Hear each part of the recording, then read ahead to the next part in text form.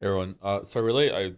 Well, I don't know if we are late. It's a bonus stream, so we can start whenever I want. But like, I just got some extra sleep, and I was gonna have some breakfast, but I don't think my stomach could handle breakfast right now. So I just had a protein bar and I'm making a coffee. Yeah, bonus stream. Yeah, we're doing some bonus streams to get through Doom the Dark Ages because chat doesn't seem to be too keen on it. The people that are showing up seem to be keen on it, but the community at large doesn't seem to really care all that much about it. So we're just gonna get it done, and then we will go back to Umineko, Baldur's Gate 3, and finish that as fast as possible to get into Metal Gear and stuff like that. Yeah, I don't know. Community at large can eat slugs. Unfortunately, the community at large pays my rent, so they do have to be factored in sometimes. Not in every decision, but in some decisions. Anyway, let's see.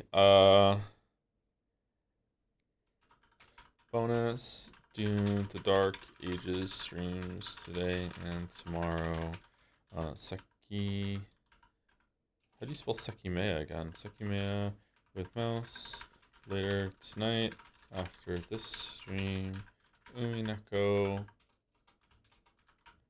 solo flight on Tuesday. Baldur's Gate 3 resumes Wednesday. Metal Gear after that. Lots of streams. Wow.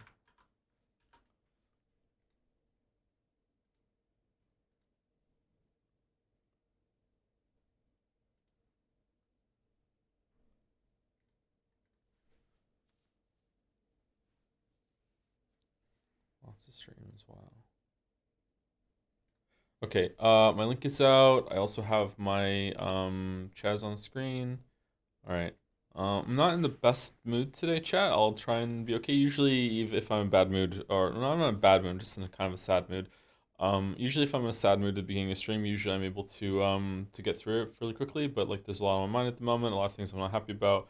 Um, the fact that it's the anniversary of Witcher today, isn't it? 10 year. I really thought that um that I'd have the video up by now, but yeah, this was one of the days that I'm like that would be a really good day to release it, but yeah, oh well. Okay, let me get my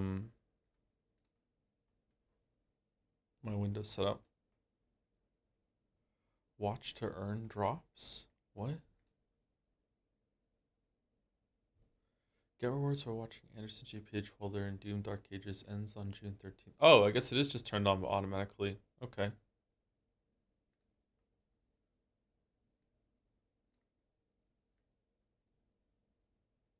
Are you still doing dolls? Yeah, we're gonna do the dolls. I enjoy doing the dolls, and we didn't do Timeguessr yesterday, and I feel like Timeguessr is actually educational for me. I've already learned a bunch of stuff from doing Timeguessr. I will be maybe a little bit too honest and do think that chat gets a little too mean, and it is annoying. Um, but whatever. It's fine. Part of being a streamer for most streamers, not all of them, part of being a streamer for most streamers is that you consent to being bullied by your chat. Um, so I feel like that's just part of it. Like heckling is a part of the experience when it comes to Twitch. It's not like that when it comes to live shows for the most part, but yeah, just something you have to deal with. Mods need to start blasting. I don't think so. I think that it's just part of the culture. I don't think it's necessarily like worthy of bans or reports or anything like that. Although sometimes I guess it can be like that.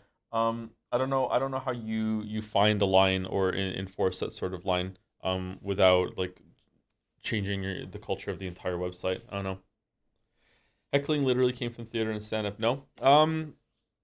Maybe it did, but mine. There are some types of theater that you're allowed to heckle, and heckling audience participation is encouraged and a part of the performance.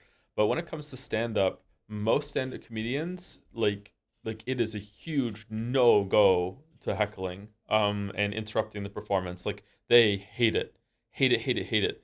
Um, Maybe some of them like it and will embrace it and will riff off the audience, but even then, if it's if it goes too far, you'll get ejected. You know what I mean? Like even if it seems like the comedian is having a good time with you, you'll still get ejected. Is it like, yeah? So I guess it depends on how it's done and if the comedian, the performer is consenting to it. Yeah.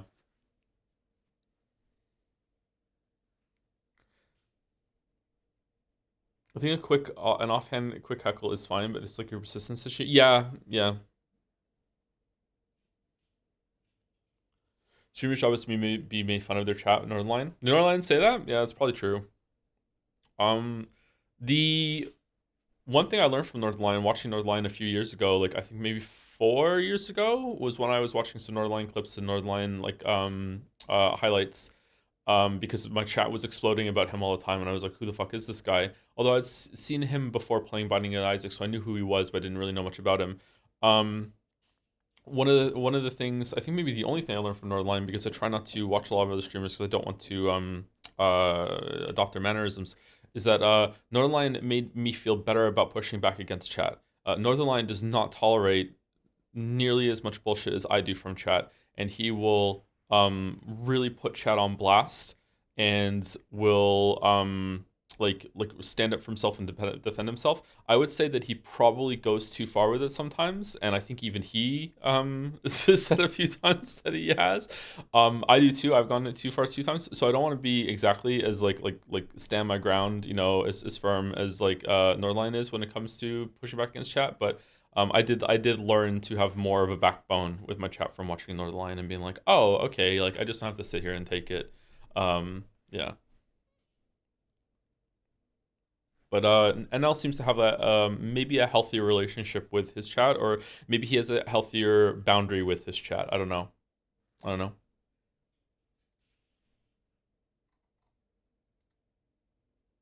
Okay, let's see. Gamedle time. You watch NNL? I thought you don't watch other streamers in case they were streaming influence you. You must have just came in at the end of that. At the beginning of that speech I just went on.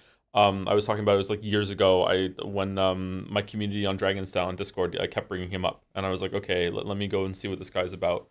So I watched a couple highlights, a couple not. I've never watched NL live. I've only watched some stuff on YouTube, usually Librarian. I've and maybe some like short clips. I've never watched him live, so I looked into that, and also a bunch of people were posting clips on Dragon's Den as well. And L is very funny. Okay, this is Bionic Commando. Nope, it's blue. It's Space Marine. No, it is Space Marine. It's Space Marine 2. These games good. Weeaboo Bill loves Warhammer. No, he doesn't. He likes 40K. I don't think he likes normal Warhammer. And he played Space Marine 2, and he said the game was like super short. I think he was disappointed how short it was. He said it was good, but it was short. I wonder if that's true or not. This is Red Dead Redemption 2. Nope. Uh, they're dropping in. It's a battle royale. What are the battle royales? PUBG. Yeah, maybe it's PUBG. Do people still play PUBG? Warzone? I don't know these games, chat. So I'm just gonna get help from chat. It's not. Hmm.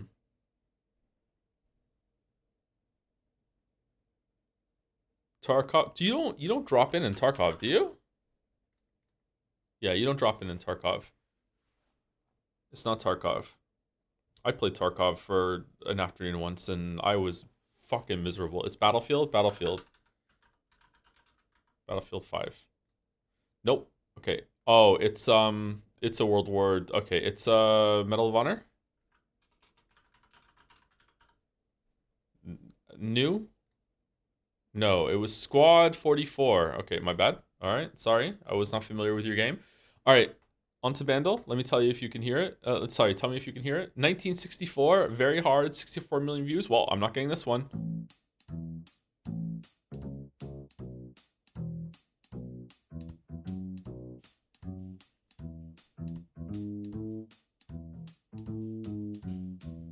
Here's a little song I wrote. Don't worry, be happy. Don't worry. Nope. Okay. Okay, I'm bringing chat back. There's no way I'm getting this one. Hello, chat.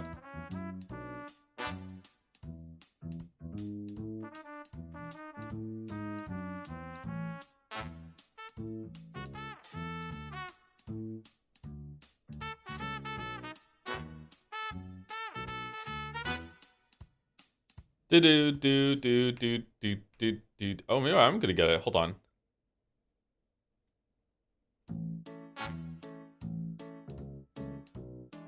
Okay, I'm putting chat away, actually. Maybe I'm gonna get it. No, I'm being too ambitious.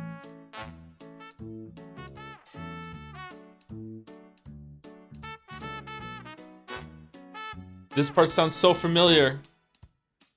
Do. I don't. Oh my god.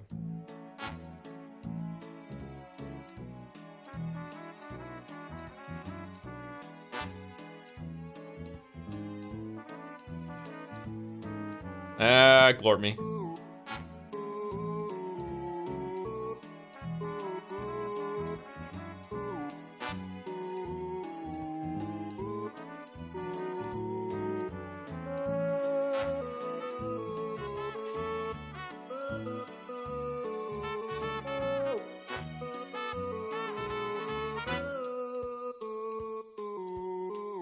Okay, I think I know. I have heard this song at some point, but I cannot place the glorp. I cannot get the lyrics. I also am not like being able to continue the song in my head after it ends.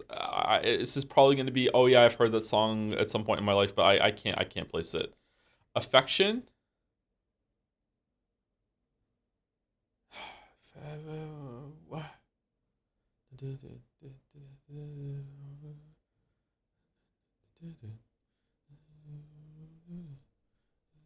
No, I'm not getting it. What is it? What is it?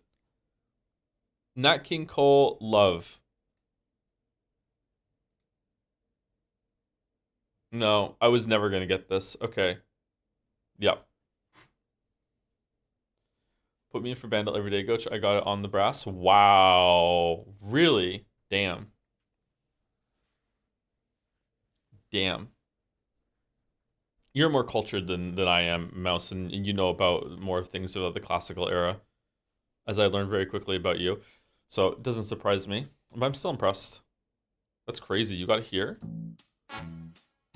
Joe, why are you doing Twitch? I'm not. They're just doing it.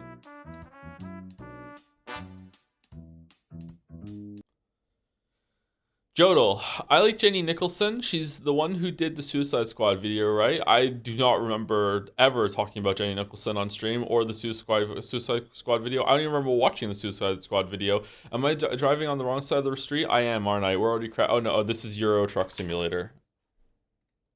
During a Q&A. Yeah. Yep. The only Jenny Nicholson video that I remember watching, which I loved, which was when she watched all of the Land Before Time movies and ranked them and everything.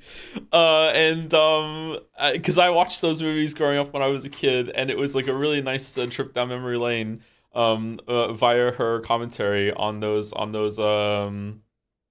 movies. And she reminded me of a song, "Friends for Dinner" in one of the, I think it was Land Before Time 3. Friends for dinner, I'm gonna have friends for dinner. Fucking sometimes those songs just come back into my head, man. Land Before Time was a great movie when I was a kid. There's still some times where I hear like a stock sound effect roar in a game. I think one of them is in Doom: The Dark Ages, and like it was used in Land Before Time when one of the T-Rexes did one of the roars, or maybe like those sound effects become like stock sound effects royalty free later on or something. I don't know. And how tasty did those leaves look? Yeah, the tree stars. Yeah. Who's your fave dino of the main kids? It probably back then probably Littlefoot because I just like when you're a kid you identify more as the main character, the like the protagonist. Like it's very easy to adopt their persona, sort of thing. But like now that I'm older, probably Spike.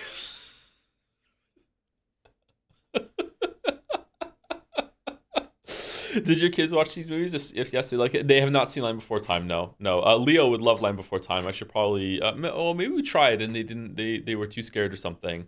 Land Before Time has a couple of moments where it's a little oof. Um, but that was before. That must have been years ago now. Yeah, it's very. So you have to understand, chat, that it's very difficult to get to know what movies are appropriate for the kids because like the oldest one is turning 10 in August. The youngest one is turning 4 next week. So if they're gonna watch a movie like communally, that is not the biggest age gap, but it's a significant age gap. Do you know what I mean? It's not like with with two kids that are only like a couple years apart. Like no, there's like 6 years between them. And they occupy the same space. So like yeah, it's not always easy to be like, yeah, let's just pop this movie on because it might not be appropriate for the youngest one. What's their favorite movie? Finn's favorite movie is Finding Nemo. That's what he told me his favorite movie was. He told me the Minecraft movie would have been his favorite movie if it had a sniffer in it. But now Finding Nemo is his favorite movie. I don't think he liked the Minecraft movie all that much actually. I think they just liked going to the movie theater. Leo's favorite movie is probably I don't know. Like he doesn't really think about things that way. Um,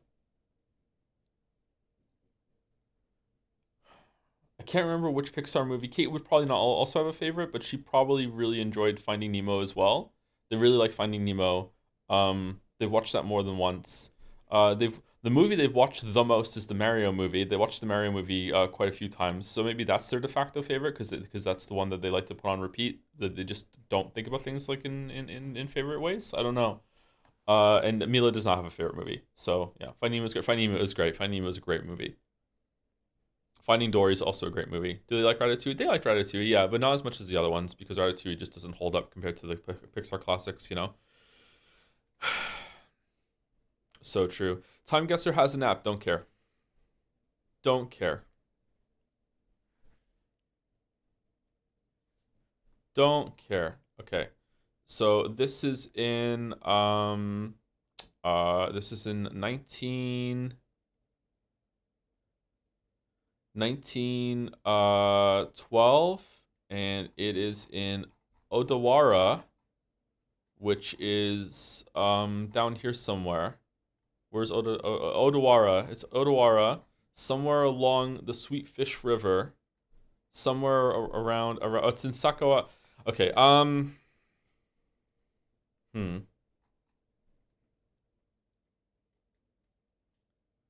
Very old cars,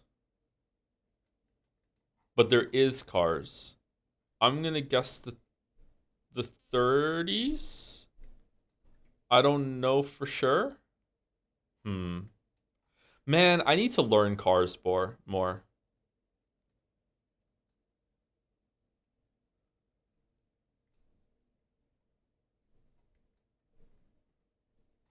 Okay, that looks like a British street sign to me. Are we in Britbong? Advisor Blad Journaler? No, we're in Europe. We're somewhere in Europe. I don't know where we are in Europe, but we're somewhere in Europe. Um, I don't know where. Narveson? Hmm.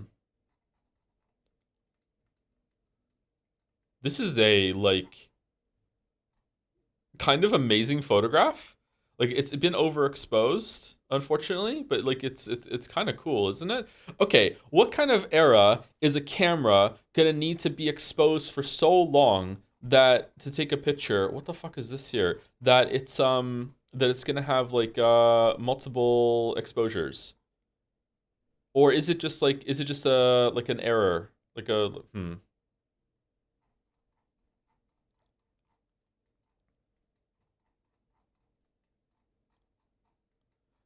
Okay, it's not Germany. It's not Paris. Narveson. Advisor, Blad, Journaler. Bajellans. Mange. Productor. I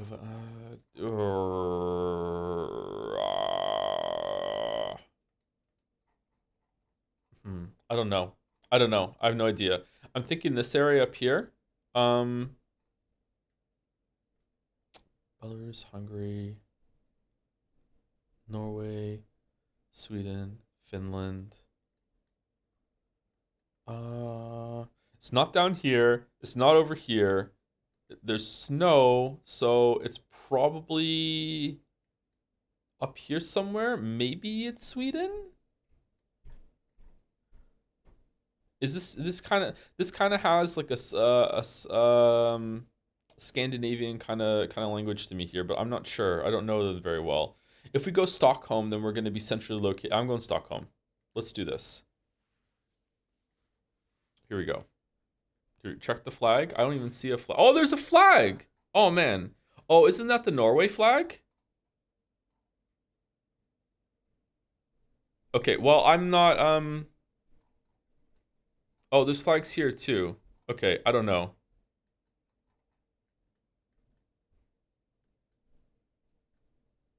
Well, we're just gonna stay here and see what it is. It was the 50s? Oh, damn. A long exposure photo outside a kiosk in Norway during winter of 1950. Oh, it was the Norway flag. Okay, I'm starting to learn some flags. Location, oh man, so many years off. Really, this was the 50s with those cars? Okay, I don't know fucking cars, man.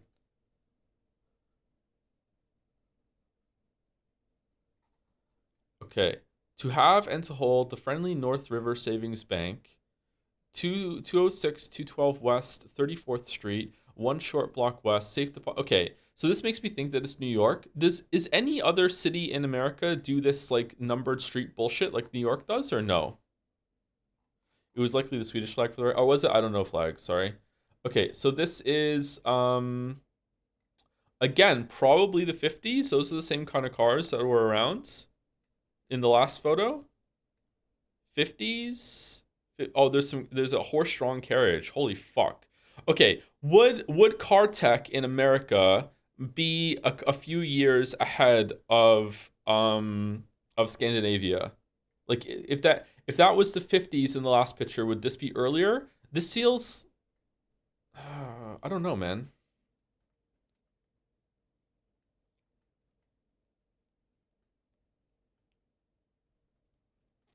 With the horse-drawn carriage as well, I kind of feel like it's like maybe 1945, 46.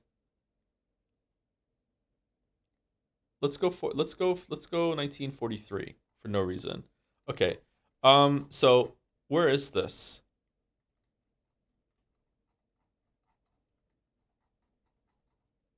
7th Avenue, South Ferry?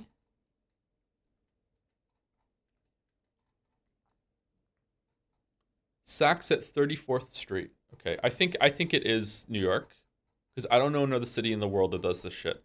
All right, so 34th Street.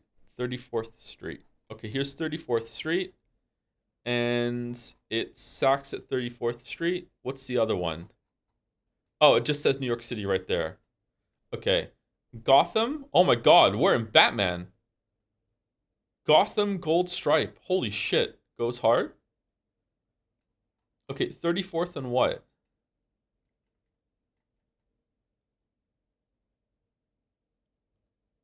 West 34th is just one short block west on West 34th.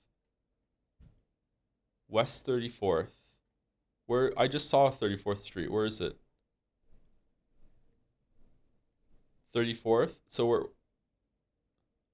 So this is West 34th. So we're probably like here.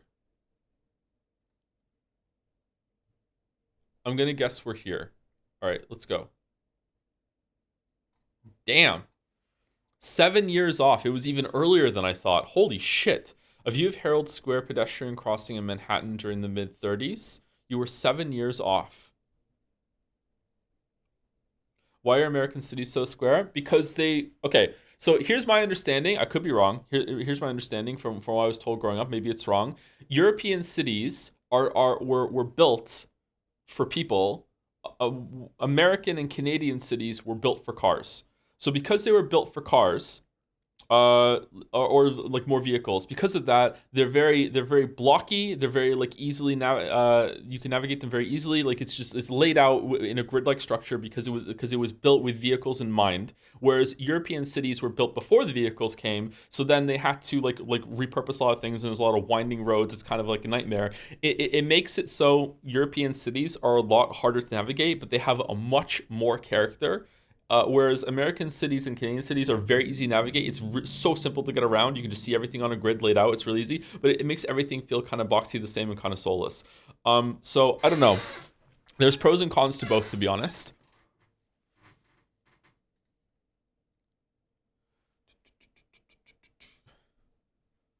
Oh damn. Okay, I don't know what that is. I kind of immediately think Russia, but I'm not sure. Is it Russia? I don't know why I think Russia. I don't know what this flag is. What's this flag? What's a flag that has what's this? I've never seen a flag with this in the middle. What's that? Was it like a we're trying to take over something flag? Chat is saying Italy. It's Italy? Really? This is again a extremely like old photograph.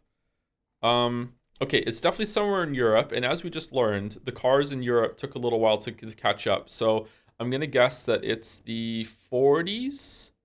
Let's go. Let's just go with what we did last time. Like fucking 1943.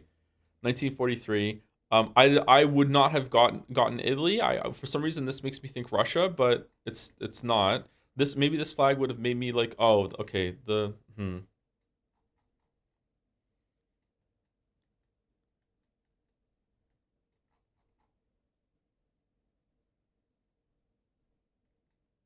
2122 4. Now now I see Rome because someone's in Italy. Someone said Italy in chat. Does that say Rome? Would it even be by city? Were cars given out like that? Okay, so now the question becomes, if the well, first of all, is that even Rome? Second of all, without chat saying Italy to me, would I have been able to see Rome on there? I can't see anything there. Can't read anything on that. Man, this is hard. Okay, all right. Well, I'm cheating. I'm going Rome. I'm going Rome. I'm cheating. I'm cheating. Oh man, what a good guess by me. You were 6 years off. The column of Marcus Aurelius shrouded in mist in Rome during the late 30s. You were 6 years off. Well done, chat. Well done. Okay. Um, what?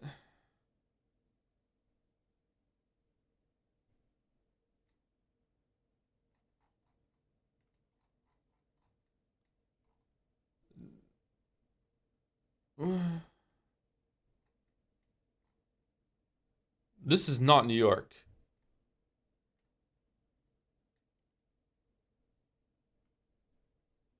Where is this? What? Where is there a replica Statue of Liberty?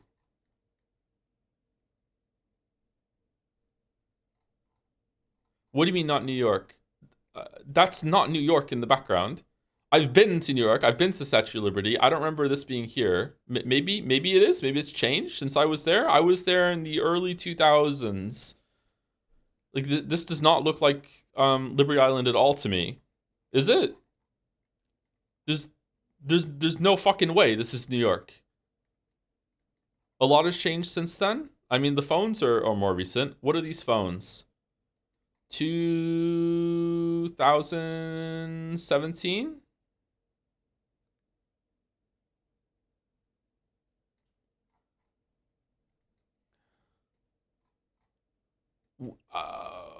I don't know where this is.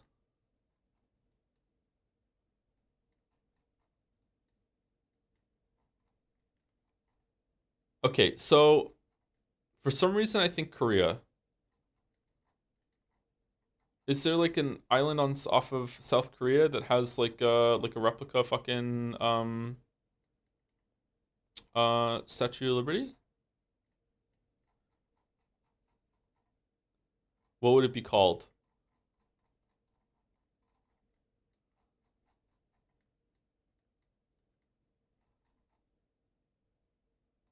No. What the fuck?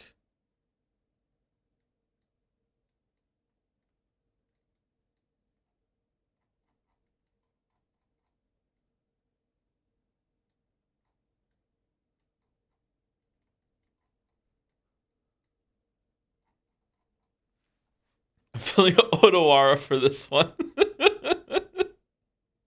Someone in chat is saying Taiwan. Anyway, I think I don't know why I think South Korea. I'm going South Korea. I'm going into Busan. And then like maybe I'm somewhere in the area. Here we go. Let's see. Am I close to it was Japan. 1 year off. People taking selfies in front of a replica of the Statue of Liberty in Odaiba, Japan. 1 year off. Okay. It's here? Those are the two islands there? Oh, damn. Okay. All right. Oh, it's a raid from Hypothetical Walrus. Thank you, Walrus. I really enjoyed Umi News yesterday. Great use of Nanjo. Very high effort. Thank you very much, Walrus. Okay. Was there anyone in chat that was unironically making fun of me for not thinking this was New York City? Because yeah. Anyway, let's move on. Let's move on. Oh, it's the foot of beer. It's the Scrandle crossover.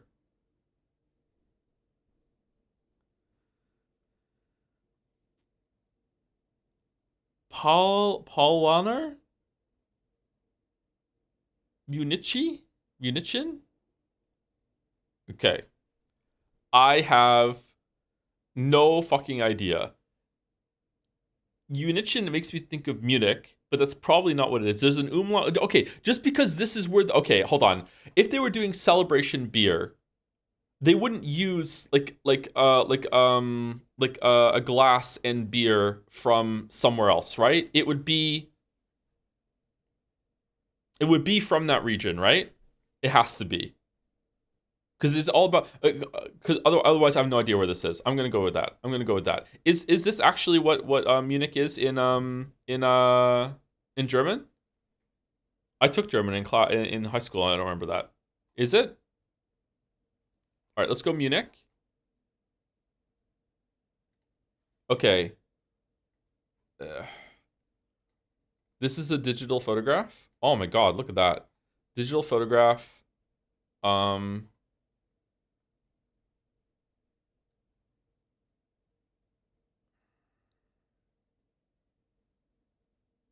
have no idea who these players are.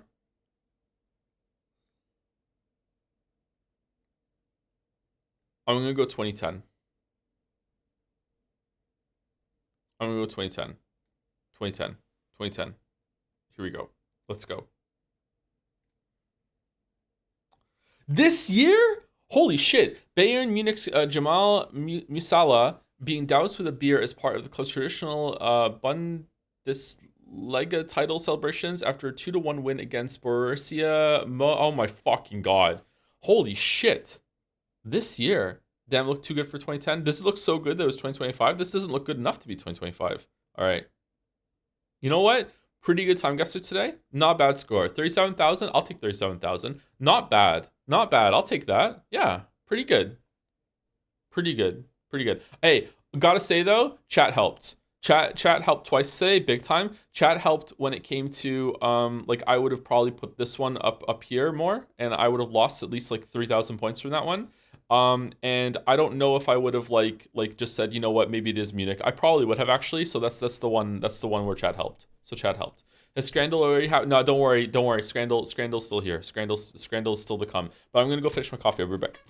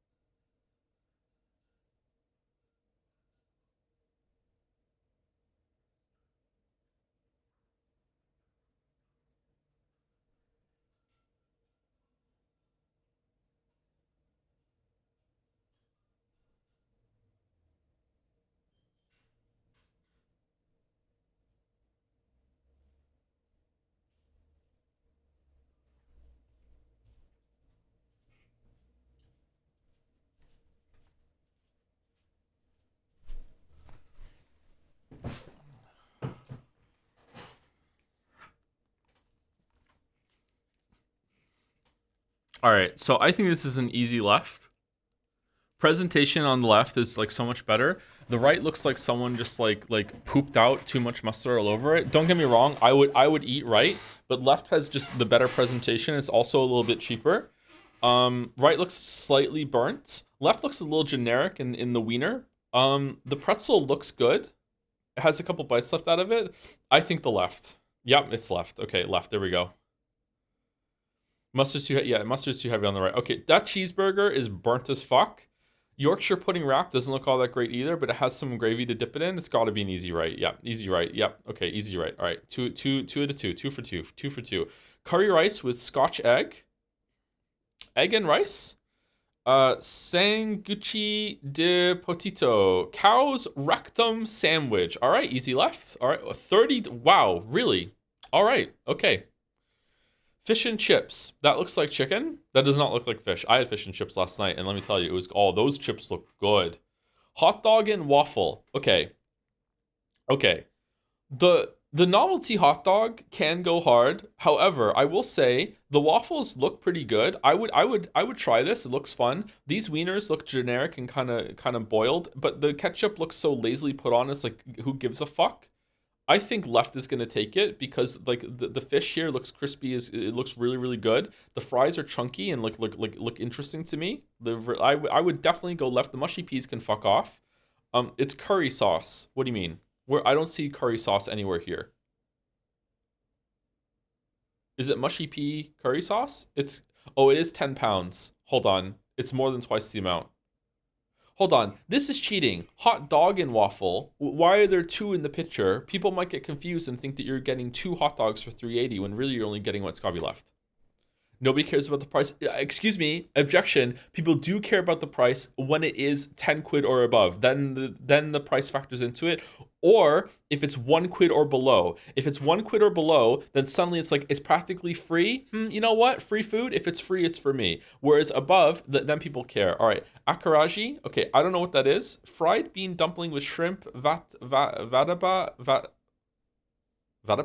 and peppers. Okay. I don't know what that is, so I can't judge if that's a good one of those. Mozzarella sticks, those mozzarella sticks look pretty good. I gotta say, Those look like they have a lot of seasoning in them. Mozzarella sticks go kind of hard as Scran. This is cheap. I don't know. This looks kind of gross to me. Is this how it's meant to be? This looks gross. Expensive though? Yeah, but they're 4 big, huge, chunky mozzarella sticks. I'm going right. And you know what? If I'm wrong, I'm okay with that. Wow. I'm not okay with it. I'm not okay with it. Really? Really? Okay. Curry rice with Scotch egg versus hot dog that has been, someone thought about cooking it for a long time. All right. Yeah, that's one of the worst. I can't believe it's not Scotland. Okay. Ultimate burger, the burger dog. Okay. The cheese is not melted. It's too much ketchup. Like novelty hot dog can fuck off. It's got to be left. Yeah. What? 71%? The novelty hot dog goes that hard? Okay, hold on. Hot dog 5. That looks like a good hot dog to me. Donuts. Oh shit! It's anyone's Scran. It's anyone's. It's anyone's Scran. It's anyone's Scran. Oh my god! Right looks so good. Left looks so good too. Both of these look amazing. But it's like it's savory versus dessert. Scrandle does favor savory. Oh shit! It's Scotland. This is Scotland.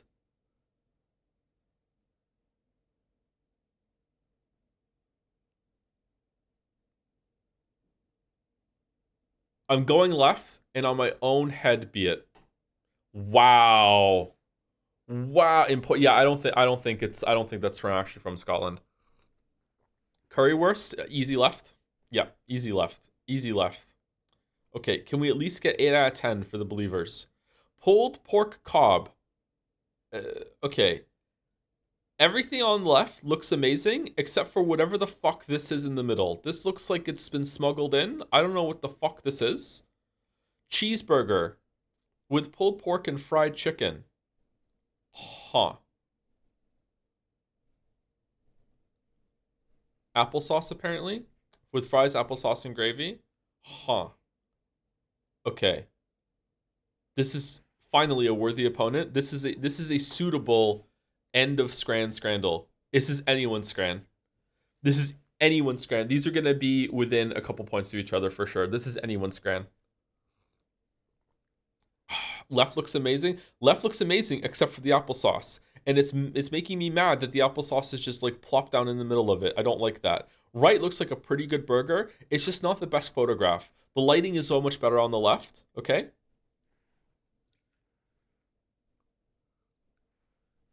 This is why it's important to learn how to take I almost said something else. Selfies. It's why it's important to learn how to do this stuff. I do not know how to do this stuff. I should learn because angles and lighting go a long way. Right? It's not even a question. You're insane. You're insane. These two are going to be so close together with each other.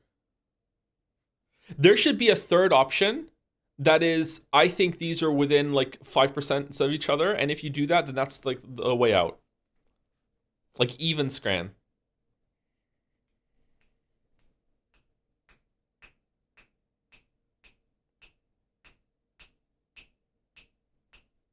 I feel like the applesauce is going to be polarizing. But parts of right look kind of gross. Okay, I'm going to go with what I would eat. I would eat right. I was so wrong. Wow. Okay, chat, you were right. I was so wrong. It was easily right. I was so wrong. Damn. All right. 8 out of 10 Scran. I'll take 8 out of 10 Scran. I'll take 8 out of 10 Scran.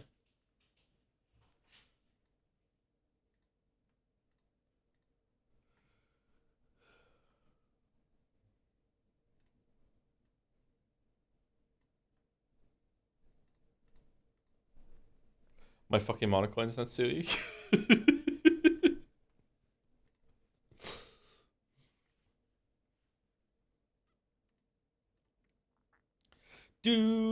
This makes me so hungry every time. I hate dieting. What's your diet strategy?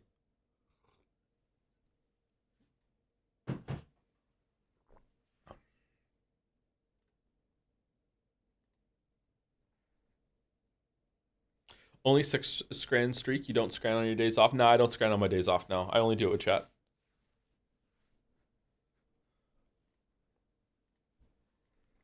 Oh my god, it's loud. Holy fuck.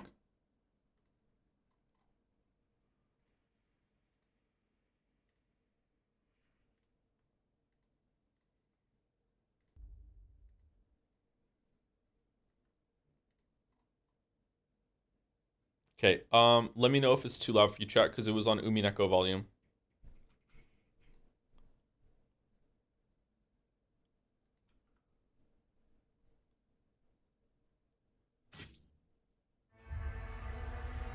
I missed the Doom streams. How have you been enjoying the game? Very much. I love the game. I love the game. It's probably not going to be Eternal for me, but you know, it's still early days. We're only halfway through the game. I enjoyed Eternal more and more that I played it. So we'll see.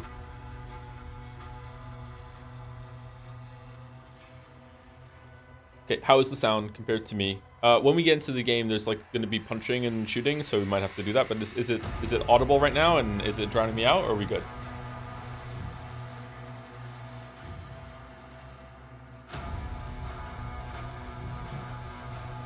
What would it take to beat Eternal for you?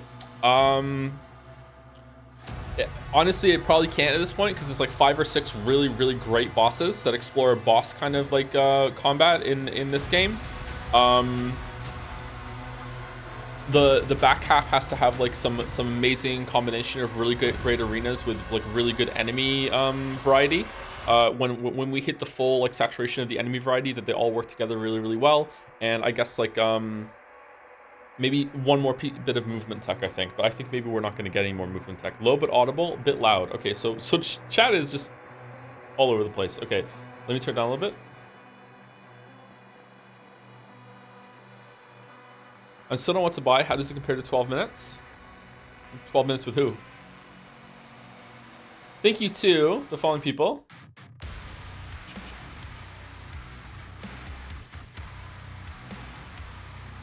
I've beaten Dark Ages and started over with 120% speed. Haven't gotten used to all tools. It's 0.3 away from Eternal for me, and I played it for 300 hours. You've played Dark Ages for 300. That's not true. You've played Eternal for 300 hours. Okay, so it's 0.3 away. In what direction? Like it's 0.3 below? Away means yeah, away. Okay, all right, that's pretty good. That bodes well.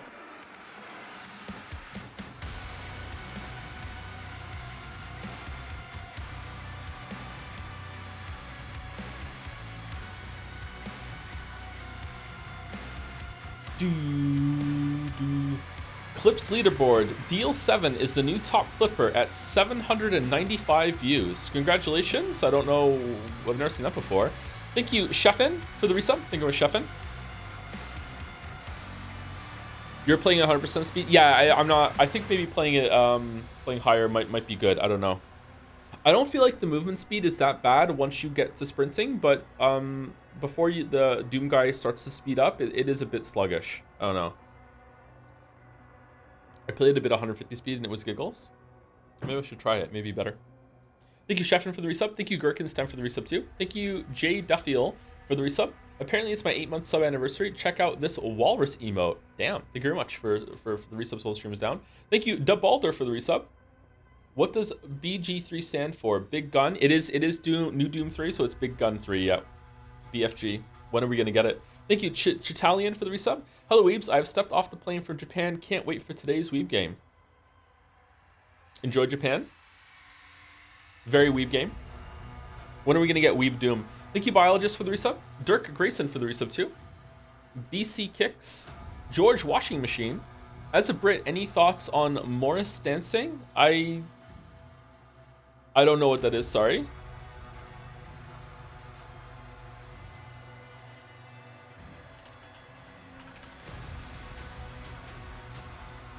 Morris dancing is a type of traditional English folk dance often performed in groups of 6 or 8 dancers, sometimes accompanied by a single musician or band. It's characterized by rhythmic stepping, choreographed figures, and the use of implements like sticks, swords, or handkerchiefs. Dancers often wear costumes and bells, and the music is typically lively and traditional.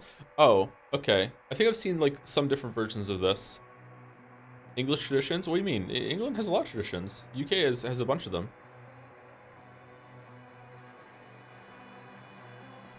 I don't know. I don't like dancing because I can't dance. If I could dance, maybe I would like dancing more. I'm not sure.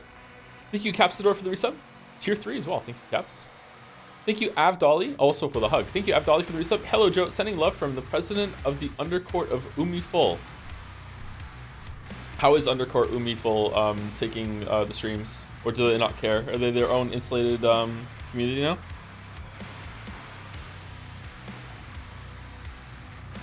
Hey, Mr. Curai for the resub. Hi. Hey, how's it going? Our main 384 for the bits. Yo, you should level up adaptability for better iframes. Thank you, Echo Desu, for the resub. Wow, 2 whole years watching this trash. Thanks for nothing. Wow. Thank you. Thank you, Shiroa1327 for the resub. Walrus for the raid. Thank you very much, Walrus. Huli Gordo for the resub as well. It's been more than 2 years and I've never gotten a cringe welcome to the sub club message, so I'm requesting it now. Welcome to the Rub It Up sub club, Gordo. Clawfist. Thank you for getting on board the submarine and taking the plunge. Thank you, Bungus the Humongous, for the resub. New Doom goes hard. I like it too. I feel like people are down on it when I think it's a really great game. I think it needs a couple patches, but like it's nothing like major. It's not like Cyberpunk 2077 or anything like that. It just needs a couple patches to clean some things up, but it's still very, very playable. It's having a great time. Yeah, it's really good. Thank you, My Tuna Delicious, for the new sub. Welcome, welcome. My Tuna Delicious. Right after Scrandle too.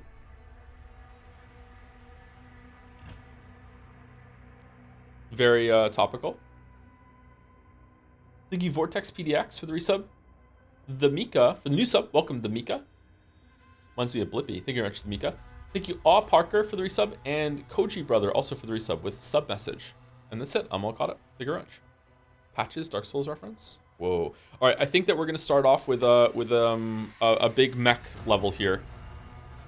The Slayer begins an Atlan assault on a fortress in hell. Yep, here we go. Have you maintained 100%? No, there's been a couple levels that I didn't get all the gold on. Biggest problem is input issues. System reboot in progress. Like sometimes things happen 2-3 seconds after I press the button in Doom. Yeah, that happened to me too when it came to melee attacks.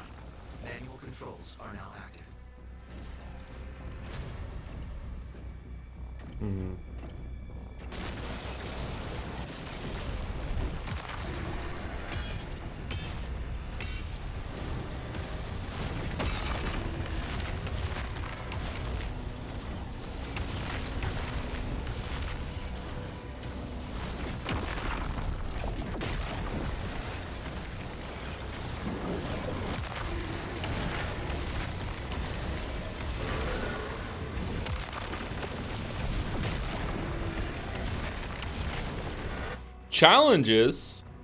Execute a perfect dodge maneuver 5 times. Crushinator down. Oh, we're done. Okay, that's good.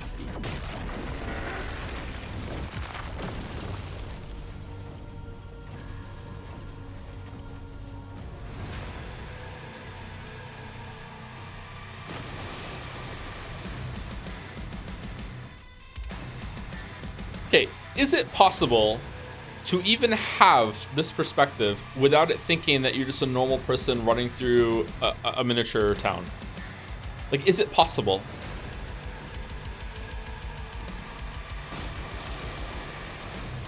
Yes? What game has done it?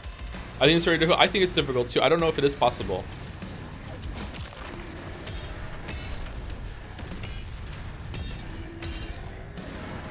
The physics aren't slow enough. I don't think it's the physics. It's the scale.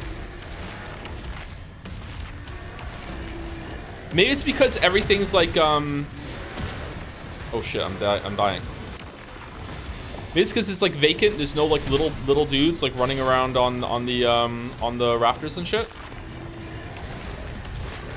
But the last time we were like this, there were little dudes and it felt kind of the same thing too.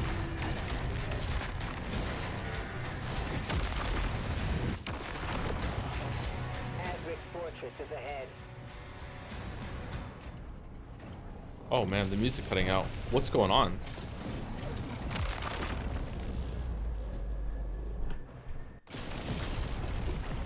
Oh man, Hell left the gun for me? That's nice.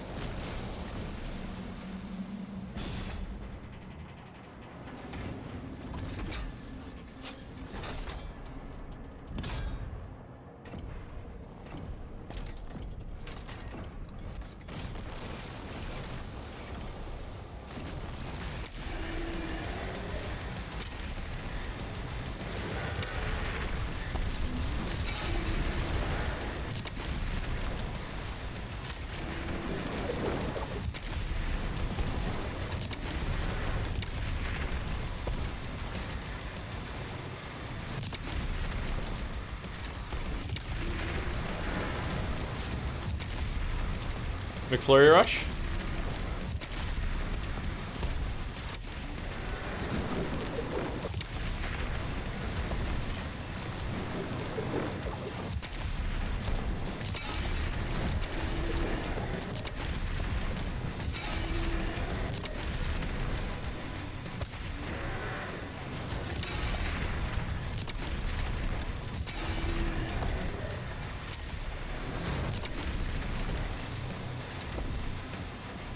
Oh, we're out of ammo. I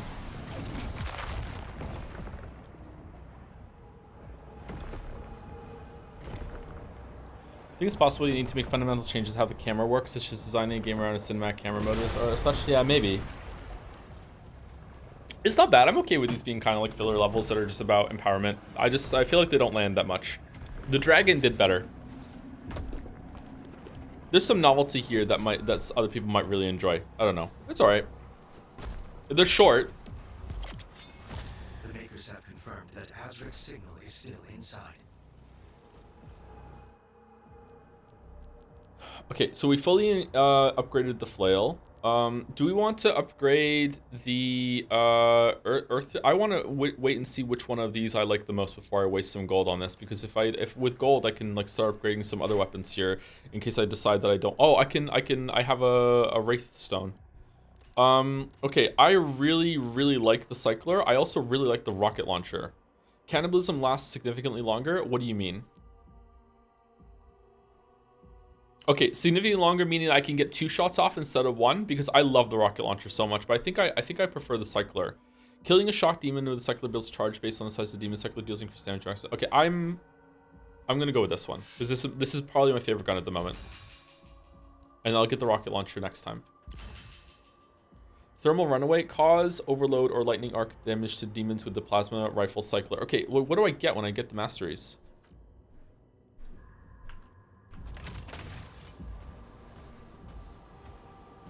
Skins? Oh, okay. It's not like more gold or anything like that.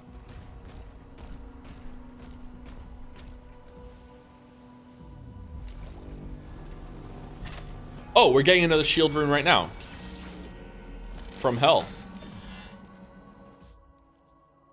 Holy Swarm. You have acquired a new shield rune, Holy Swarm. When activated, the Holy Swarm will launch out in seeking blades in a wide arc. These blades will hunt down and deal damage to targets. Okay, that sounds better than the other one. You can now switch your active shield rune in the dossier at any time. You can also view currently unlocked upgrades. Okay. Yeah, I definitely want that one. Okay, summon additional ethereal daggers and increase dagger damage. Summon even more ethereal daggers and increase dagger damage. Summon the maximum ethereal dagger. Okay, so it just becomes better. Okay, that looks really cool. That looks like it'll seek out some stuff instead of just being in front of you.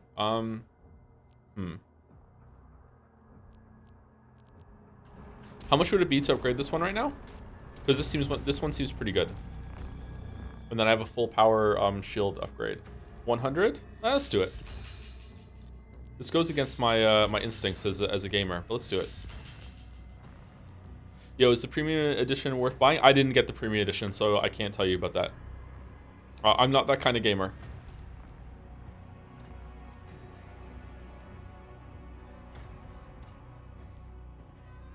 Okay, we do use the chain shot sometimes. Fuck it, we'll keep it.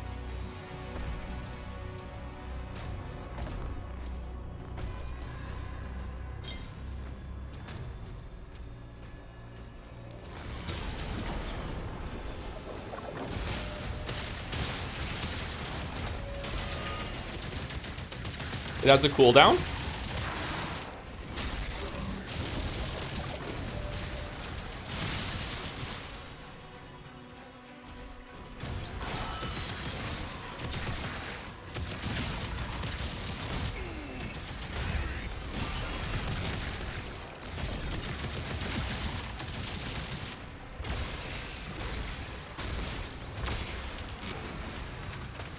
Okay, have I remembered how to play? How do you feel about parry slowing the game down for a split second? Do you feel it kills your momentum of it? No, I like it. I think it makes it feel, it's like hit stun on attacks. It feels impactful when I get a parry. It's like boom. I like it. I liked it in Ragnarok too, and it feels like that's where they got the idea from, was from Ragnarok. Damage trigger more demons with the Slayer as a Slayer with a single holy swarm. Okay, so that's just getting parries. I like it. I know some people don't. I was seeing on the Doom subreddit that there's a mod to remove the slowdown. So maybe it's better after you played it for a while, but I like it. Like I missed the length of the glory kills in Eternal because I felt like that I'm not very good at these games, so I felt like it gave me a moment of reprieve and a chance to catch my breath and to plan my next move. So it almost made it like okay, so I'm gonna run over, hit that guy, kill that guy, shoot, run over, get a glory kill. When I get a glory kill, that'll give me a second. Then after the glory kill's over, I can like process what I'm gonna do next. It makes me feel like I'm Sherlock Holmes in that movie where you're planning to discombobulate or whatever.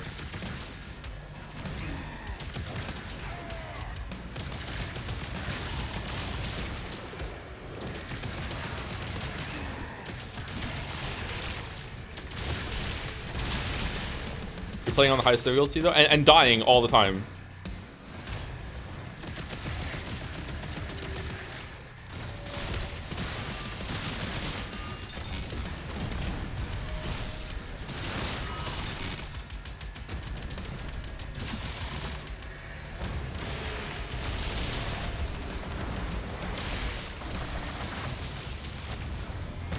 What the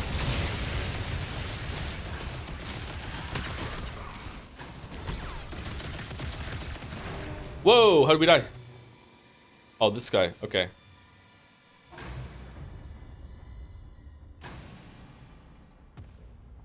I definitely think that the game's biggest problem in the combat is knowing when someone's attacking you from behind or off screen, or the damage is too high. I feel like they could have smoothed that out a little bit.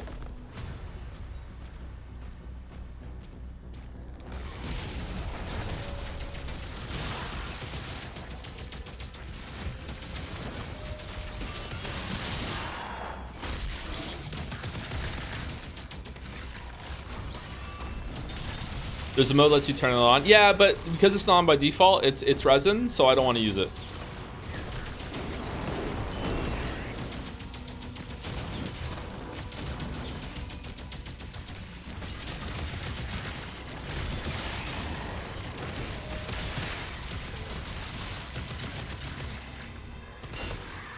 Whoa, wrong one. Whoa. Okay, fucking. Oh, see how he went flying back there? Holy shit. Okay. Does it not default? Is it because I like loaded the game? Okay, there we go. I want the shotgun. Let's use the skull thing. We haven't used the skull thing in a while.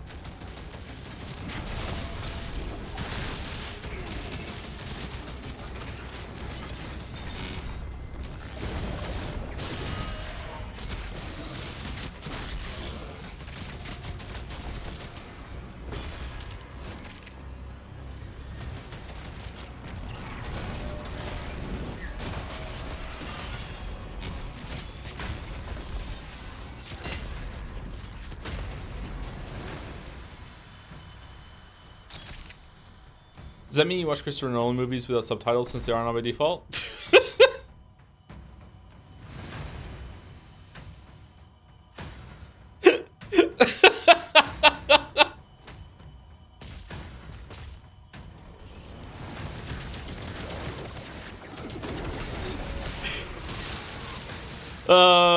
Well done.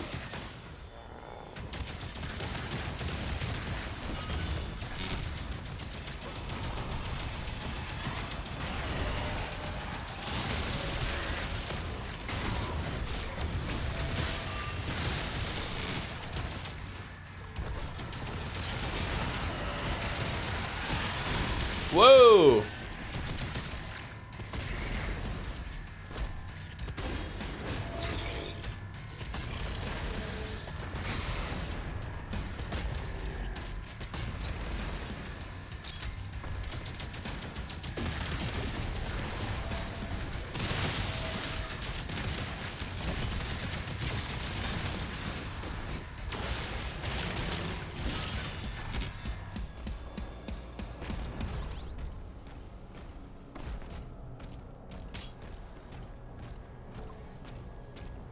I feel like this isn't much of a problem with an FPS. Have smaller areas and the enemies are a bit more visible. It could be okay. So I think that right now it could be one of a couple things. It's either that it's a skill issue and you just have to learn to play around it. However, I will counter that with the game seems to be very much trying to make you focus on the big guys, and the fodder are just there as resources, and like hit them with your flail, whatever. Like they're just there to be minor annoyances. So maybe they just do too much damage. It could just be a visibility thing, or it just could be that they needed to lower the amount that spawn. I don't know. Maybe they should have had more guns that do AoE damage, so that as you're focusing on the big guy, you just kind of like just passively just kill the other ones around you. Or maybe if you're running, you like shove enemies out of the way, and they like in the same way that landing kills a bunch of them. Maybe they need to be like you just like are like a moving battering ram, and you just fling enemies around you. You don't even realize it. I don't know.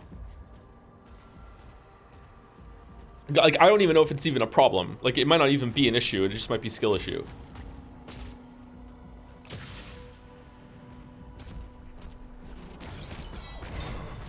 Did we get the thing? Yeah, we did. Okay. Oh, are there secrets? I'm gonna sneeze. There is a secret. Where's the secret? Excuse me. Did I miss a secret when I was oh, it's back there. God fucking damn it.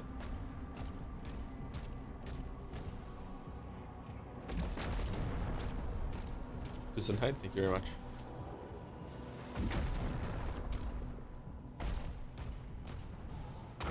Almost sneezed again.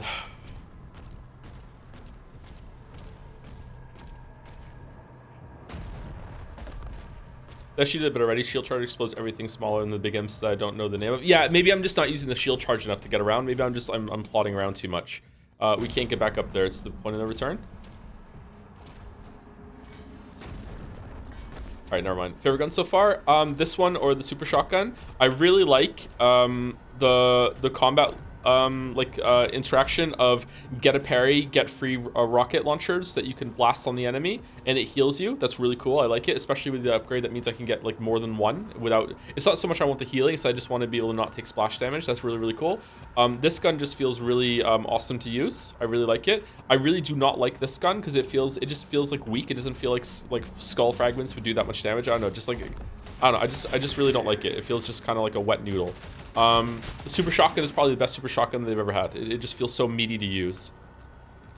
This gun feels not strong enough to even be worth using. But I think what you're meant to do is you're meant to like pin cushion them on and then use the shield to explode it. So it's a synergy weapon.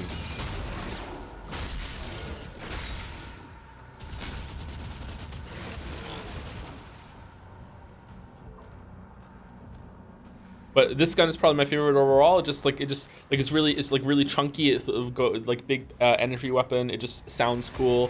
I like being able to overload the shields. This is probably my favorite gun. It just feels like a basic really good gun, or like just a fundamentally good gun.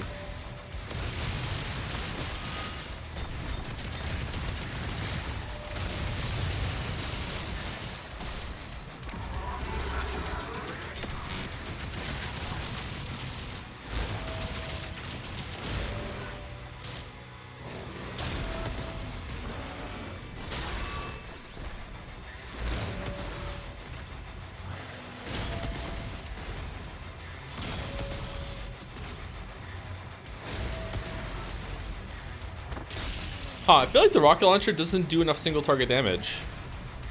That was a lot of shots. Guess that makes sense. Huh. Maybe I don't like it that much. Okay, I see the rapid slow being annoying here. It can be a little annoying. I think it's alright so far though. It's not meant to, it's anyway, but yeah, that tracks. I just thought that if I was like really close up and I just like on a target, it would do a lot of single target damage, but I guess not.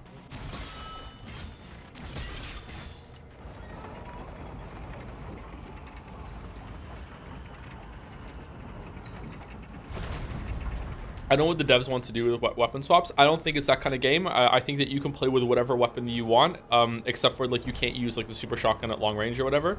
Like you can have a long range weapon and a short range weapon. I'm pretty sure that if you wanted to, you could pick right now. You could be like, okay, so I'm gonna have super shotgun and rocket launcher, and that's it. I'm not gonna use anything else. And you could beat the whole game like that, because as long as you use your flail to get ammo back, and you'd be fine. Whereas in Eternal, like, fuck you, that's not gonna work. That absolutely is never, ever, ever gonna work.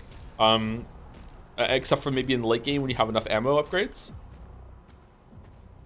I will say they made the weapon swapping way too slow. I agree. Like, I really, really agree. The weapon swapping is way too slow. That I agree with the chatter. I don't know what the fuck they were thinking there. I don't know why you're punishing me for weapon switching. You should be encouraging me to weapon swap as much as possible, because that's adding gameplay variety. I don't know, like, that's possibly the biggest, simplest mistake that the game makes, because it's such an easy fix, and it's just such a, like, what the fuck were you thinking sort of, like, reaction to it, right? Is that, like, hyperbolic or no? Where did I miss the green? Was this in, it was in the big mech part, wasn't it? Okay. Am I right? I don't see any hidden gold or anything on the map. What's the green again? It's a life sigil, isn't it? Try playing at higher speed, but if you play at higher speed, the enemies are higher speed too, so it's all relative, isn't it?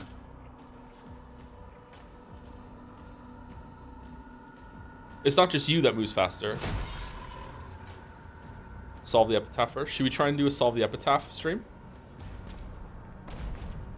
Has the game given us enough clues now? Oh, it's gold in here.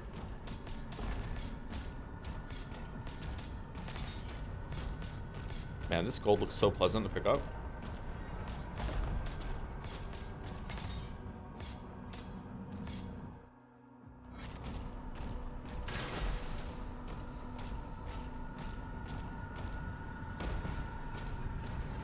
Our time will come.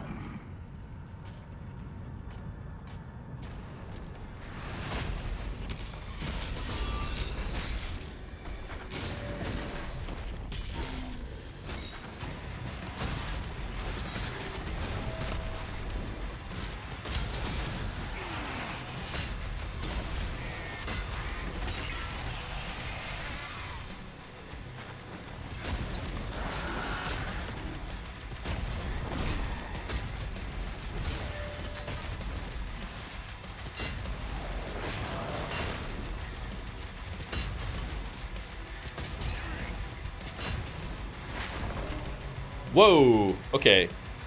I really felt that I parried that. Okay. The quick dart they do to the side is kind of crazy.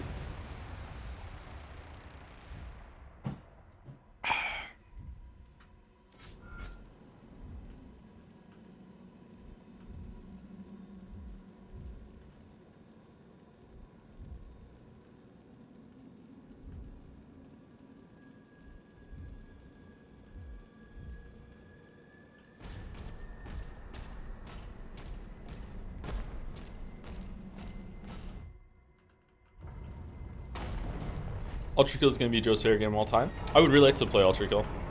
Can't wait for them to finish it. Right after I finish Witcher 3.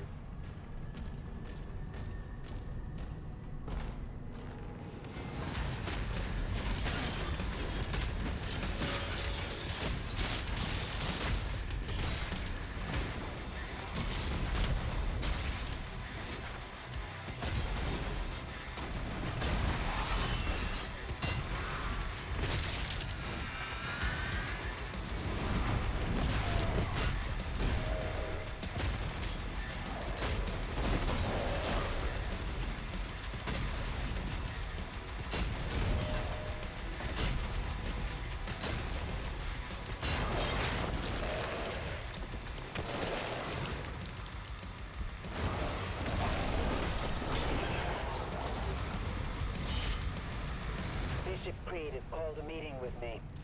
We need you at the command station. Opening a portal now. What difficulty is this? The fourth easiest.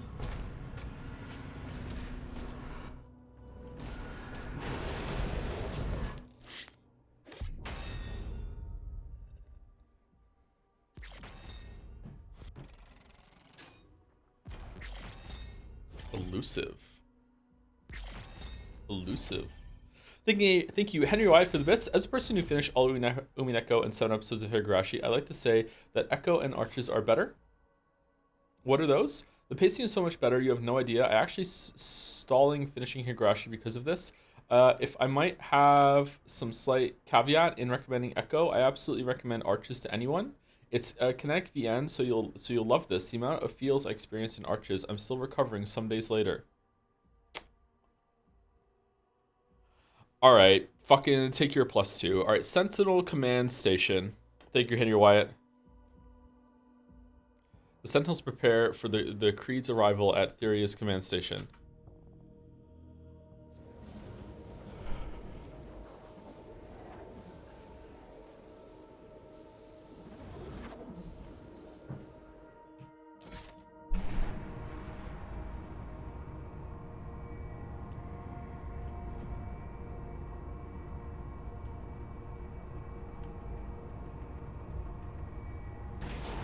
Is it a joke? I don't get it. Let's just say it's a very touching story. It's just that the touching will be done by yourself. Let's put it that way, okay? That's what the joke was. Whoa, hello, hi? Why is there a demon door in our... Okay. His Eminence, the Bishop Creed, has arrived. Access control zones in effect. Huh. Sus? Go on. Security clearance required. He was being earnest. Oh, I know. Access denied.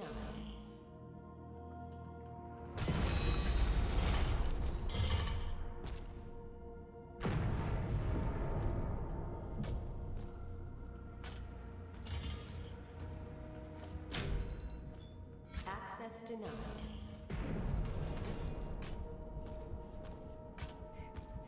Attack warning red.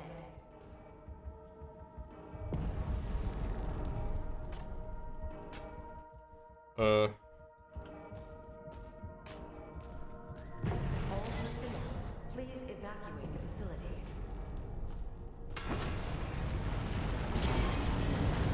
This base is under attack. Scramble the air units. All hands to battle stations. Now this is Doom 3. They must be after the Creed.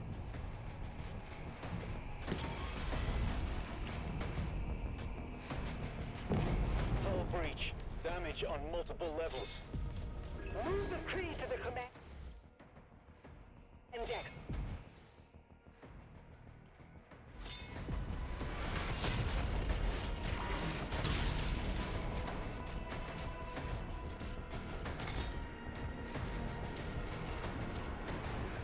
Too bright for Doom 3. In the future, there is no such thing as duct tape. Even though we're on Mars and have pretty much colonized it, there's no way in hell that you can get duct tape and tape a fucking flashlight to a gun. No, you must switch to the flashlight every single time that you want to see the environment. Then switch back to your gun if you would like to fire a shot. Fuck you, this is Doom.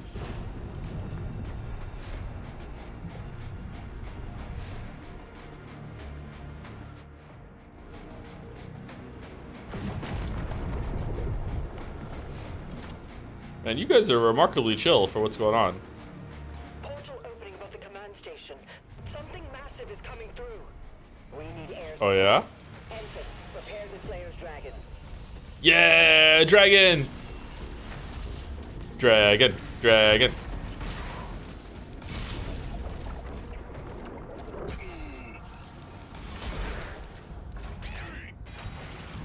Whoa, let me fire, let me fire.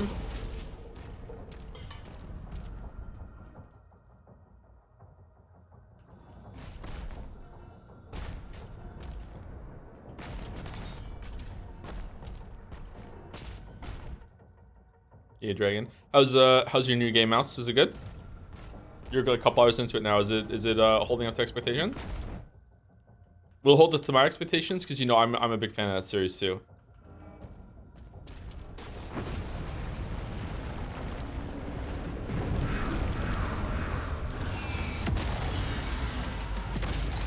Yeah, it's like the old one with a bunch of quality life changes you wanted. That's good. That's good. We're talking about Fantasy Life, old 3DS game that probably none of you have played. I played it though, right? Release. I definitely did not just learn about this game for the first time yesterday. But yeah, it's the new one just came out today. Really excited.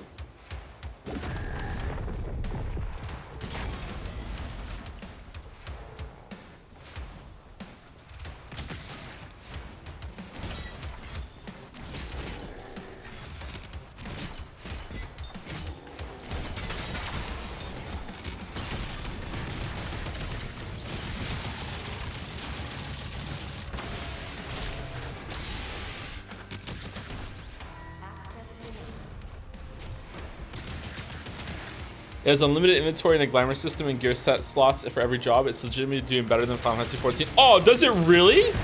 Oh, that really bodes well. Okay, maybe I will get it today then. Holy fuck. I wouldn't mind a progression game to play right now.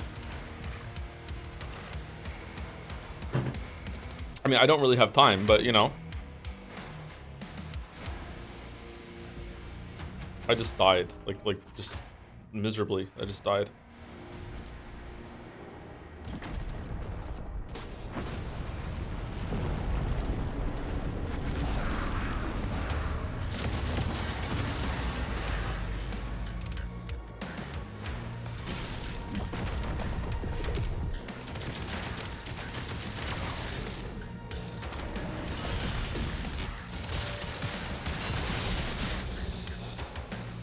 Access denied.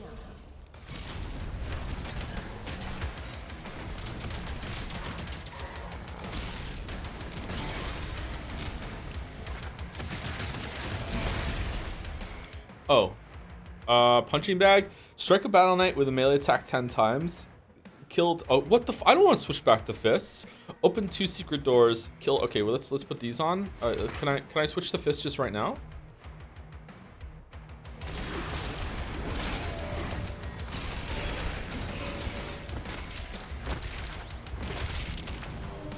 Oh, I'm dead.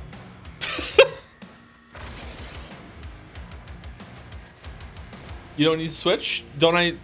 I don't? Like, I mean, it specifically says punching bag. Is flail on there? Oh, flail is on there. Okay, my bad. It is on there. You're right, chatter. You're right. You know what, chat? When you're right, you're right. Chat is right a lot today. What the hell's going on? I don't like it. Isn't shield melee? I don't think so.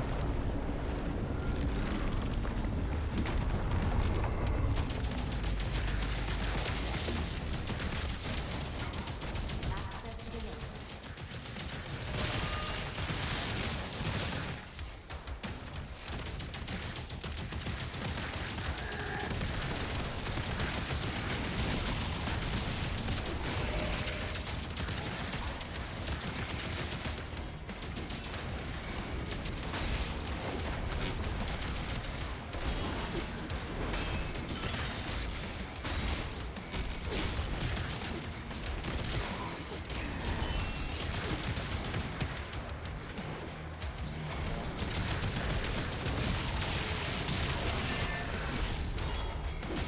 Oh shit! What the fuck was hitting me? Whoa!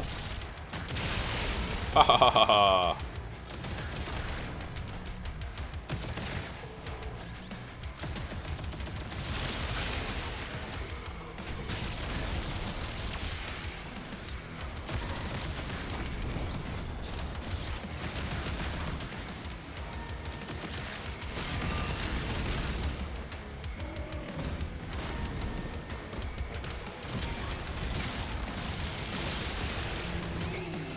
Whoa! Whoa! What the fuck? What the fuck am I dying? Oh, fuck!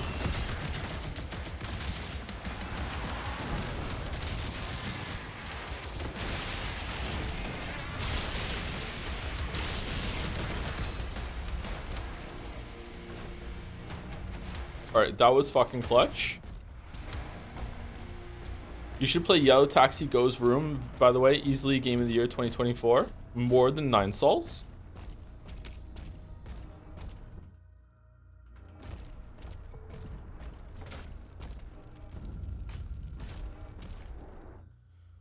Okay, apparently I did not finish this area.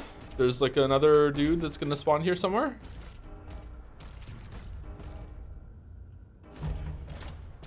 No? Okay.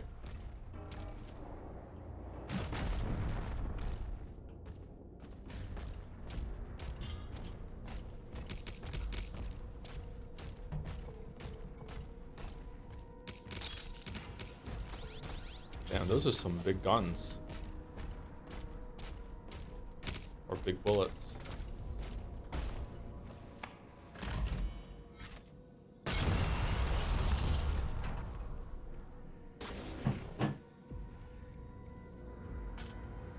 Did I just do that?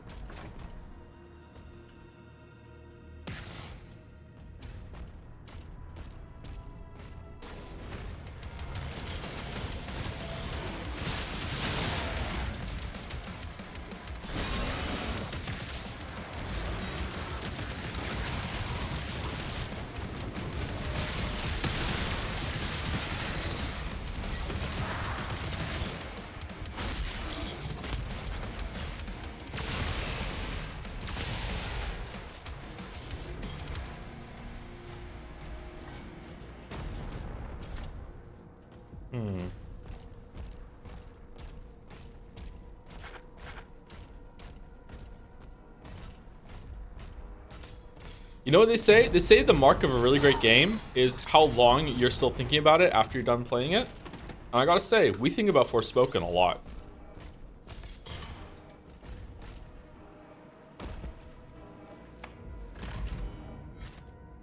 Communications are jammed.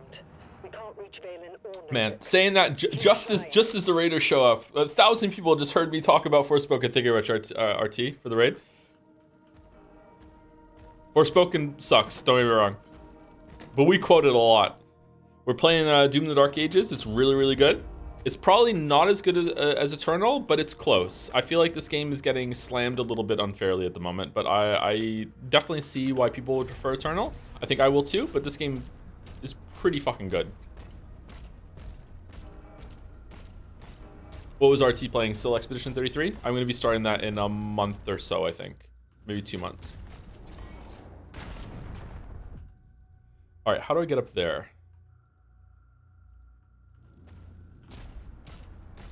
It's so good. I hear it's really good, yeah.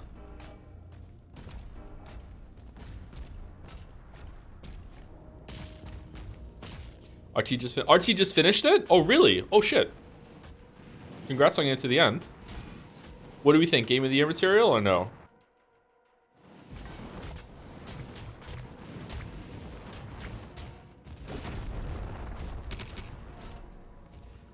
Very well written game.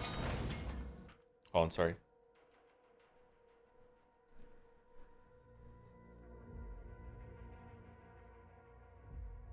Oh man, chat is moving so fast. RT's message went flying up.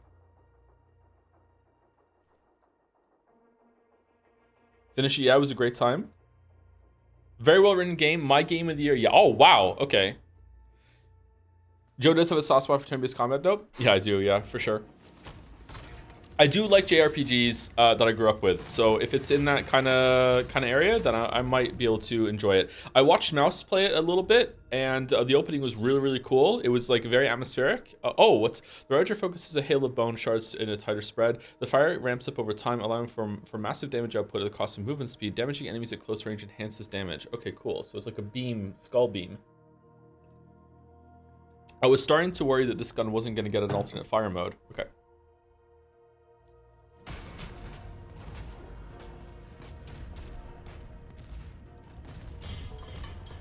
But it's French. I know. I will try very hard not to hold that against it.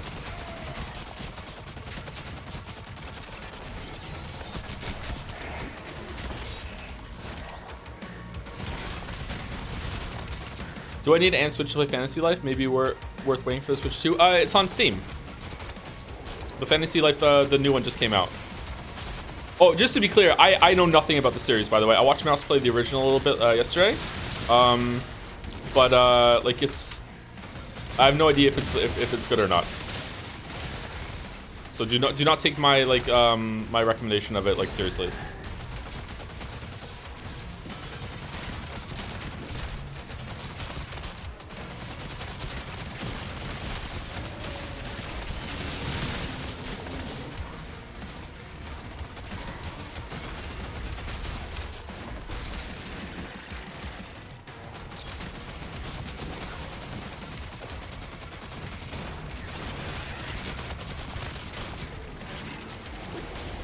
Whoa.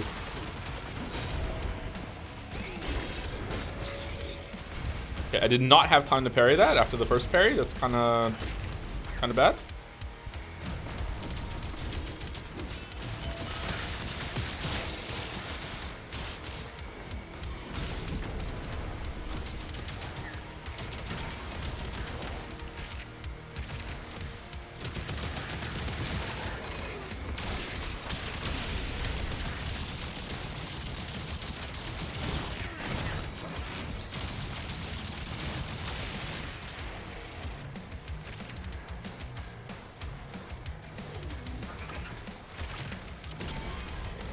What?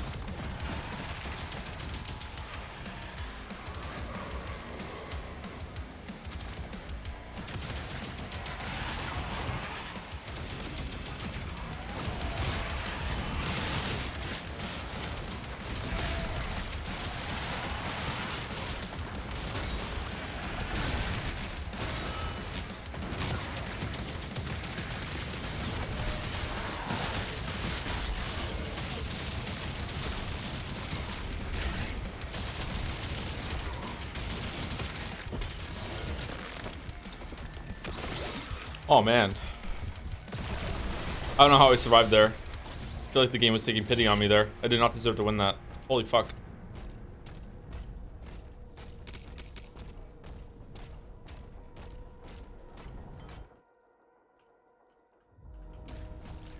Oh, did I hit the point of no return when I went into this room? Shit, that's a lot of gold I just missed. Aww. Oh, maybe I can get back over there?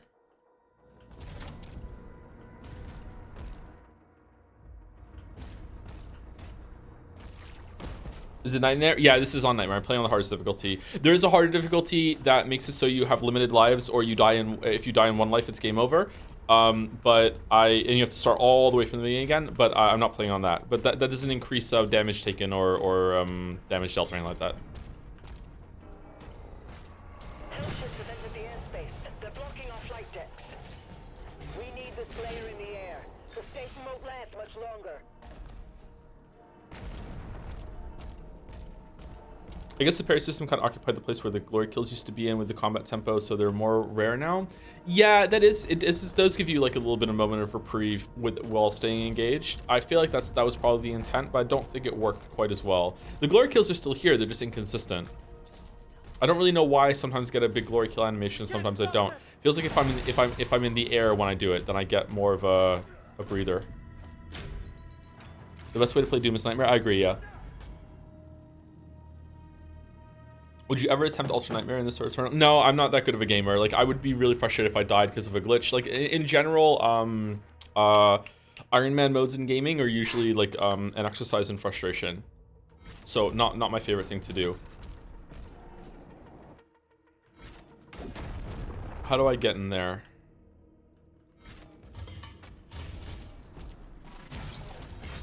Like, more power to you if you enjoy doing those things. I can see why it would, like, the tension might add some stuff for you.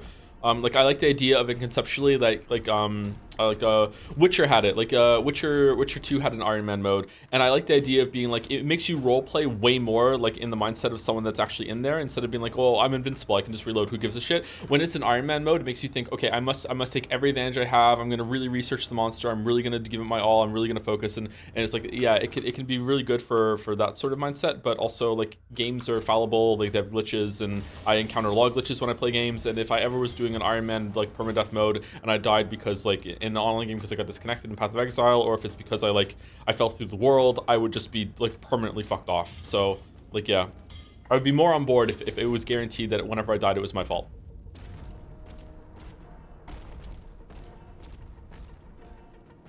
Baldur's Gate 3 water incident. Well, that was my fault. The UI wasn't 100% like clear. Like, it did say I was gonna die, but it only popped up for like a split second as I was trying to jump around. But like, yeah, it's not the best.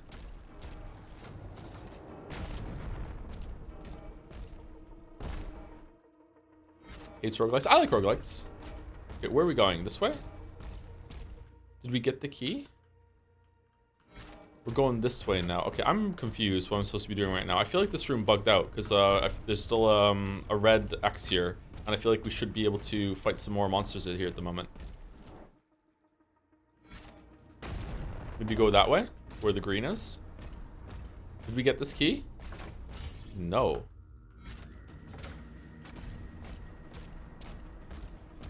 On the plus side, you can shoot off demons' hands, and they will just stand there and look at you aggressively. It's pretty fun, yeah. Get some buddies like Michonne in Walking Dead. I go up, then I come back down.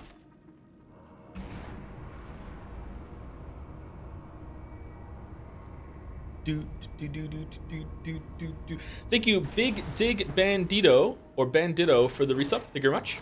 Thank you.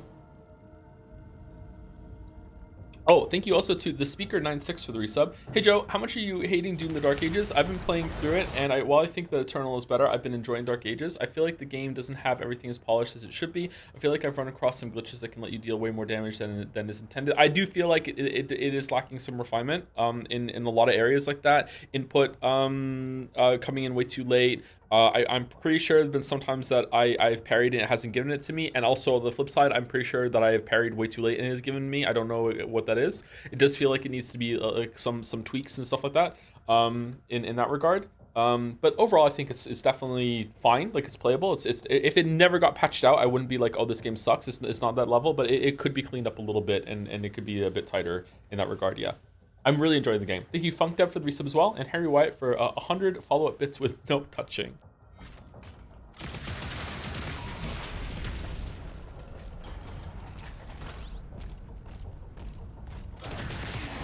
Oh, I hate the shadow guys.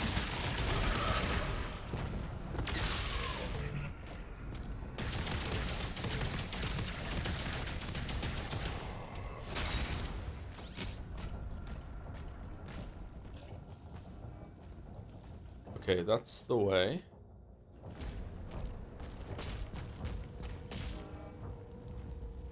There's a key.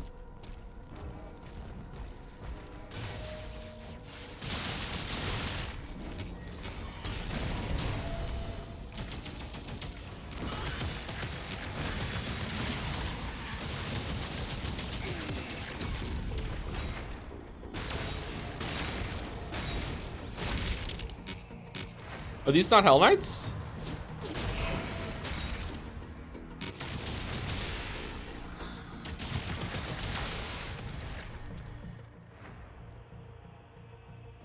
Battle Knight. What the fuck is a Battle Knight? Is that the Hell Knights with armor on them?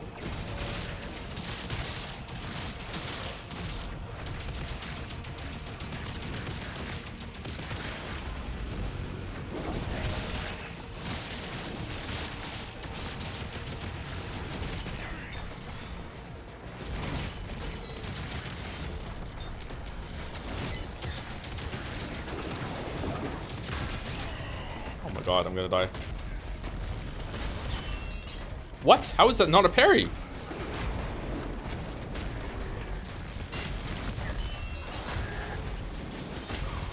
I'm dead. I'm so dead. Yep, I'm dead.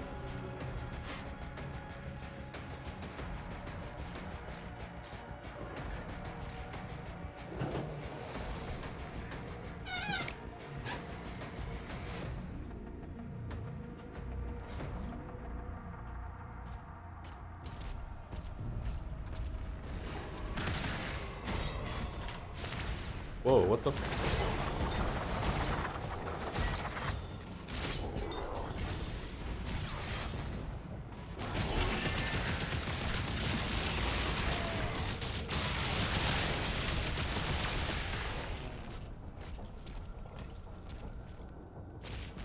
I'm a monster. I'm a surgeon.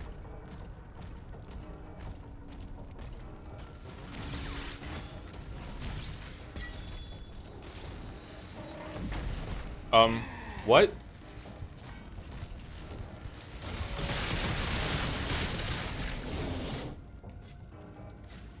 It's afraid?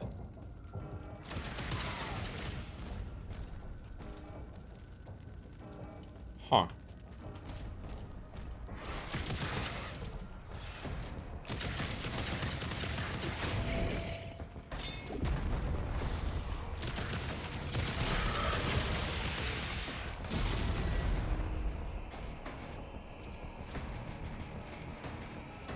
It's a secret.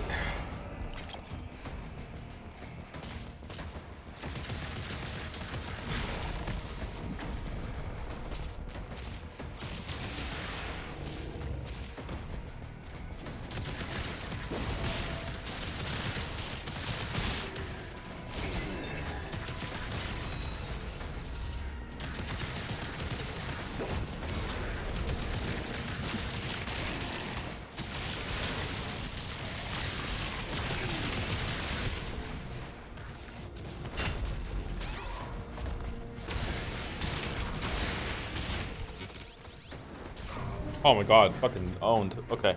Does anyone know, by the way, anyone into Nintendo, is the Switch 2 gonna launch with Switch 2 lights like somewhat after it, or did the Switch lights come after Switch 1? Like how long after? Fucking terrible gameplay by me here. They haven't said yet? Okay.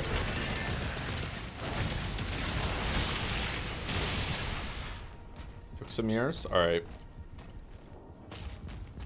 I think my boys are ready for full switches. They don't have to have switch lights. But I don't think the girls are ready for full switches. They drop them a lot. Switch lights are a bit more durable.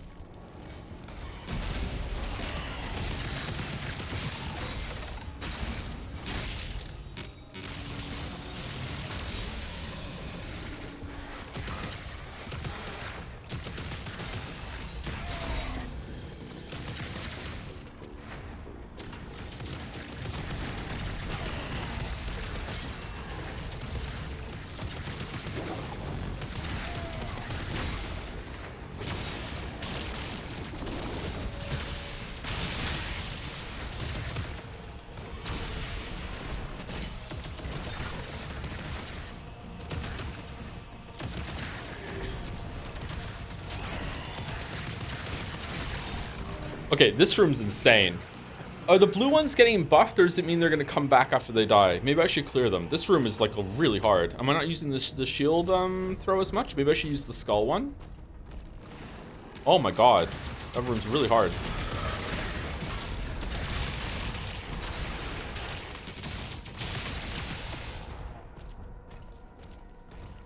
Let's try the skull one.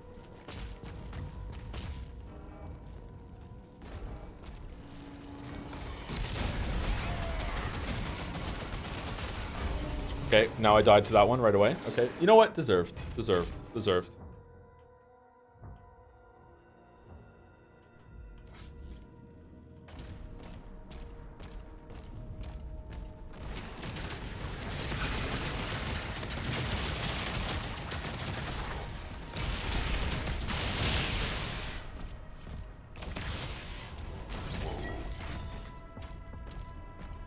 I've seen people criticize the combat in this game as being dumbed down, requiring less thinking because there's less emphasis on switching between weapons and the parry timing seems very forgiving, but do you find this not to be the case? I turned the parry timing up or down. I don't know what it was. I made it harder. It's not the hardest it can be, but I made it harder. So maybe if you're playing on those settings, maybe. I don't think it's dumbed down. Like, I just died a lot in this room, so I don't think so. It's definitely close to the flow, to the flow state of Eternal, for sure. Okay, why is it that last time this guy just exploded, but this time it's not? What's going on there? Am I getting a parry on the green stuff when I went through? What's going on? I'm confused.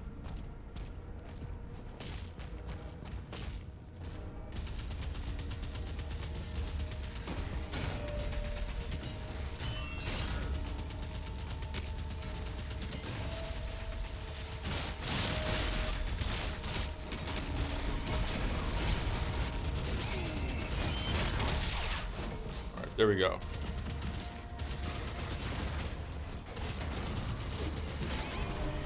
Dead. Wow. Do you recommend this over Eternal as the first Demon game? I haven't played Eternal. Not sure. I want to start 2016. 2016 apparently still holds up.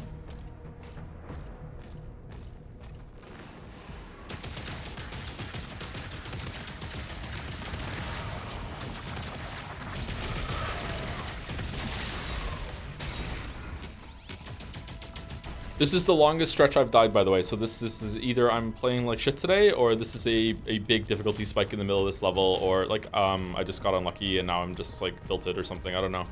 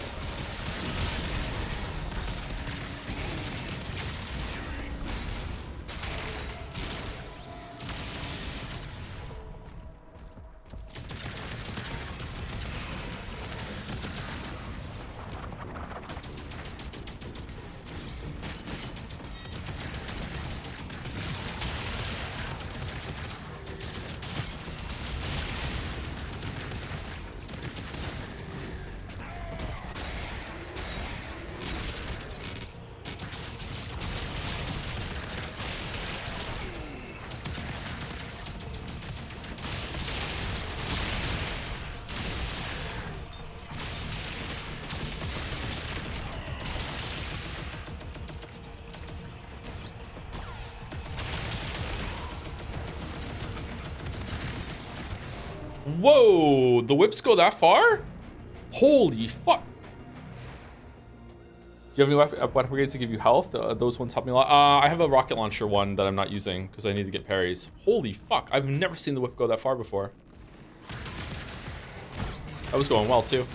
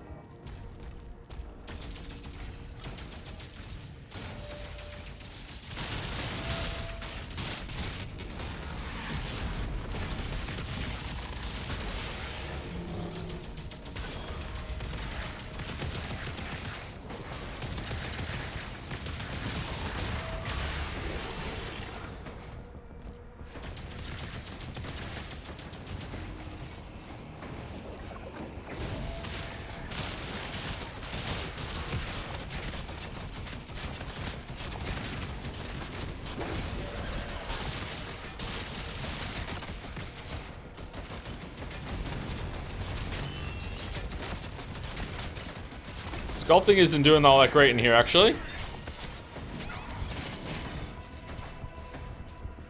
Get some health.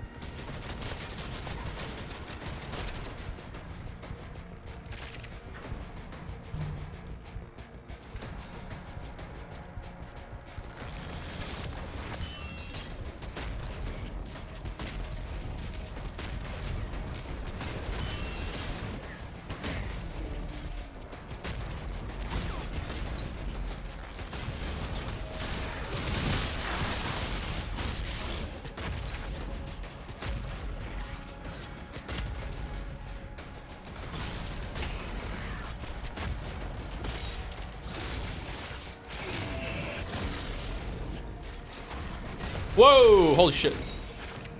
Alright, we got through it. My god, that was hard. Why was that so hard?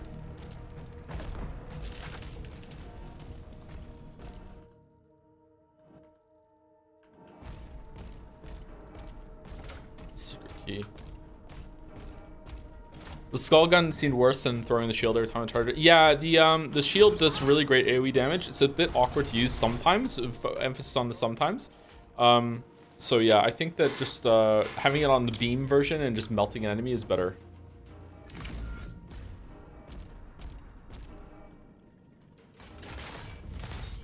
I haven't upgraded it though, so maybe if I upgrade it, it'd be better. What if it has like a skull healing effect or something like that? So what's this key? It's not this one. It's the yellow key.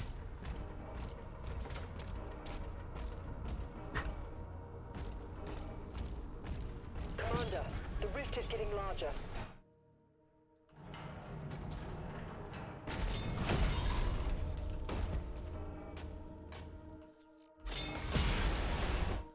Okay, I can go all the way down, or I can go here for some gold and maybe...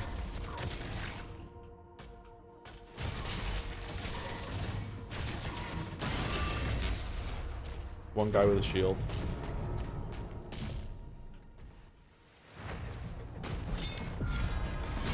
Counterpoint for me is that you get the skull gun going, increases your movement speed a lot. I find the long range one more useful though because it gives you health. Oh, does it increase your movement the more that you're holding it down? Okay. Maybe it said that and I forgot because I haven't been using it.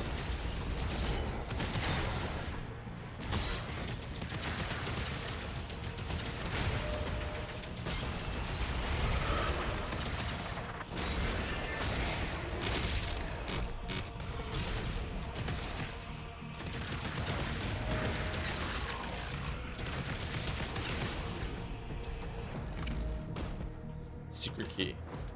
Secret key. Nice. Nice.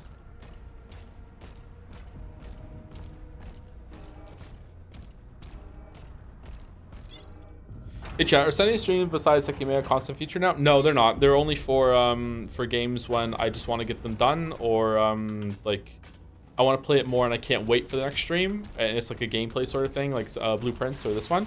Or I feel like chat is not really enjoying all that much and we need to get it off the schedule, but I still want to finish it.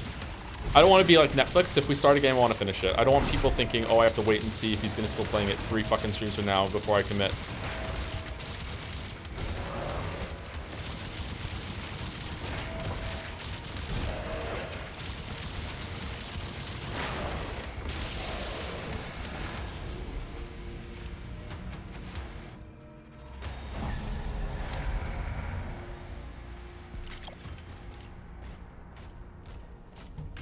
Like, the only game that we've ever dropped after getting significantly into it has been Steins Gate. It's not a game. There have been some one-off streams that we've done that we haven't continued for one reason or the other. Atomic Heart, Dead Space Remake, maybe 1 or 2 other ones here and there, but they're pretty rare. And usually it's like early on, I'm like, I don't know if we're going to be finishing this or not. But if it's something like, hey, I really want to play that game, like I'm going to finish it. Like, I want to commit to it. All right, so now we go back down and we can open the door. Hello Neighbor. Well, Hello Neighbor finished me, so, you know, there was some amount of conclusion there.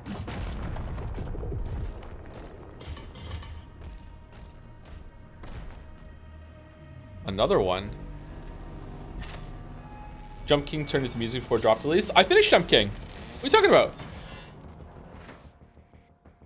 Auto turret. You have acquired a new shield rune, auto turret. When activated, a shoulder-mounted auto turret is summoned to fire at your enemies for a short time. It will automatically select targets closest to where you're aiming. Oh, that seems kind of cool. Wasn't there something like that in Doom Eternal where like you would like have a little shoulder-mounted gun that would do something?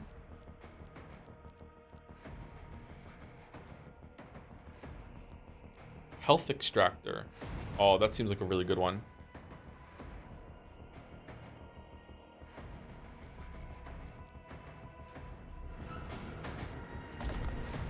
The flamethrower. Yeah, the flamethrower. That was it.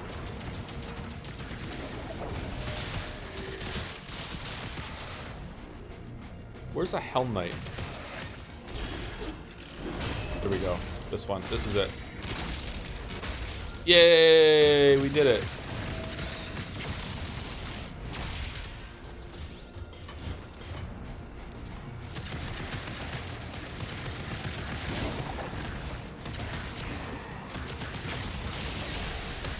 This has been probably the best design level so far, even though I've gotten a little turned around. I feel like it's been exploring, but also looping back into itself, so it's not tiresome to backtrack. I wish I'd had more faith that I was going to be looping around before I started getting around, but this has probably been the best level and feels like the most like what I think a Doom level should be. Some of the open ones have been kind of like a little too free.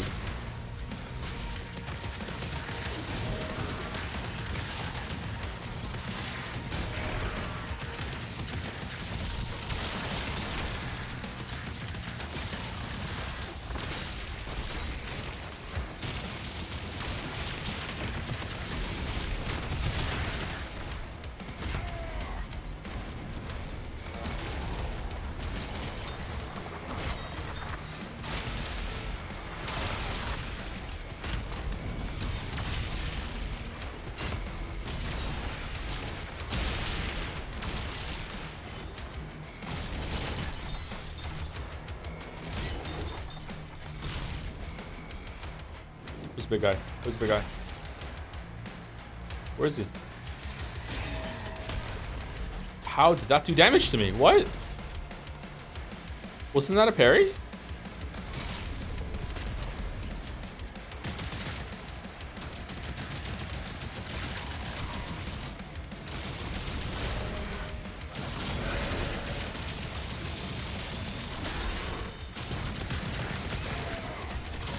Whoa! I'm dead. I'm dead. I'm dead. I'm dead. I'm dead. I'm dead. I'm dead. I'm dead. I'm dead. I'm dead. I'm dead. I'm dead.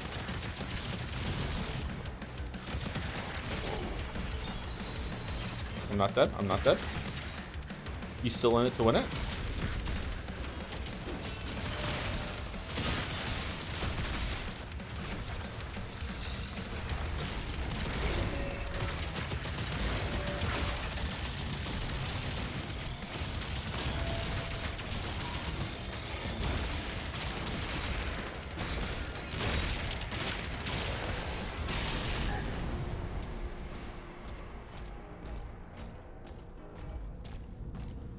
Oh, Mr. Joe, this is the first time catching one of your live streams after watching many of your VODs on YouTube. I think the only disappointing thing about watching you play this game is another stream where you're not playing Elden Ring.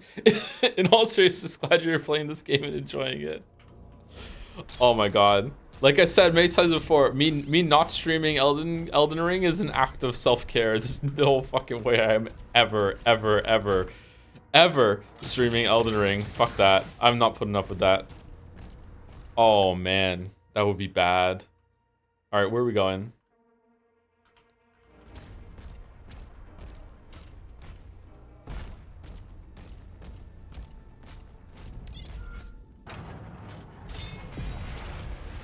Oh, it's him.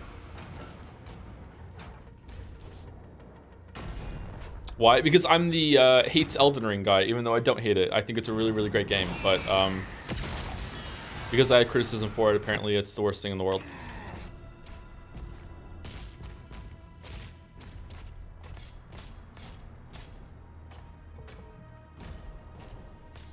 Should we grab the life sigils?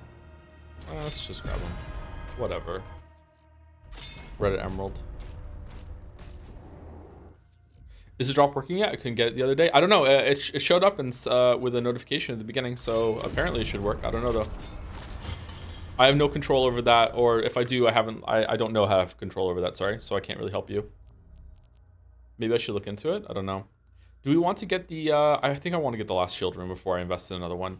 What do I want to upgrade? Do I want to upgrade the skull one, the new skull one? Ravager. Vampirism. While at maximum fire rate, demons damaged by the Ravager drop health pickups. The Ravager takes less time to reach maximum fire rate and the movement penalty while firing is removed. The Ravager's maximum fire rate is increased, but it takes longer to achieve. The movement speed penalty while firing is more significant. Okay, so that's doubling down on what the weapon is. I like movement, so I don't think I would want that.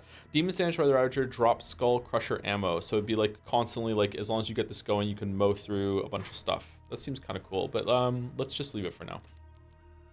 Do we want to get cannibalism last longer? I do like this feature, but it doesn't do that much single target damage. Like, look how long it's taking to kill this motherfucker.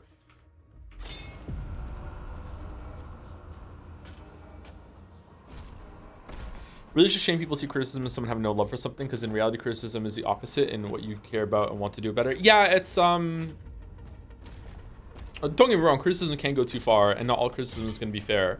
And there are flaws in those videos. Like, there are always going to be flaws in those videos, in anything. But yeah, it's a lack of maturity to not realize that.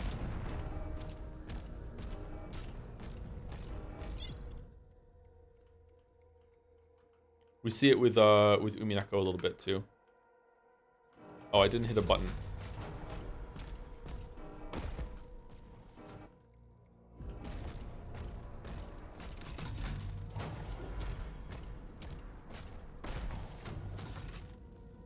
What? I did hit button? Okay, I did hit the button.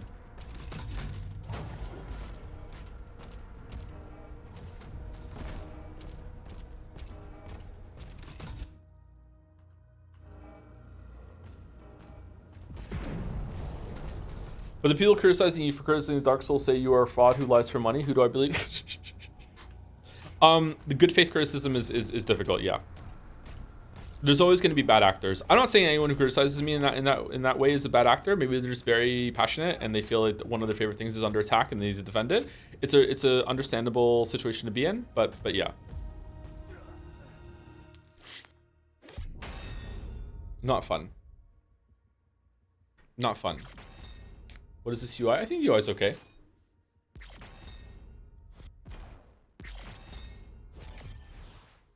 In a recent pseudo interview, the creators of Homestuck talked about how he thinks fix what are one of the most genuine forms of constructive criticism because their creators are going, okay, I can do it better, and putting their money where their mouth is. What is a fic? Is that like a fanfic, but instead you're trying to fix what you think? Okay, I understand. All right, but I kind of do that in the videos, and people usually viscerally hate it when I give suggestions like that. Even though they're meant to just be like examples of a thought process going through, they usually really hate it. Get like accused of being like armchair game designer and all this sort of thing. You know, I'm not a game dev, so I'm acting like one, even though I am a game dev. Oh no, not really though. Kind of, a little bit, half a game dev. Anyway, I'll be back in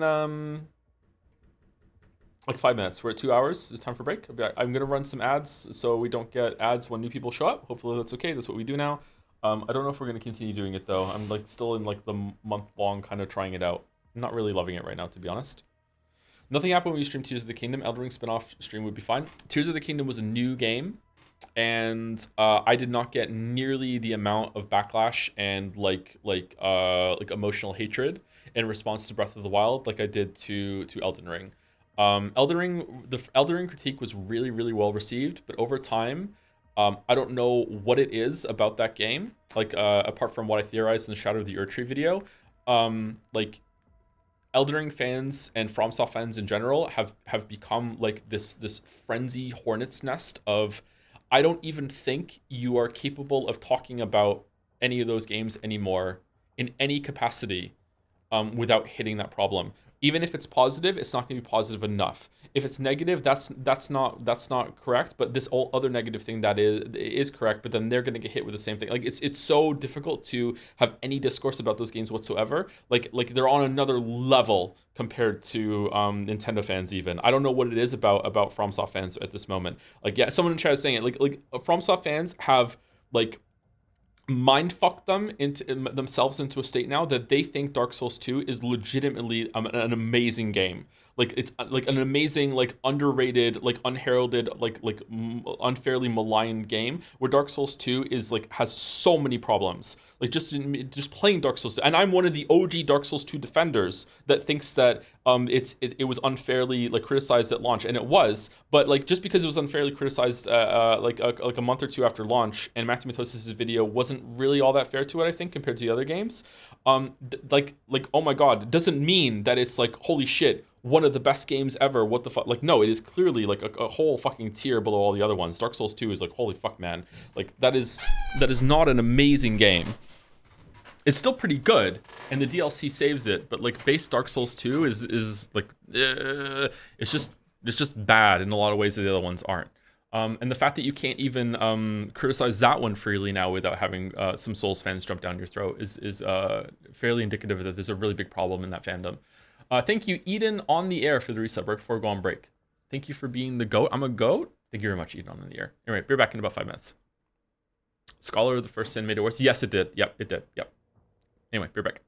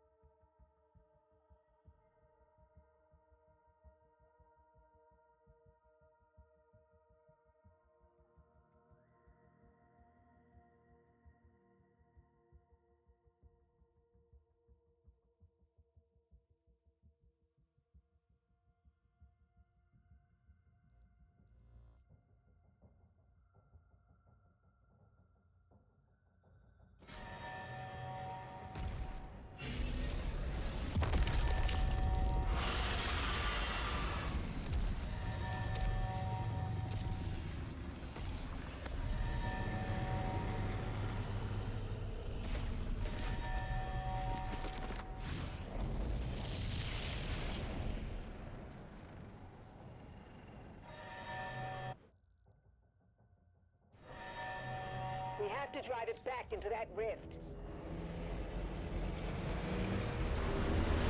Listen to Demon. Energy readings are all wrong. Those tentacles are ripping the station apart. Take them out.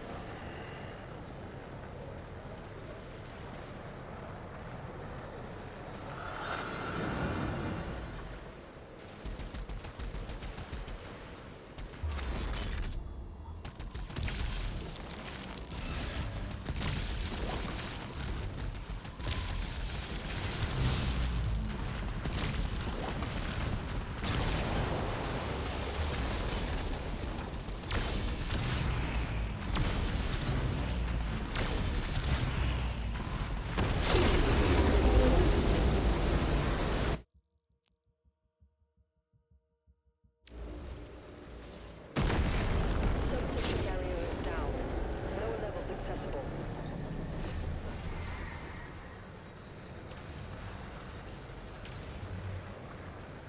All right, sorry, but that was eating a protein bar.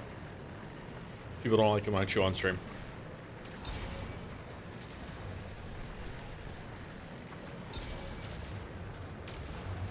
Does this stream give drops? I don't know. It should. Like it showed up at the beginning of the stream, but I don't know if it does or not. I've never had that on before, so I have no idea. Sorry, I cannot help you with that.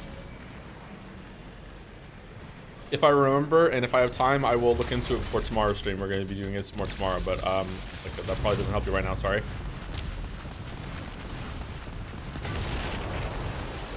I got a notification that they're on. I also got a notification that they're on, but it seems like people are having trouble with it.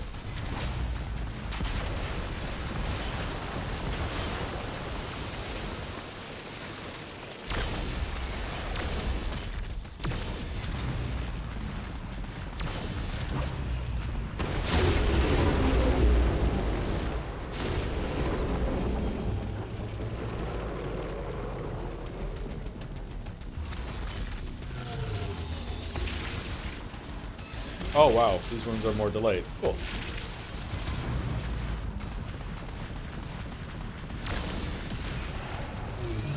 First tentacle destroyed. Eee.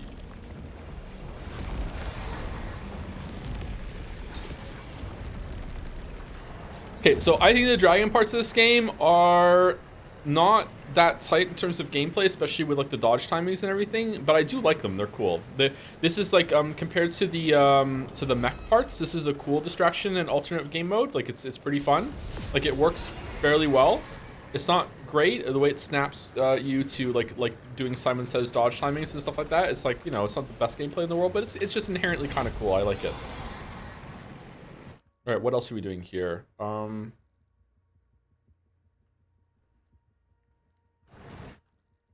Okay, there's one up here, apparently.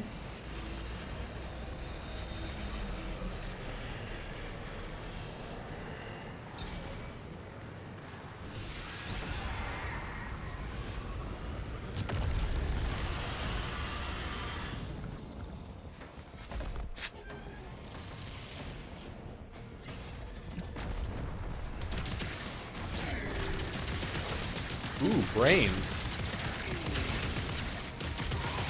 Whoa, what the? Oh, fucking hell, I'm dead. I'm so dead. I'm so unbelievably dead. I'm not dead. I'm alive somehow. Do I have extra challenges when I'm afoot? No.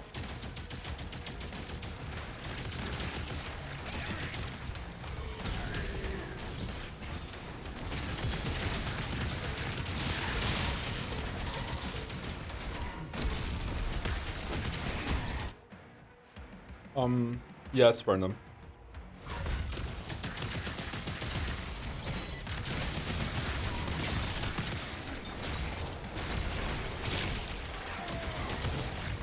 If people keep asking, I sent you a DM on how to check if they're enabled. Okay, hold on, let me see.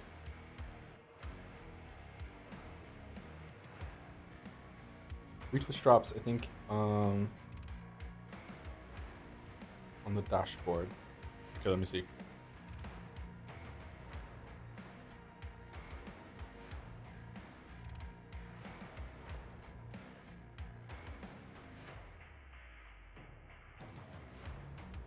Stream together, that's new. Viewer rewards, drops. Yeah, it says enable drops. It says they're on. Open campaigns. Oh my god, there's a lot of them. What the hell?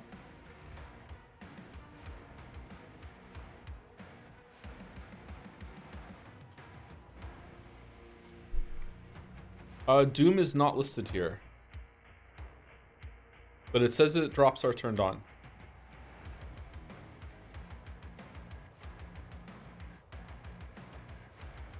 Last epoch.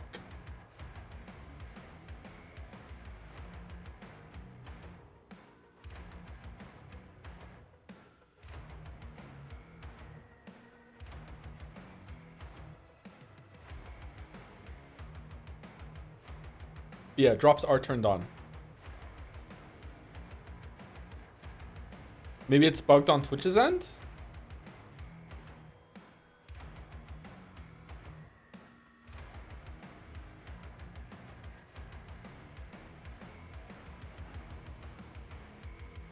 Yep, I'm not seeing it. Sorry. They are enabled though. Thanks, mouse.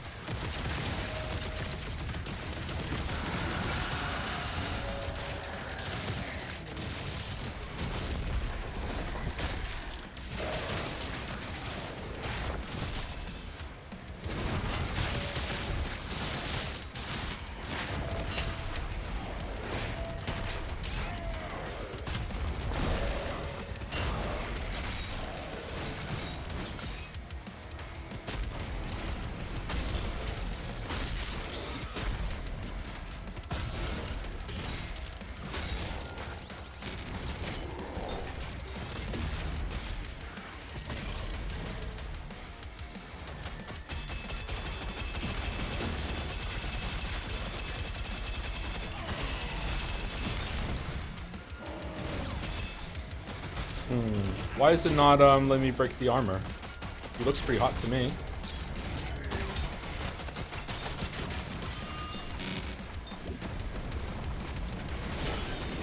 It's weird.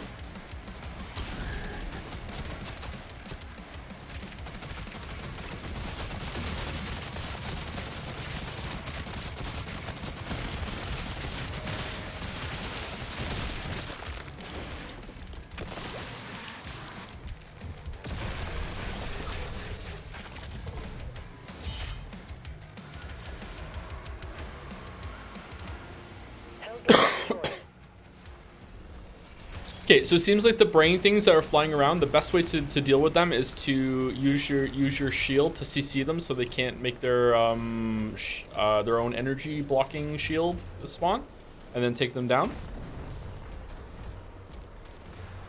I'm not really feeling the skull weapon right now, but maybe I need to upgrade it. I don't know. That didn't seem very great, but it was a boss, so maybe it just felt like I wasn't doing that much damage because it was a boss health bar.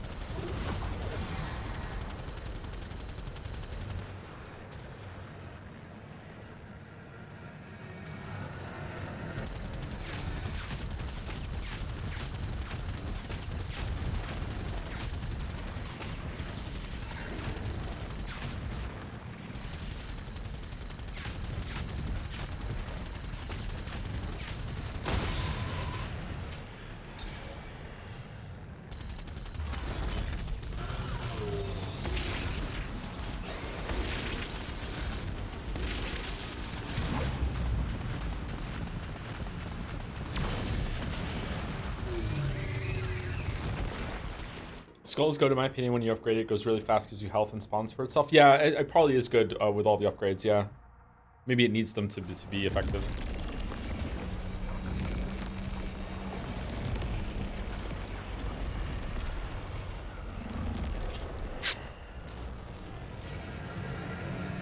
Oh shit.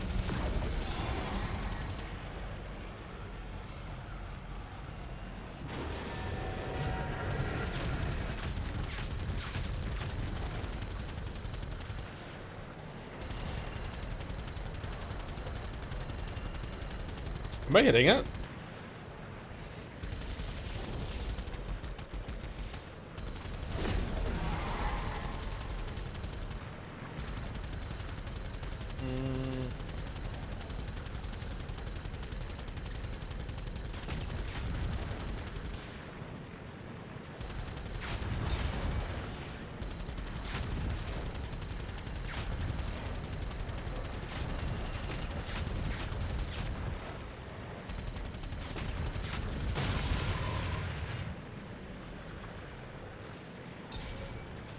If you were stuck on an island with one Doom game to play, would you pick this or Eternal?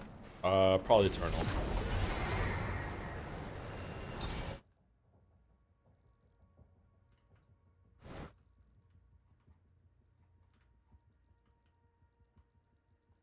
Okay, it looks like we're going down here now.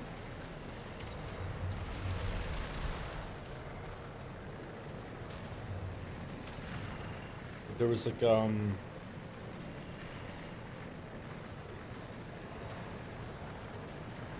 how do we get here? This looks like a fighting arena to me. How do I get here? Do I have to unlock it somewhere else first?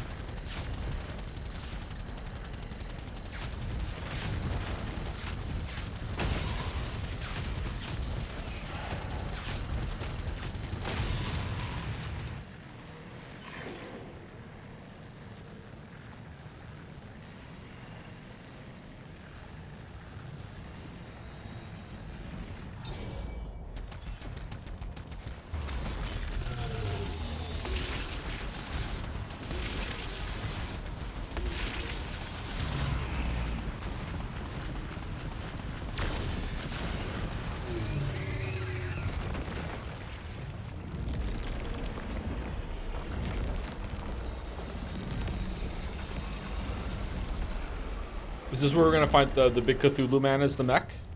Or as the dragon, maybe? Because that was in the trailer, right? Trailer spoiling things? Oh, there's a lot of these things this time around.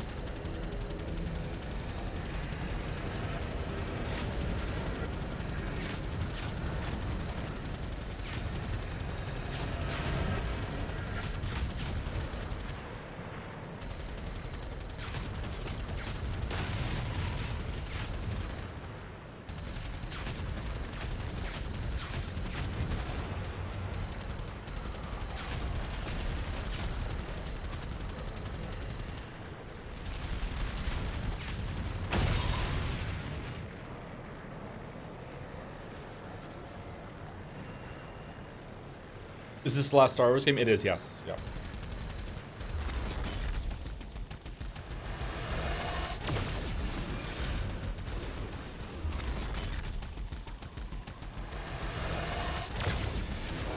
Nope, too early.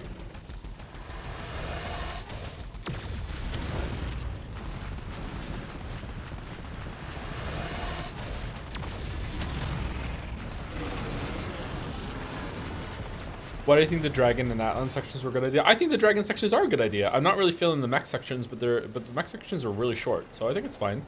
It's just a little break from the gameplay. Again, I find it weird that people have such strong opinions on what Doom is or isn't. It's an odd series for that. I wonder why that is. Maybe it doesn't have. Maybe Doom doesn't have a strong sense of identity, but it does to some people. I don't know.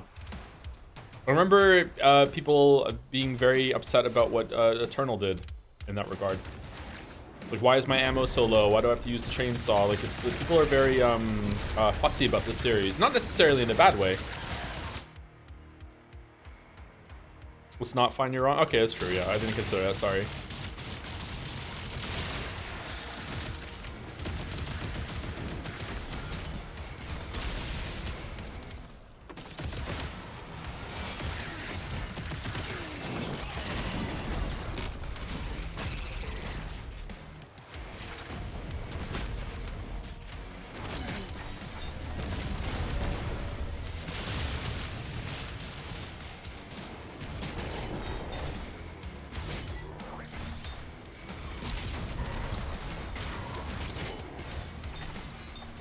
Oh no, there's a Ronald McDonald hypothetical, and I can't read it because I'm playing Doom. Is it a good one?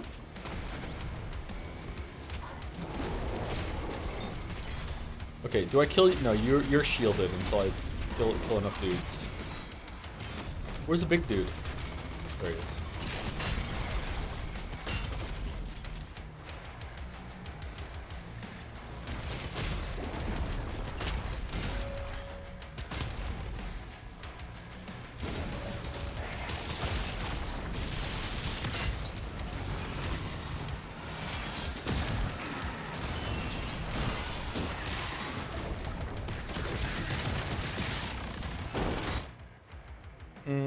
Yeah, let's burn him.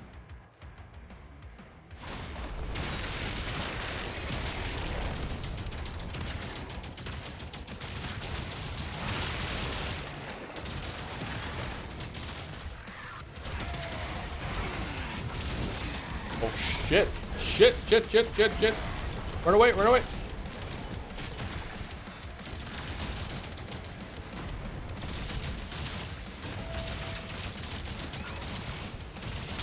What the fuck just hit me there?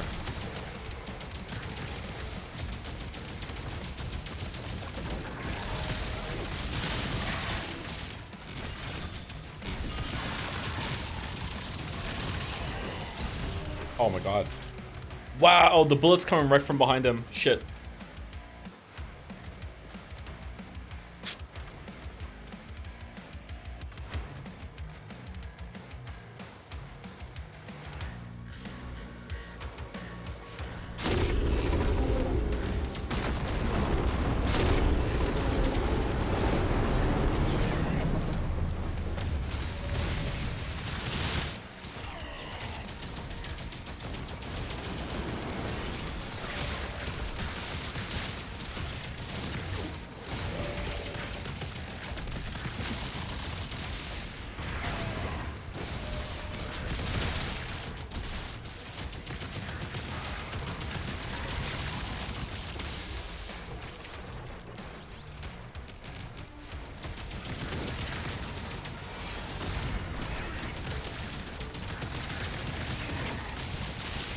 Terrible gameplay, Joe. Terrible gameplay, Joe.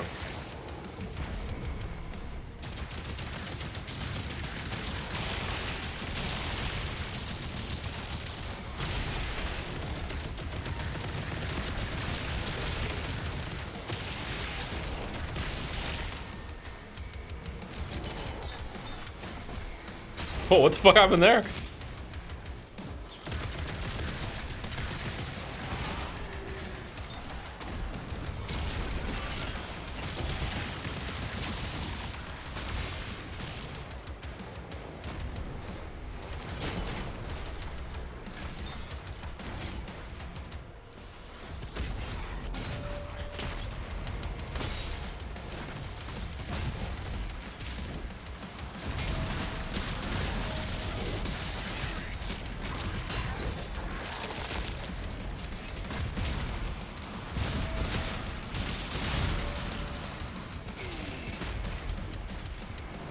Whoa, what the? Was I in the poison?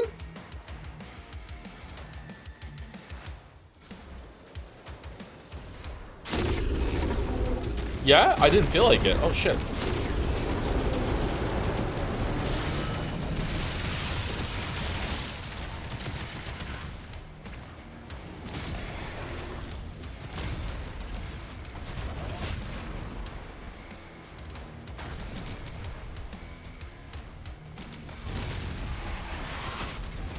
ropes.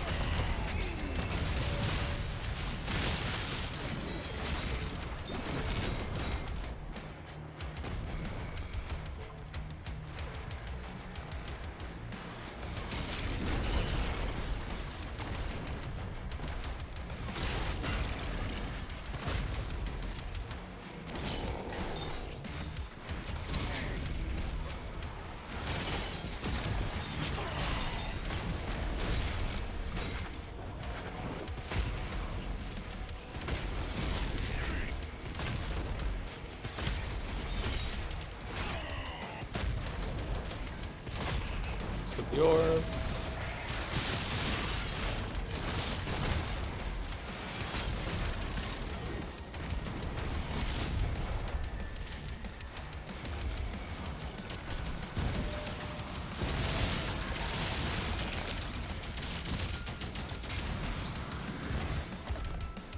Fuck away from him.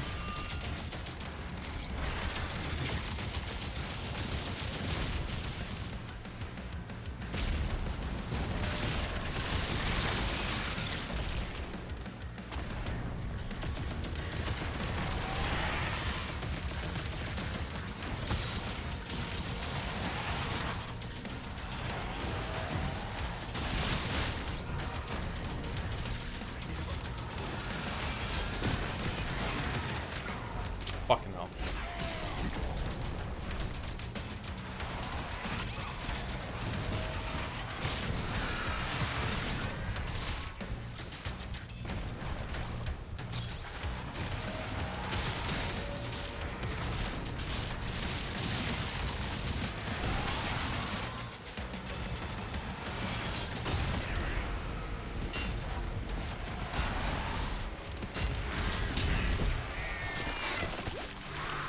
Difficult.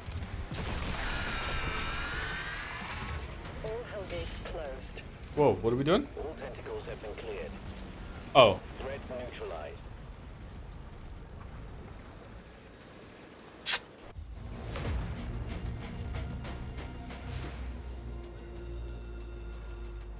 all tentacles cleared, and the weebs wept.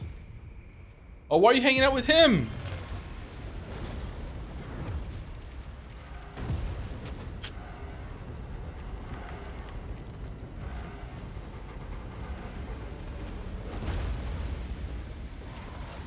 Oh, it was a camera feed. That's why it looked like it was fuzzy. Okay, that's a cool detail.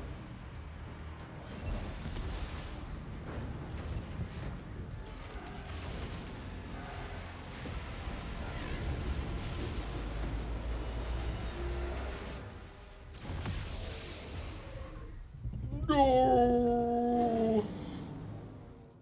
Doom guy kind of fails a lot in this one, huh? From beyond. From beyond. Thank you to Finnick for the resub while we're between levels. No funny message this time. Love the streams and glad you're feeling better. Thanks, Finnick. Thank you very much. And thank you to Magistrum75 for the new sub as well. Welcome, welcome, Magistrum75. Oh, we got these two. Conqueror weapon skin. Ooh, they're gold now. Spire of Nerethal.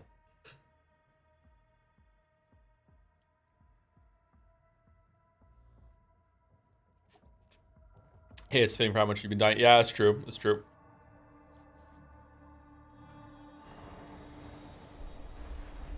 Did I die more in Eternal than this game? I can't remember. What if I'm playing it too much like Eternal? I'm definitely not doing shield bash enough. Shield bash is a big movement speed, big thing, and also AoE damage as well.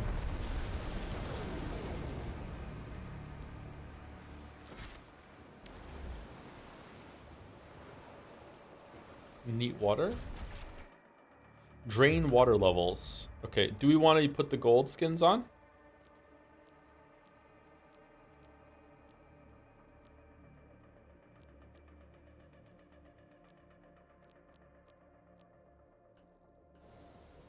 Ooh. Why would they hide this from us? The Makers didn't know it was here. Hold your position.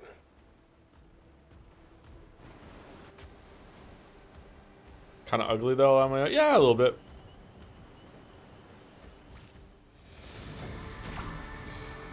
Should we turn them off?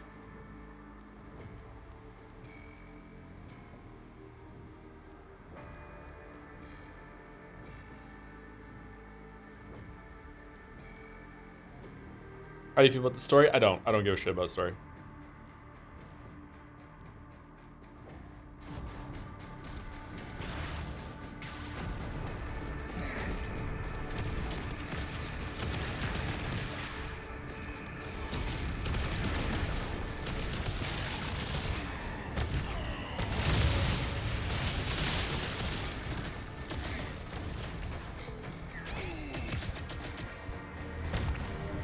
Fuck no.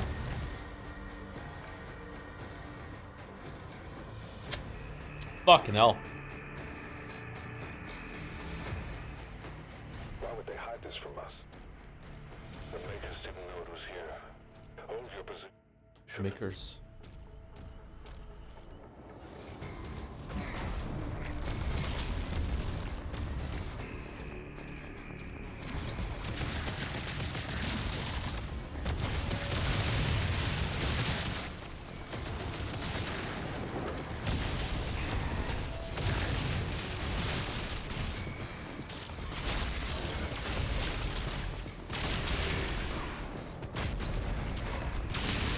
Whoa, what stopped my fall there?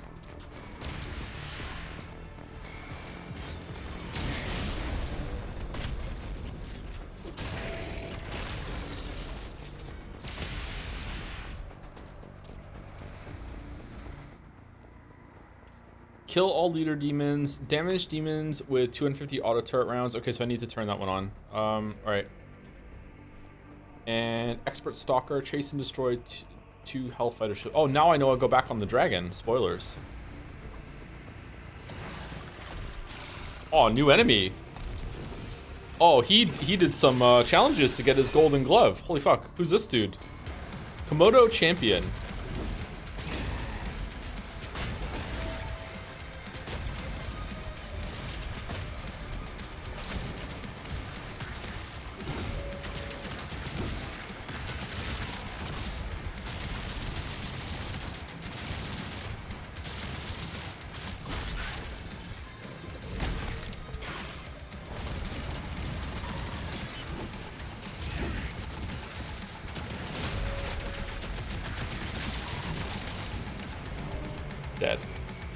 Dead. Dead. Oh, thank you for the raid. Backseat.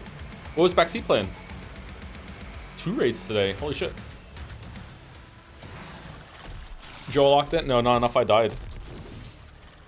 Hello, neighbor. Oh, no. The first one? Why would you do that to yourself, Backseat?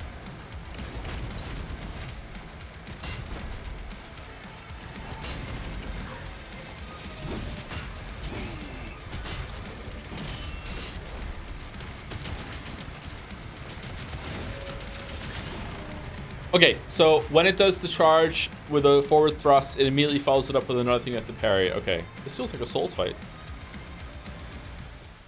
You said that you had choice words, Lameo. Hello Neighbor is possibly the worst game I've ever played in my entire life. That isn't just like asset slot.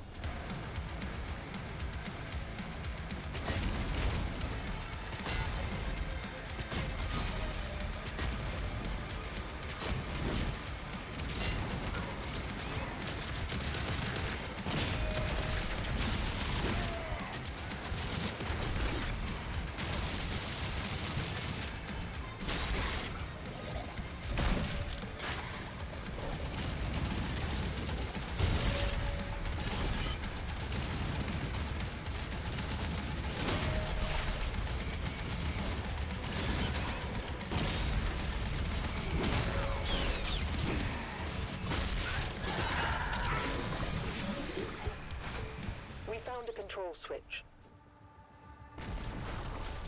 Okay, that's a cool enemy. I don't feel like I deserved that there. I feel like I should have died there and won a gun.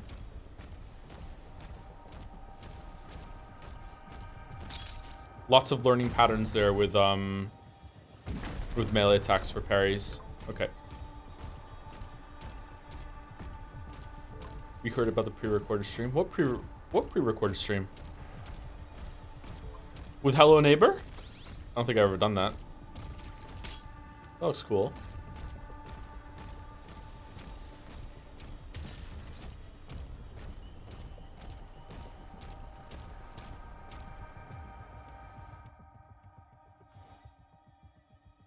We are all pre-recorded. Yeah, that's true.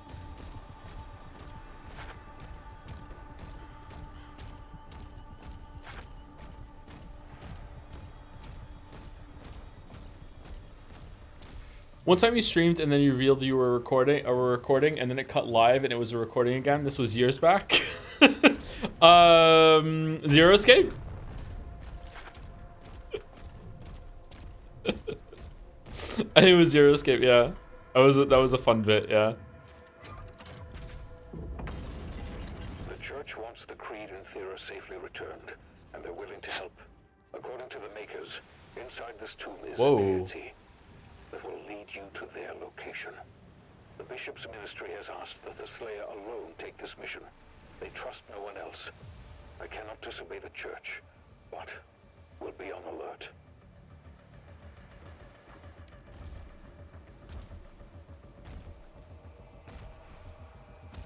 Speaking of Witcher's 10th anniversary, I was surprised to see you, Dragon, at Poland's Eurovision song last night. What? We're gonna feed the dragon.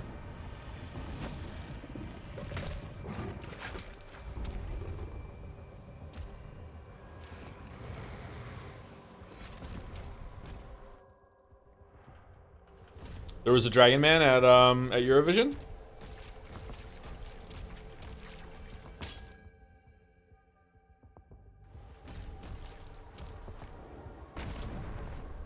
Not Gale. Alright, pretty funny.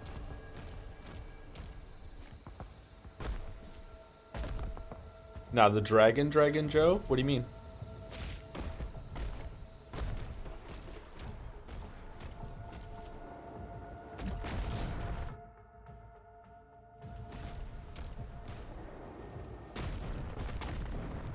Oh, cool. That's neat.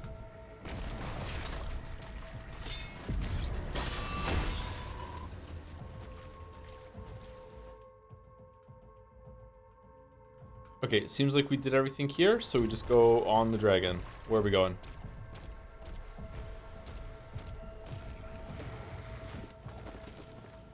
The entire structure was built just to keep this creature in stasis. We need to wake it up. Makers have given us directions. What are we doing? It's identified. Locking coordinates. Thank you, Jarvis.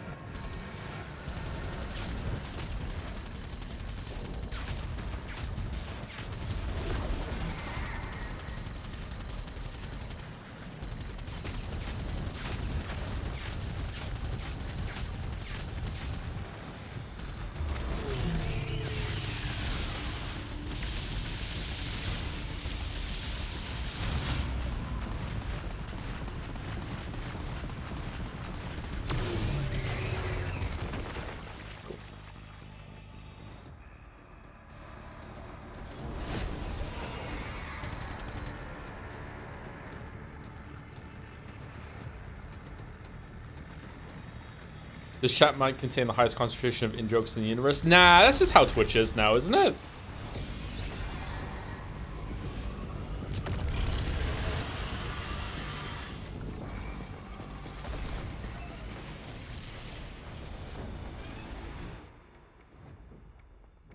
Man, an in-joke. These inside jokes killing stream morale.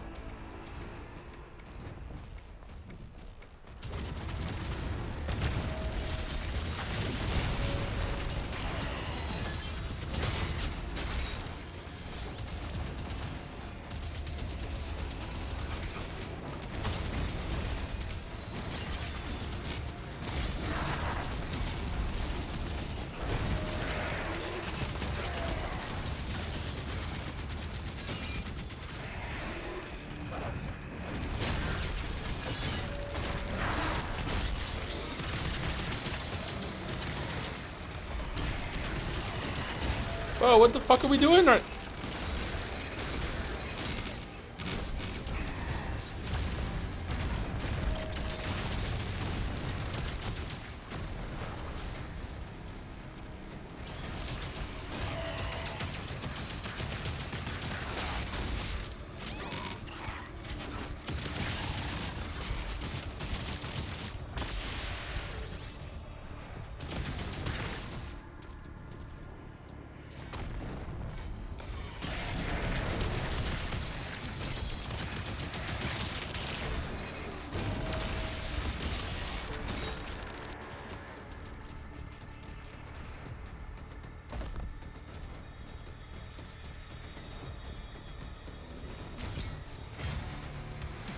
Oh, fuck.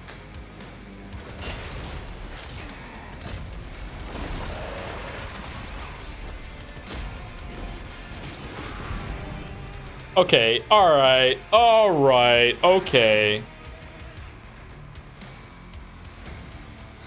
If you were to stream a Nuzlocke, which Pokemon game would it be? Probably the first one. I don't know the other ones all that well. Really?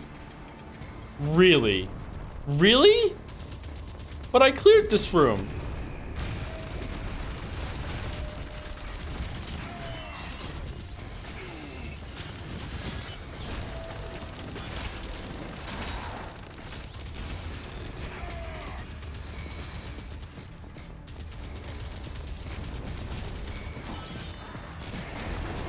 An L bit? How is dying in a game and having to reset a lot of progress an L bit?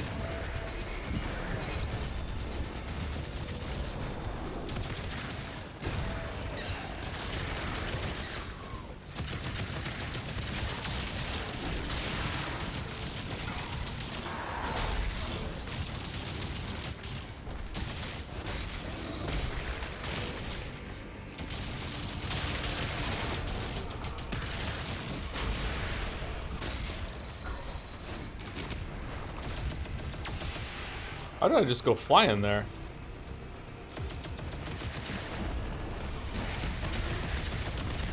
Mouse bit. Mouse, I heard that the other day when you streamed, you died so much in one location that you like bugged out the voice acting and it just kept repeating the same thing over and over again. It's impressive. Fuck, I died. Fuck, I died. My hubris.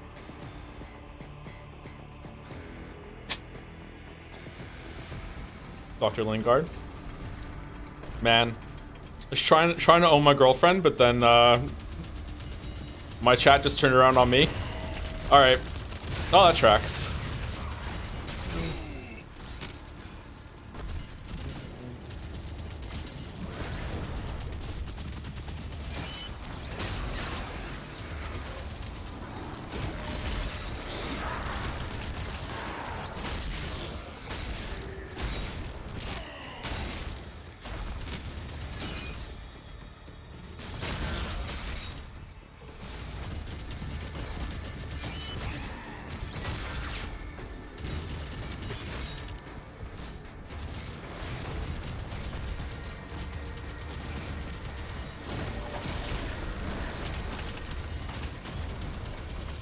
Okay, so for some reason, I don't know if it's how I'm playing right now or if it's in this room. This is not why I'm dying.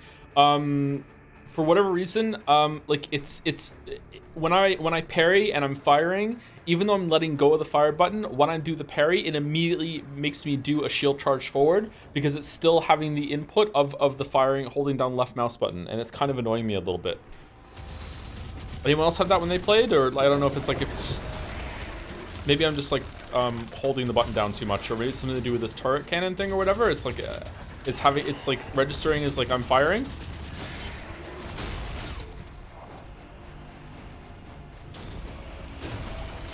Like there, yeah, happened again. Fucking hell.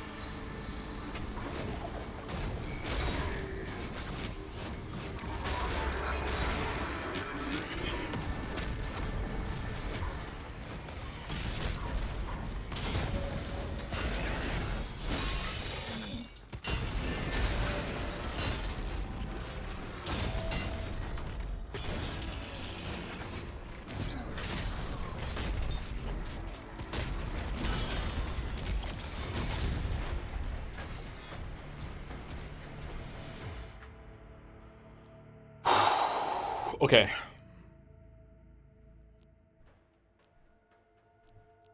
Do I want to upgrade the auto turret? Is your auto turret the best one? The auto turret gives you health. I think I want the last one to see. That Cyber Demon died in 3 hits. What the fuck? I swear their health is ran. I feel like sometimes my shots do, like, can you get critical hits in this game? Because sometimes I feel like I'm getting crits. Shit just melts. And other times it takes like fucking 4 hits. Super Shotgun fucks Cyber Demons. But I have been using the Super Shotgun a lot. Okay, did I get a checkpoint there? Because I want to go in here, but I don't want to die.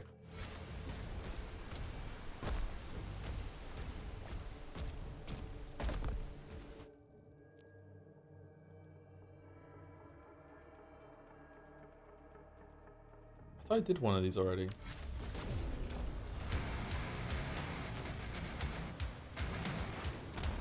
Here we go.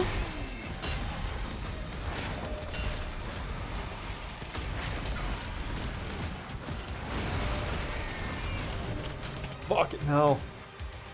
Fucking hell.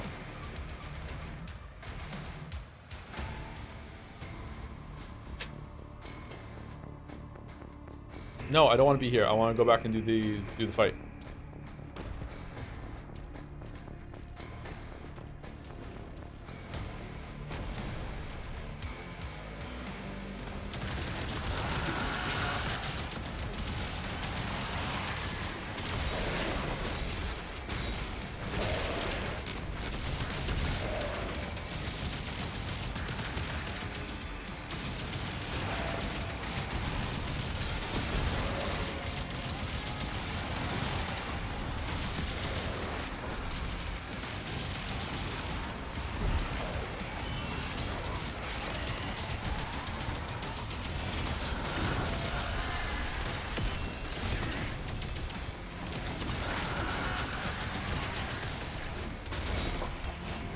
Aw, man.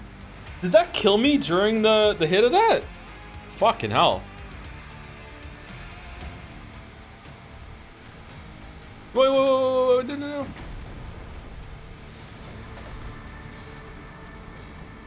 Maybe we want to go, do you want to go missile launcher here and get some bunch of things and blast it down?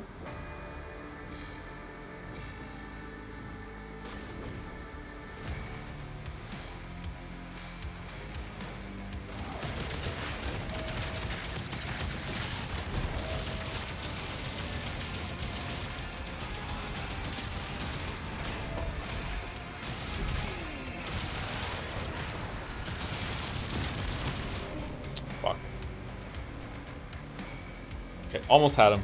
Almost had him. Almost had him.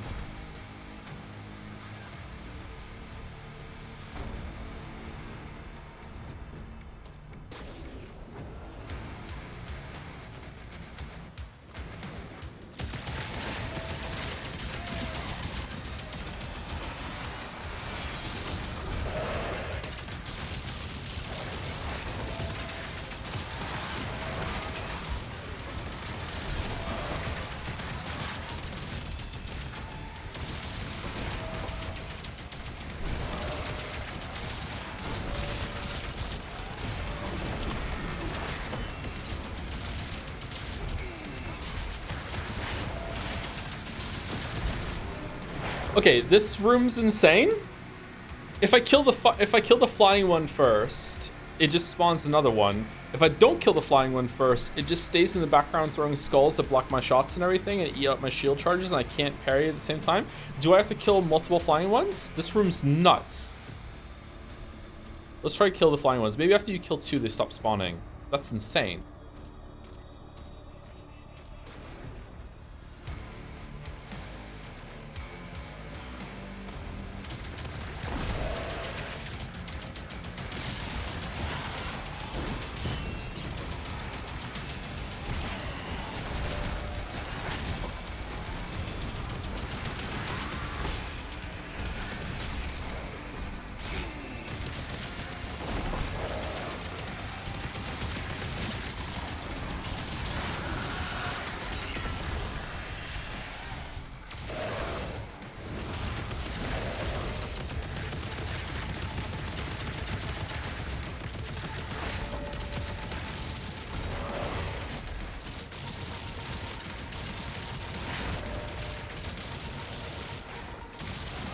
Okay.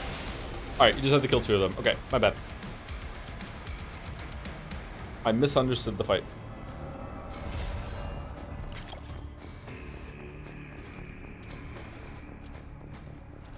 Pokemon skill issue is back.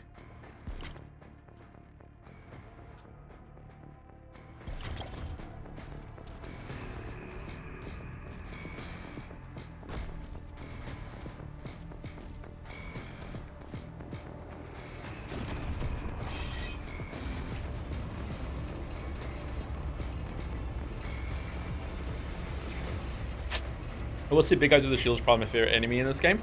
It's between those or the Komodos for me. I think the Komodo, I would like to fight a couple more of those and see. That felt like a boss, and it was a pretty good boss too. I like learning patterns in that and like memorizing it and being able to weave it together with other attacks. It's fun. That's what Eternal was really good at. Why do I hear me? Oh, okay, we're going. Never mind. Shit. Whoa, what the? Oh my god, they're buffed.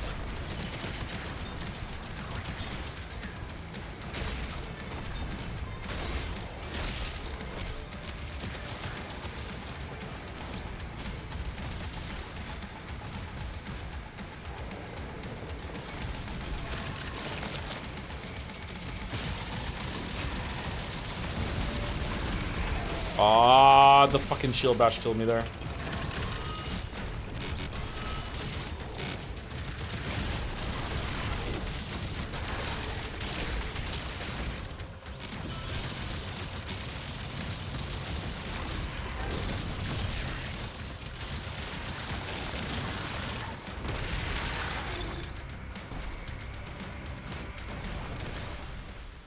Okay.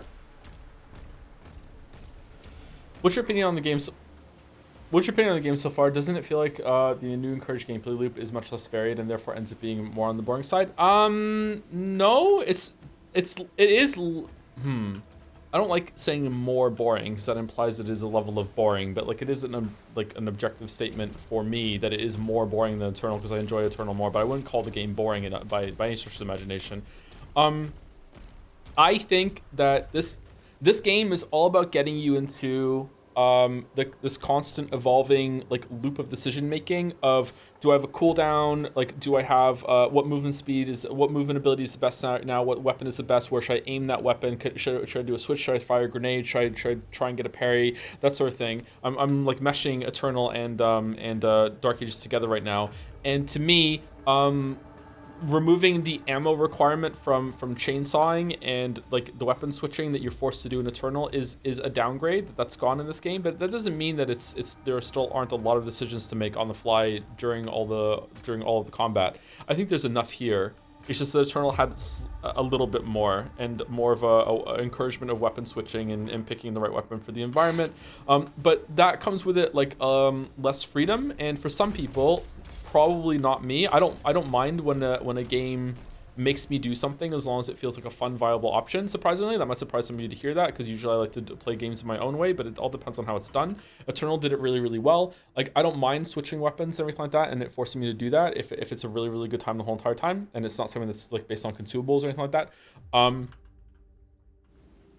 Like I think that this type of gameplay would appeal to more people than Eternal, because if you really want to, you can, as long as you're using your flail, you can sit here and you can just use the same weapon pretty much the whole entire game. I'm pretty sure that this weapon has enough ammo that you could just use it the whole entire time, as long as you're remembering to keep your flail going to get ammo. I think it's almost certainly that you could pick between 2 weapons. I'm kind of already doing it. I'm kind of missing between this gun and the super shotgun, and so far I'm not really having much ammo issues ever, really, unless I forget to do the flail.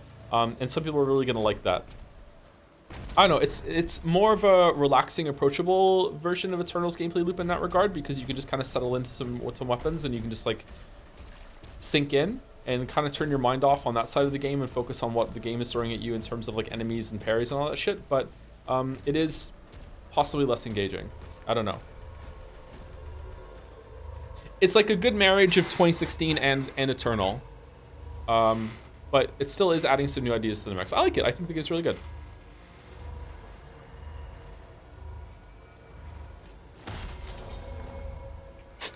Having ammo for a chainsaw and being forced to use it to get gun ammo is one of the things I hated about Eternal. Yeah, it was really divisive. I loved it, but I can see why some people hated it. So this is fixing that.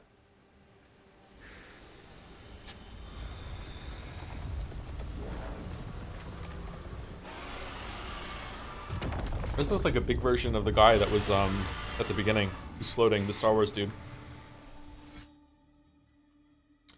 Not sure if this is a hot take, but I still like the glory kills from 2016. The ones in this game are kind of mad. They purposefully have moved away from the glory kills, I think, because it was slowing the combat down. I think someone in chat said that. And it was slowing the combat down, but I like that it slowed the combat down. I like the pause that it gave. So I'm missing them a bit. I liked how they were used in Eternal.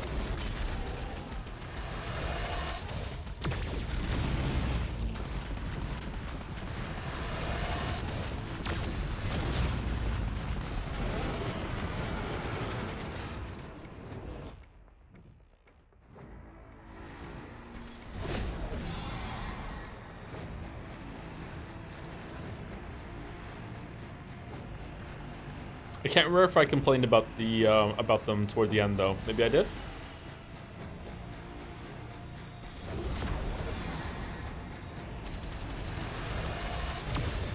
Shit.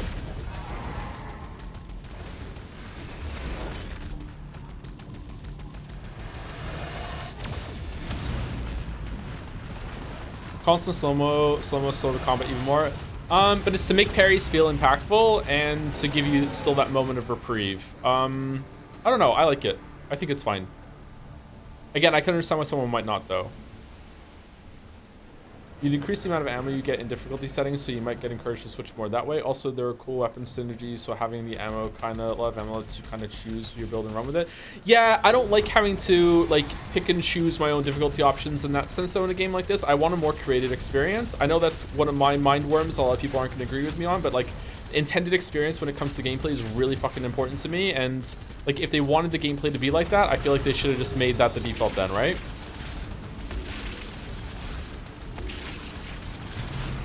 Don't get me wrong, I will go against the intended experience if I can find my own fun, and I have lots of times, and I was in this game before with the sigils too, right? I was avoiding it, but now that I'm fiddling with options, like I don't know if the game is built around that. I don't know. It's different. Okay, it's a different thing to try to play the game by the set rules and see what I can do, rather than go in and change the rules for myself. That makes sense? Like changing it like in options doesn't feel good to me. Oh no, I think that makes sense. Did I miss the ship because I didn't kill it in time?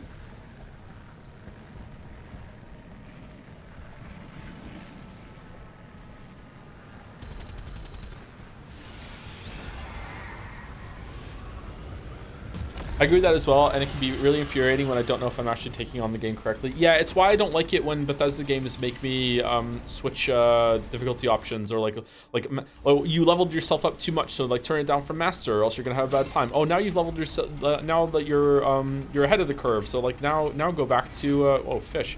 Now go back down, go back up to master. This is what you have to do and fiddle with it and find out yourself. Like, nah, I'd rather just like have a well balanced game, you know. Tuning of talismans in the menu versus choosing not to use them. Yeah, exactly. I might be misremembering, but haven't you mentioned that you dislike procedural difficulty in games? I hate procedural difficulty in games. Unless... If I'm having a really easy time, I don't mind it making it harder for me. But if it's making it harder for me, if it's too hard and it turns it down, I feel so insulted. I would rather like rise to the occasion rather than have the game take pity on me. And now I don't know if I even beat the game or not. Like I hate that shit. But making it harder if I'm having an easy time, like that's good. But I never want it to go down. But even then, I'd rather just have it on the hardest setting then, and just let me learn and grow and become a better gamer, you know, and then I can get through it. Like I was worried in this stream, I was worried earlier when I killed the Komodo, it felt like it was significantly easier than the first two times, and my brain went, I wonder, did some procedural thing trip up here and they made it easier for you, or did you just get lucky with the patterns this time and some damage buff crit shot or whatever the fuck it was, and I still don't know. I would be really fucked off if I learned it was procedural difficulty and I didn't really actually beat that boss. I didn't get any better, the game just let me win. That's how it feels to me. But again, I know this is like my own mind worm, and a lot of people disagree with that. But yeah.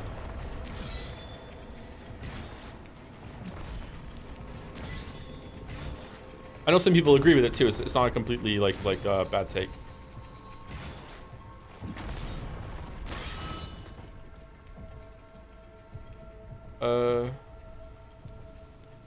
But why? I don't know, man. I think the more actually there are, the better. If anyone doesn't like the options, they can just not use them. Oh, I'm not saying the options are a bad idea. More options are always good. Yeah, sorry. If that's what you thought I just said, I'm sorry. That is not what I meant to say. Yeah, options are almost always good. Accessibility options are always good. Difficulty options, sliders, tweaks, anything you can make, like all those things, really great stuff. The more the merrier, as long as it isn't too strenuous on the dev time and all that sort of shit, and a lot of other like good set pieces and more gameplays and sacrifice for it, then that's great. I just don't like using them personally. It makes me frustrated. It's kind of like modding the game. I think that's what Sarah said, or someone in chat said. I think it was Sarah. Like modding the game to make changes like can be fun, especially after you've beaten the game a couple times. But like for a more curated, intended experience, I don't like it. That's why I usually like mods that add more content, not actually change how the content works.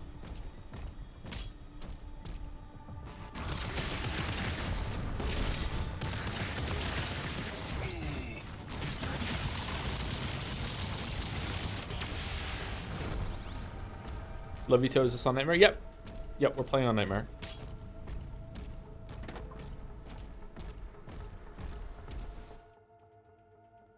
Okay, there's a dude up there. And there's gold down?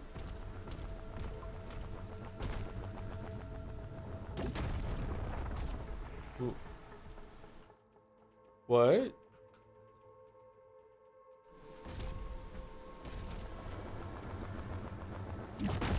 Oh.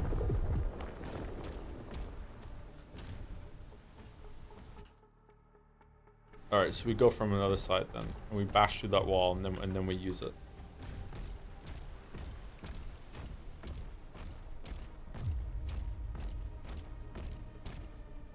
Maybe it's a stretch, but I'm getting some big God of War Ragnarok vibes with the shield pairing. Oh no, it's definitely taken some influences from God of War. Yeah, for sure.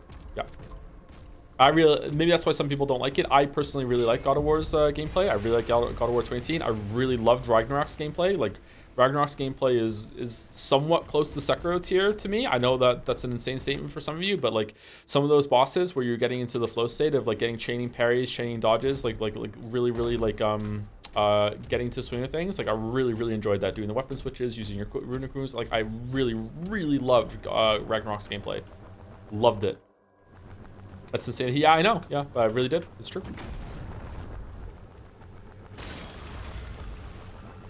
Okay. I think it's like 4/5 of Sekiro. Yeah, 4/5 of Sekiro might be there. And that last point is doing a lot. Yeah.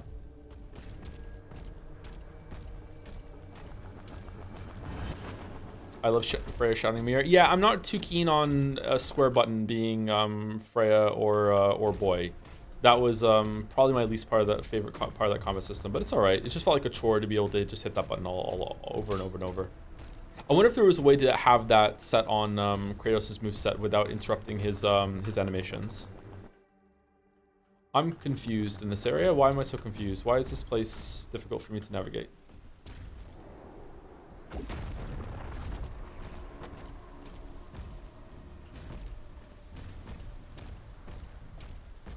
Chat does not like the thing about Ragnarok time. Yeah, I don't know why. I don't know why chat is so negative about Ragnarok. I've known this for a while. Chat was really negative on Ragnarok even when we were playing Ragnarok. So yeah, I'm one of the biggest Ragnarok enjoyers around. Apparently, yeah, I really liked it.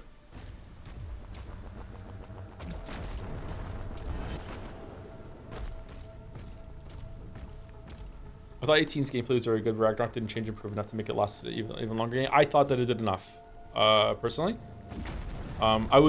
Thought I was going to be right there with you, but then I played it, and I really enjoyed it. I had a really great time with Ragnarok. They did enough to change it.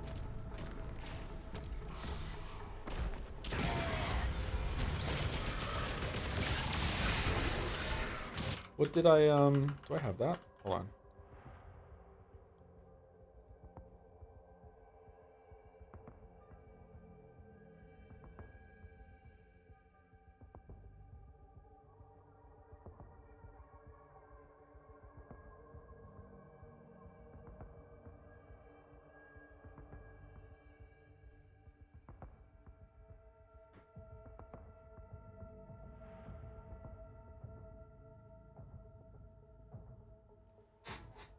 In 2018, God of War released on the PlayStation 4, and it was so good that it was shocking.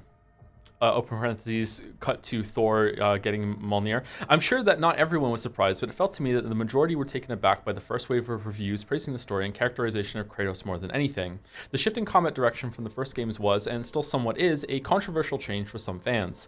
A bit of mixed feelings about that were to be expected, but in that first week, it went from not being clear if this was even the exact same Kratos in the exact same canon continuity, into it being confirmed that this was not a reboot, and that somehow, in some way, the same Kratos that destroyed an entire realm and once crushed a naked woman to death on a door lever just so he could get to the next room was now a sympathetic and mature father figure in a serious story about redemption. Not only that, it also worked to the point of it garnering a slew of near perfect scores. This was enough to leave me and many others gobsmacked. I remember doing frantic emergency playthroughs of the original trilogy in preparation for the new game, and I was very glad I did when it was all over. The reviews were mostly correct. The series had successfully been charted into a new direction without wiping out that's an Uncharted joke, into a new direction without wiping out the past of one of the most bloodthirsty and insane video game protagonists that has ever existed. The baggage and body count of his rampages comes with him, and the forearm scars stay on into all of this. Clip. I'm bringing some baggage of my own here because I made a giant video on the 2018 game, and it was a difficult project.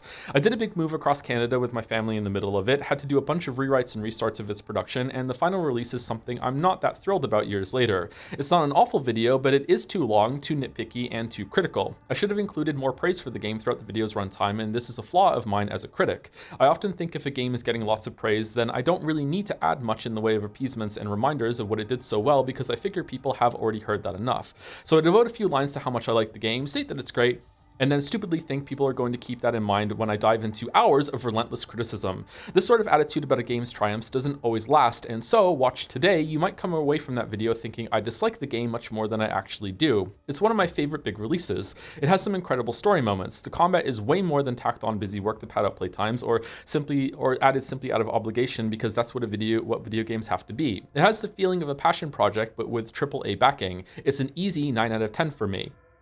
I'm saying all this because I am fortunate enough to have the opportunity to do so years later, and to steel myself against doing the exact same thing again to Ragnarok, because while I enjoyed this game, it wasn't the sequel that I wanted it to be. Some things, particularly the combat, received enough attention to be significantly improved from the 2018 release, and others, at least to me, were such a letdown that I am entertaining some conspiratorial thoughts about this being the second game in a secret trilogy after all, and that some of the strangest parts of Ragnarok's story aren't bad, but are instead set up for the next game, as a way of coping with how it went wrong. If I had to play one of these games again, I would choose Ragnarok every time, but if I had to sit through their stories alone, I would go with 2018. Again, every time. That's not to say that Ragnarok's story is a failure in every area. Quite the contrary, I think it hits a huge win in its most important bits with Kratos and Atreus. But hey, now we're brushing into spoilers, and I need to end this introduction. In this video, I will argue that Ragnarok was a step backwards in gameplay from 2018 in every area except for combat, which was a leap but not a jump forward, that the story about parenthood was a wonderful success, and that everything else was a misfire of such a proportion that it feels like another development team made it, or they were trying out some newfangled high-tech AI algorithm for creating video game stories and just shrugged and went along with whatever it said to do. You should probably play the games before watching this. You don't need to watch my first video before this one, but you may enjoy this a bit more if you do. Slap it on ×2 speed if you're feeling frisky and go for it. For me, God of War Ragnarok is an 8 out of 10. I hope words remind both you and myself of that throughout the video, even when it comes to the parts that I found disappointing. Spoilers from here on. And then I can talk about 1, 2, 3, 4, 5, 6. The whole entire gameplay section I could read out loud right now if you want to know more about the gameplay. Leap but not jump ahead is a -2 for me. Oomphy sounds good but needs nothing. It's a joke on that they didn't add a jump button, Balder, but you can still leap around. That's it. That's the whole thing. There would be a visual gag of of Kratos not being able to jump. That's it. Excuse me. You want to hear the rest, really? On paper, Ragnarok should be a universal success. It increases the scope from the first game with enough of a budget to not feel stretched thin. There's no part of this game in which a boss fight feels missing like in 2018. You get to visit every realm instead of a select few. There's tons of high quality side content, and if anything, the main story and that conflict goes on for too long. The promised battle of Ragnarok happens, Thor and Odin play major roles, Freya is back, the dwarves are too, Kratos and Atreus continue their family drama, Mimir quips, there's an eclipse, the new weapon drips. In short, there's a bigger cast, a suitably and more epic story, and the tease zoom out to a larger mythological scale is realized. There are even some welcome surprises when Tyr returns to the lineup, the subversion of Thor sitting down to talk when he shows up at the house when the 2018 cliffhanger becomes real, followed by how unexpected his entire characterization is after that, and some perspective switches to Atreus. There's also an optional side area that feels like thoughtful DLC that was included with the base game instead for free, which is some of the best gameplay Ragnarok has on offer. Sure, there's definitely some ripe disappointment to be found here, since this is very much a direct sequel made from the same fundamentals of the first game, meaning that some of the core problems found in those systems have carried over to this one, since nothing like an overhaul has occurred in the past 4 years. It's most definitely far beyond a DLC-like addition, and instead closer to part 2 of the same game, with most of the same tech plus some visual polish and game feel touch-ups. I mostly think this was a good way of making the sequel, and the only reason I can't wholeheartedly praise it is because of issues with how things were executed. Said another way, all of this could have been worked out with better planning and refinement on the story side without having to make this a completely new game from the ground up for the next-gen console. That sort of deal. That paragraph is a little, I would change that now. I haven't read this in like years, by the way. I wrote this like a month after I played Ragnarok. I would change that paragraph. I don't like that paragraph. Let's talk specifics. I played Ragnarok 3 times. My first go was on No Mercy, and I did almost everything in the game. Then I did a main story only run on normal. After that, I did another full playthrough of God of War 2018 for the first time since making my video on it, and then jumped back for a final run of Ragnarok on Give Me God of War mode, in which I did everything except find every lore object. The return to 2018 ended up being very important for my understanding of how much combat has improved in the sequel. Someone in my Discord community said it best with, God of War Ragnarok plays how you remember 2018 playing. That's not to say that 2018 has anything close to bad combat, but going from one game to the other is instantly illuminating for how much smoother fighting is in the sequel. I already thoroughly enjoyed most of the boss fights in Ragnarok before this, but I didn't realize how much better the normal enemy fights were until going back to the first game. I thought for sure that the biggest reason would be faster attack and movement animations, and so I was very surprised when I put some footage side by side of axe swings and Kratos climbing up chest-high walls and discovered that there was no discernible difference. My guess now is that there's likely dozens of tiny tweaks to bridging animations for attacks and dodging that are all adding up to how the game feels so much better to me, and hopefully there's a GDC type talk that goes into detail on it waiting for us in the future. Alternatively, it could solely be a result of better environments and changes on the enemy side of things. There's an increased amount of opponent variety in Ragnarok, but it's not an extreme increase from 2018. Instead, the gameplay changes are felt more in how you engage with these groups, and also how they engage with you. 2018 had dozens of sections in which you are stuck in a small area and have to fight waves of enemies in a tight, flat space, often with the enemies haphazardly thrown at you or with many waiting around for you to fight them first. While there are some mundane corridor fights throughout Ragnarok, most of the combat takes place in layered arenas with interactable tools against enemies that will jump on walls or seek out differences in verticality and generally dictate more creative movement while fighting. Jumps between these different levels and also over pits in the ground can be done quickly and include transitional attacks for extra damage. Encouraging player movement for these fights doesn't always work, and definitely requires the player to be invested enough to want to charge around through all of the arenas instead of fighting in one central location in them and letting the enemies come to you. This is where the other change to combat comes in, and in my opinion, it's the far more effective one. So much so that it even bleeds over to the boss design in the game. Kratos has many offensive and defensive capabilities. In 2018, the shield was used for blocking and parrying, and while the rare move could be dealt with a shield bash, that was about it. Throwing the axe was also more of a fun addition to spice up combat if you felt like it, and was seldomly required as anything but a filler attack when you were far from enemies, or wanted to freeze one and then switch to something else. The rare times it was used as something more than that stick out as awesome moments to me. Ragnarok elevates the importance of these abilities with increased aggression on enemy packs in order to keep you in a flow state of decision making in both reactive and proactive play, with heightened complexity on enemy arenas and better ways to get around, with more interesting enemy combinations that will have threats coming from both near and far, all of which may ask for a parry, block, dodge, shield slam, or a weapon throw, results in an experience with very little downtime, all the while rarely feeling too overwhelming with demands being made of you, although difficulty options are a big modifier on that. Simply put, the game now takes advantage of every part of Kratos' moveset, which isn't locked behind character builds or optional unlocks and the like, so the combat design could safely account for every player having these tools all the time. This was used to create varied and interesting challenges that cycle through different responses. Boss fights show this even better by rotating through the different reactive moves you have in defensive and avoidance, and then granting you opportunities to earn moments of reprisal and go on proactive offensive bursts. The game is wonderfully packed with these kinds of additions. You can learn what enemy moves can be punished with several hits, when you can charge up your axe to deal extra damage when the enemy is open, or remember to frost it up while running close to the distance between you and them, when a spear or an axe throw on a vulnerable or weak point will knock something into a staggered state for a combo of your own, or my absolute favorite of them all, the new shield system, which really was the dauntless shield system for me because I found so much joy in powering up a red shield state from parrying and earning a stun interrupt that I could save, decide when to use, and then exploit. This was an amazing way of giving the player more agency since you can interrupt so many boss moves with this, and it rewards getting good at tight block timings. You're not always doing the same thing with these because if you don't get a perfect parry, you'll have to deal with the boss in another way instead, making times in combat involving this system feel really dynamic and encourage quick decision making. The game even experiments a bit with later bosses needing runic attacks and arrow switches as another response to look out for. I feel that more work went into making the colored circle prompts more interesting as well. Some people unfairly concluded that these were barely above the level of QTE tests in 2018, and while I definitely disagree, I can see where they're coming from. In Ragnarok, these have shifted more firmly into the realm of color coding for the sake of clarity rather than declarations that you need to hit the button. In fact, some of them can come across as a little cheap because of this shift, since the circles can appear at the very end of the attack without enough time to react to them. Thankfully, respawns are quick and punishment for death is non-existent, so I'm mostly positive on the implementation here since it allows for flexibility in these attack circles being a part of combat that doesn't negate the need for move reading and animation recognition, along with all the usual judgment tests that come along with those. It's not perfect, and nothing is, but it allows for a great amount of variety in both the type of responses from players and different timings without any frustrating ambiguity about what attack can be blocked, parried, or dodged, an issue Elden Ring suffered from when it came to what attacks could be jumped to avoid damage.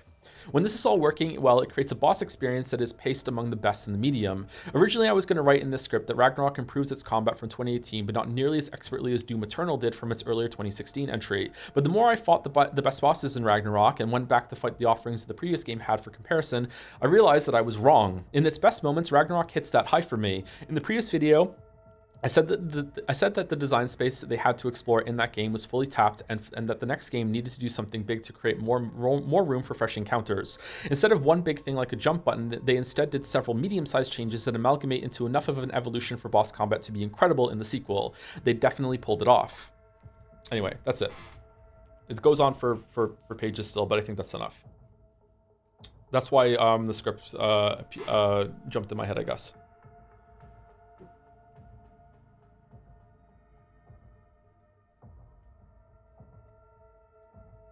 That was the first 3,000 words of the script.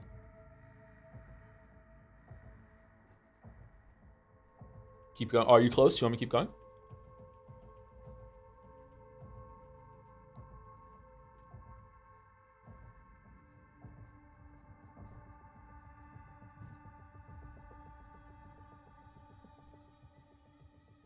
Anyway, sorry, I know some of you did not give a shit about that, but yeah, I just wanted to read that. I died. Never mind. Why didn't you finish the video, I asked? Because I gave myself a time limit, and I didn't finish it in time within the time limit. The script isn't done.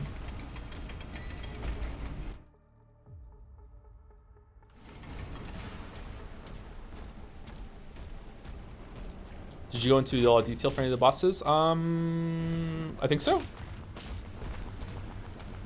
I don't really remember, sorry. Would you ever go back and finish it at a later date or nah? I'd love to.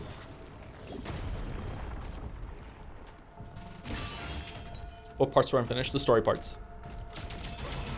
The easiest part to write. I ran out of time.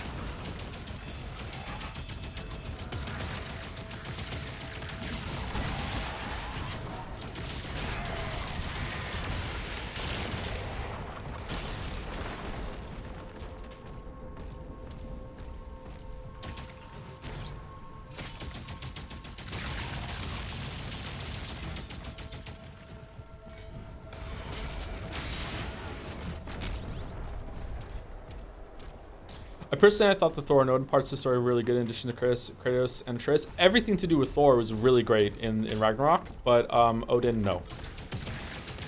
Odin was a waste of time, but I don't want to get into spoilers about that game. Wonderful gambit, Joe. Losing your voice by speaking the entire Ragnarok script just so you don't have to go on Mouse's second Mia stream tonight is genius.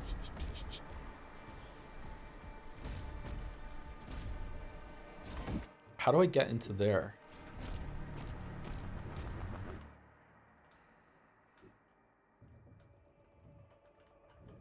There's a hole up there?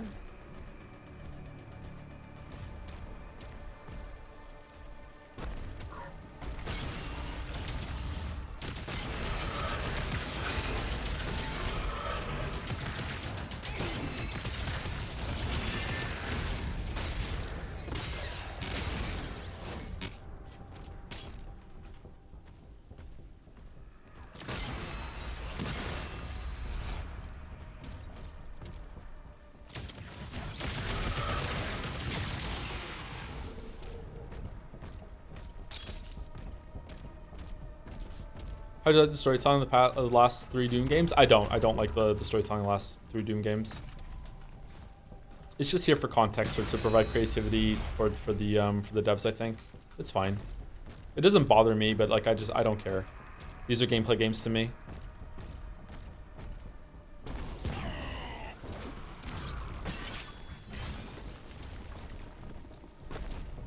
If they really want to make a Doom guy have like a really good story, they probably just need to give him a kid. Who's also very angry, but Doom guy doesn't want him to hate elves as much as he does.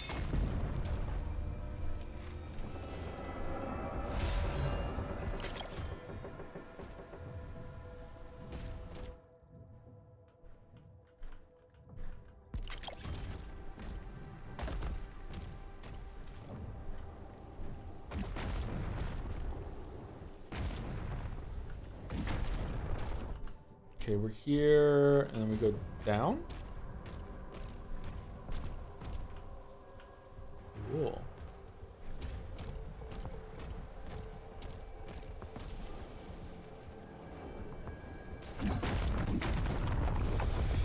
2016 started off promising with the Doom guy not taking the story seriously either, but then they seem to forget about that. They forgot about that in that game, yeah. That's why it bothers me when some people say, oh, Doom Eternal and Dark Ages forgot what the 2016, the promise 2016 made. Like, fucking 2016 forgot the promise 2016 made. Like, it doesn't even, like, last the end of that game, my weebs. Like, yeah. Sorry, I just find it really funny. Like you can still have the same like disappointment. Like I wish they kept with that promise, but like yeah, that promise ends within that game, which is a shame because it was fucking hilarious when the character was like, "Fuck the story, I just want to kill some shit."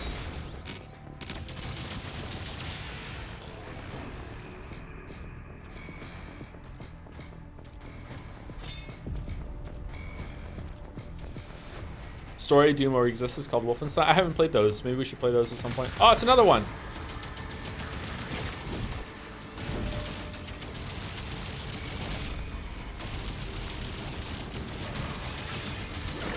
Oh, wow.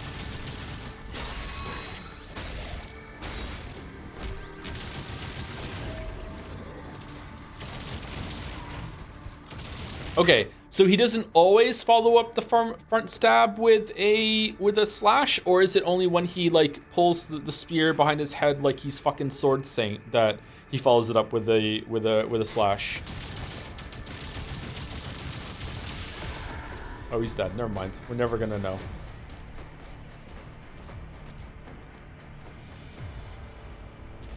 Do I have a Sekiro script? Are we just gonna read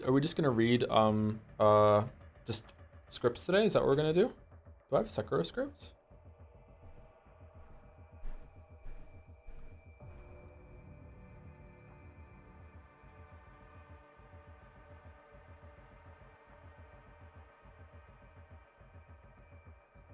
Script reading into Sekimea.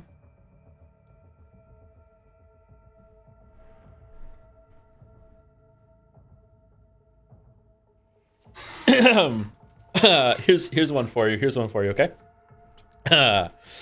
Let's get the rating out of the way first. I think Final Fantasy XVI is a 6 out of 10. If the story was better, especially in its pacing, it would be easy to see that number going higher. As it stands, the combat and visuals are propping the game up from being a total failure, and both of those successes hit hard because of the gaps in current gaming media that they fill. This is an accessible spectacle fighter, a genre that many people find daunting to play, that still provides ample room for expression, experimentation, and opportunities to pull off some badass moments of player-produced spectacle. On the visual end, when the game takes over and directly supplies even larger, far more grandiose moments, it fills a hole that I think was left by God of War Ragnarok. Over-the-top, jaw-dropping fights that go above and beyond larger than life and align with the ridiculous characters taking part in them. Ridiculous in a good way. Ragnarok was sorely lacking in this area, and here comes Final Fantasy XVI with not just one or two, but several incredible scenes. And yet, it's a 6 out of 10. And not a Final Fantasy 6 out of 10 either, because that's one of the best games of all time. What the fuck are you doing, Joe? Ask me on the right day, and it's my favorite game outright, with Chrono Trigger being the best answer on all the other days. See, this video has to start off with a bit of bothersome busy work of qualifications and explanations. I really enjoyed the older games in this series, but I fell out of love with it so long ago that I don't care about the new direction the series is trying to find in gameplay. In fact, the only reason I played Final Fantasy XVI was because a moment in the demo was really fun, and I thought this might be a great time to see if this latest entry was something I could vibe with. Said another way, Sumari, this isn't going to be a not enough Final Fantasy type of response. This game isn't disappointing to me because it's different than what this series used to be. It's disappointing because it doesn't live up to the expectations set by its own opening, especially the parts in the demo. But I also feel rushed to add here that I haven't played any of those older Final Fantasy games in over a decade, maybe even closer to 2. I'm about to turn 38 years old, wow, and I first played Final Fantasy 4 and 6 when I was only 9. I was 12 when I played Final Fantasy 7, and yeah, while I did replay some of my childhood favorites ritualistically as I grew older, there are some I haven't returned to since my early 20s. I want to be upfront about that because I will be making some comparisons to them later in the video. No, I won't because I don't finish it, but we're just going to have to hope my old man brain gets close enough to write. If I did play them again today, I don't know if I would like them as much or if I would even be capable of judging them fairly. A ton of nostalgia surrounds those games for me. They're special. Anyway, let's get a spoiler warning on the screen, although this first bit is going to be about gameplay and things the game does well before we get into story discussion afterward. There will still be some visual spoilers though, and some of the combat unlocks you get are a part of story progress, so be warned. And then it goes on for 3 pages. Do you want me to read them? What would you say your finish rate is on videos when you at least start the first step of the script? Usually high. There aren't that many scripts that end up being unfinished like this. This was again this file is called Final Fantasy 16 Testique. Because I'm really testy in it. Because I know Testique because I was trying to see if I could make a video based on one playthrough of a stream, and as I wrote this, I realized I was gonna have to play the whole entire game again, and I didn't want to.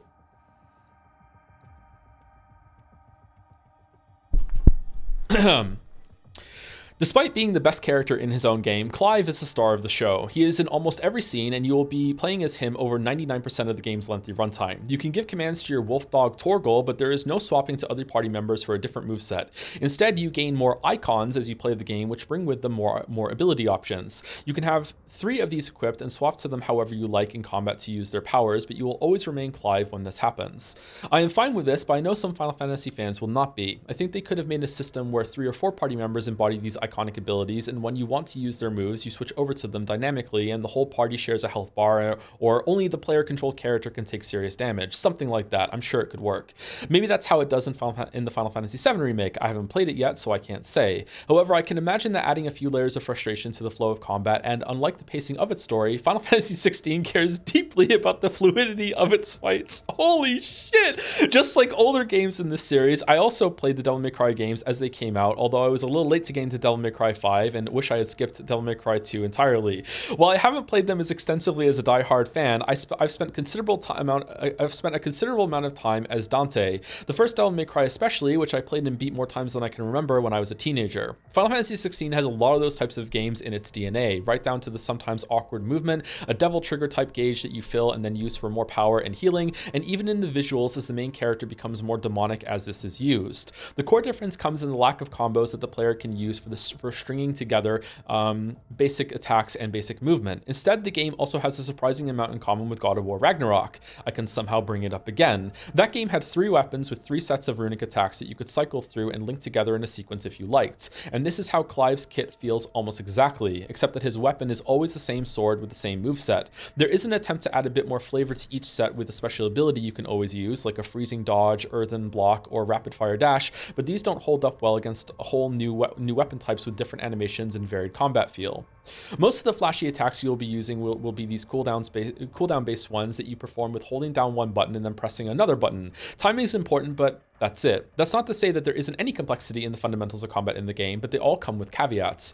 First is that you can weave magic bullet-like spells between every melee strike or charge a big blast to be unleashed once. In my experience, doing this for every strike wasn't worth it because it added an appreciable amount of extra animation time onto every swing, to the point that it felt clunky to add the extra damage instead of being smooth, and I'm not sure if it's even a DPS gain over charging one big burst instead and attacking faster. This may sound like a small thing, but it's actually one of my biggest gripes with the combat system. This little timing test to add a bit more damage to every swing should be something I want to always engage with and be rewarded for. And eventually I stopped doing it because it didn't feel good to execute.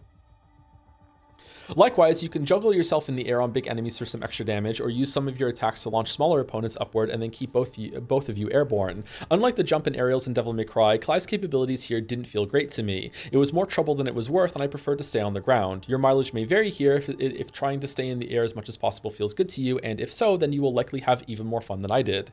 Because despite these few gripes, I still think there's a pretty good combat system here. It just takes too long for the game to get there, and even after it does, slashing your way through packs of smaller enemies stops being fun well before you see the game's credits. It's the elites and bosses that remain engaging, and a big contributor to that was finding iconic abilities that weren't just fire and forget for extra damage. Deciding when to use these while performing regular attacks, precision dodges, oh fucking hell, that would be hard to record, and avoiding enemy spells eventually becomes a very accessible but not patronizingly simple version of Devil May Cry's flow state. Although depending on what moves you decide to equip, it's possible that the game could get too easy. I didn't use potions on my first playthrough, my only playthrough, and that extra challenge made fights much more enjoyable, and I still didn't die that much except on 2 optional fights. Having to learn dodge timings, even though the game is quite generous with the windows required to get a precision reward on most of its attacks, became a lot of fun because of the counter moves you can equip to further exploit that knowledge. Boss fights rarely get overwhelming, and neither does Clive's moveset, but you still have a fairly meaty system to interact with because of all these timing tests and counter reversals you can perform while weaving in normal attacks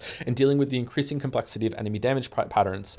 These raid boss-like sequences are possibly the only way in which the game feels like an MMO in a positive light. I think this game's combat deserves a fair amount of praise for being an introduction to this kind of fighting system while still having enough room for player expression if you mesh with it quickly. That's not to say that Devil May Cry games are extremely difficult, far from it actually, since they have lots of options and are rarely that punishing, but they can be challenging for new players to get into the zone with it and for it to feel as good as it can be when you get comfortable with the long combo lists and intricacies in all the weapon switching and the like. Whereas Final Fantasy 16 is much easier to slip into the zone with and pops with snappy animations and celebratory flourishes when you react correctly to enemy patterns.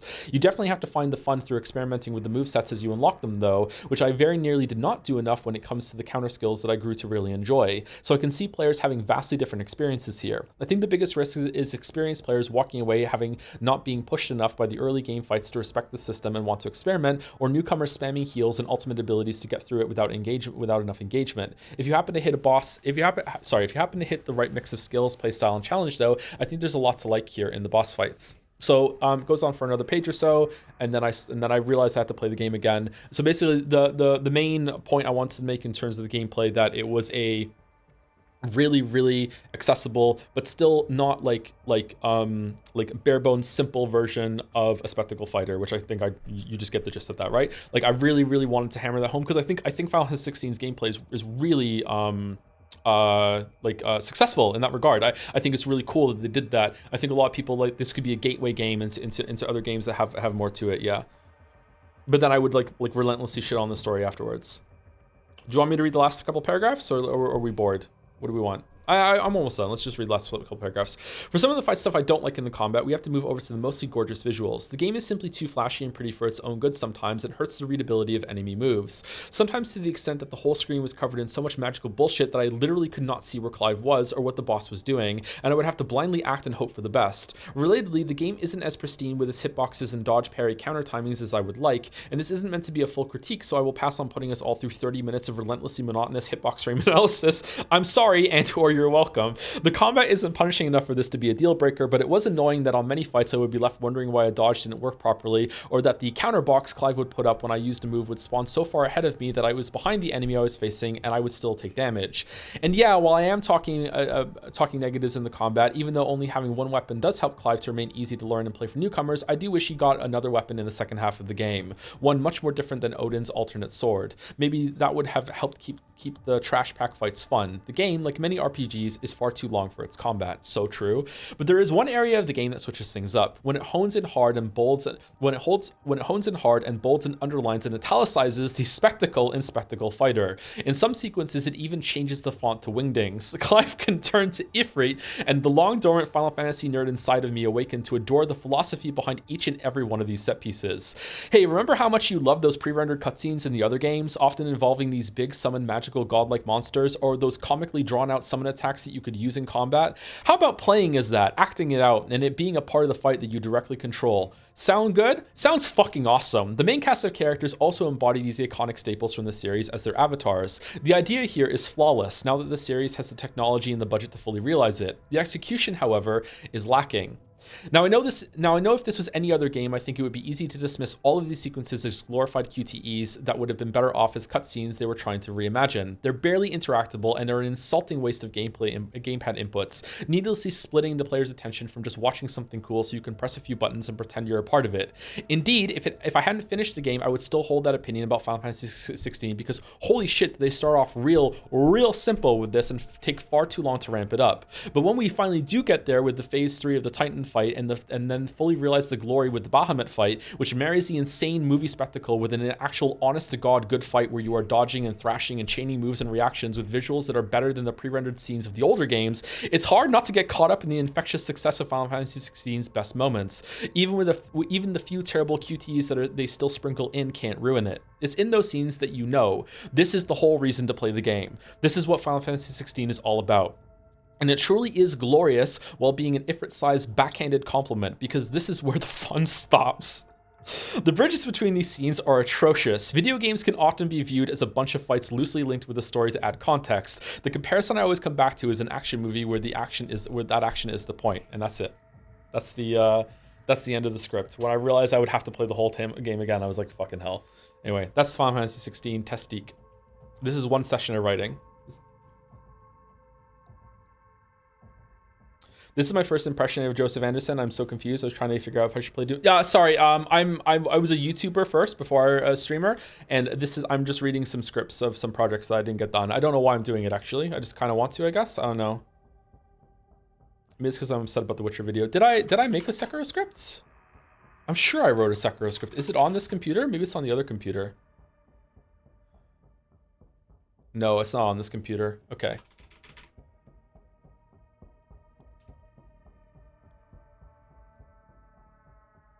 What's the worst part of Sekiro? The story.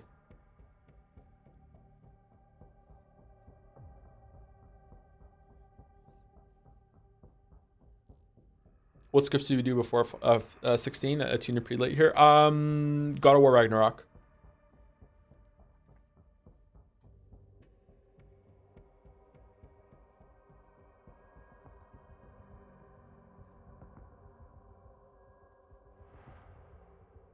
The story, not the headless fights. The headless fights are the worst part of gameplay, yeah.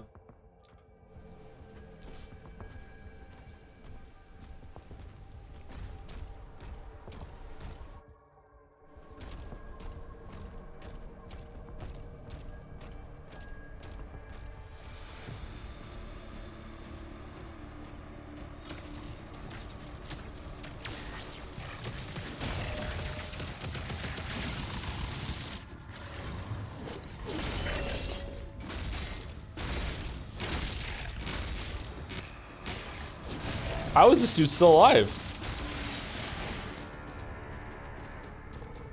Thanks for sharing the show. I really enjoyed it. I'm glad someone did.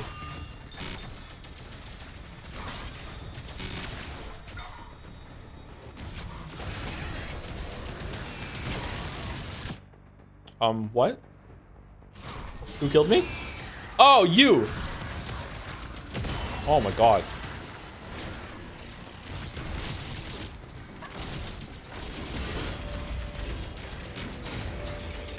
Uh-oh. Uh-oh. Uh-oh. Greetings, Weebs.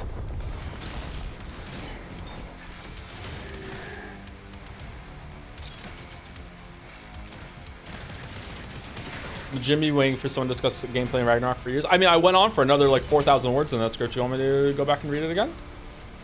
Nah, you have to wait. You have to wait. You have to wait 4 more years before the video's finally done. You have to wait.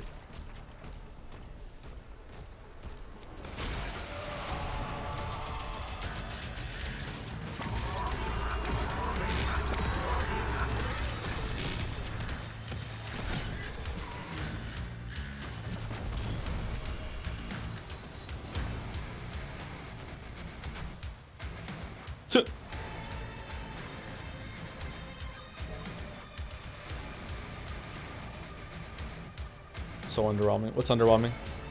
Doom?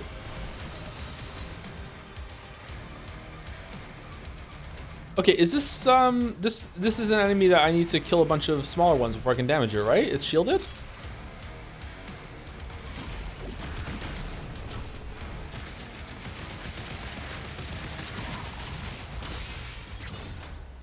Oh, it's disabled now, okay.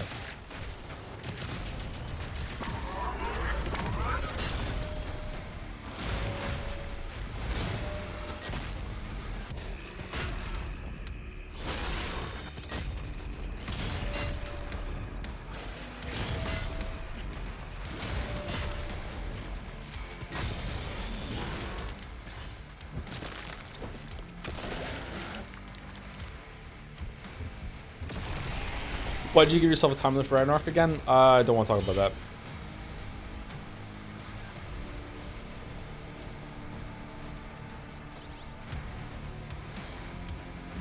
Sorry, I know it's a bad answer, but I don't want to talk about it. Oh shit, I'm dead. I'm curious, when talking about the demo, would you have mentioned that the demo had protagonist switching to Joshua when the game didn't? That honestly felt like false advertising, building expectations. Yes, yep. That definitely was something I was expecting to do a lot more, and I was really surprised they didn't do that. I wouldn't go as far as to say it's false advertising, but it definitely gave false expectations, yeah. If someone made the argument that it was false advertising, though, I probably wouldn't fight with them too much about it. I'd probably be like, yeah, you have a point.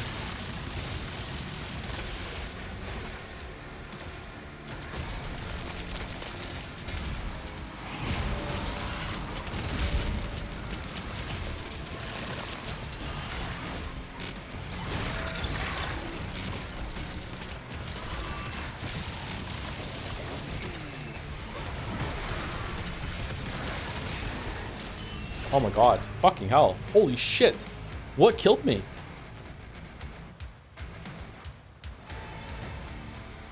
Best story in a FromSoft game? I don't really think the FromSoft games have story, but I think probably Elden Ring comes close enough to having one. FromSoft games have lore and world building. They don't really have story. Unless you want to say that, you know, like what you do as the chosen undead in Dark Souls 1, like journeying to the places is a story, then okay, I guess you could make that argument, like in a technical, like literal sense. Yeah, sure, you can build a narrative there, but it doesn't really come across as a story to me. Elden Ring probably comes closest to having an actual story, IMO.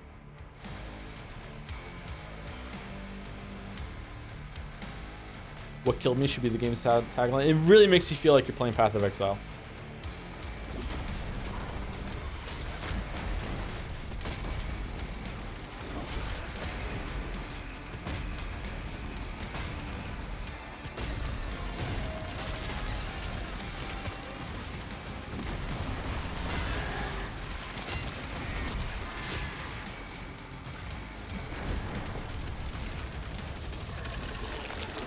What? Oh my god, what the fuck?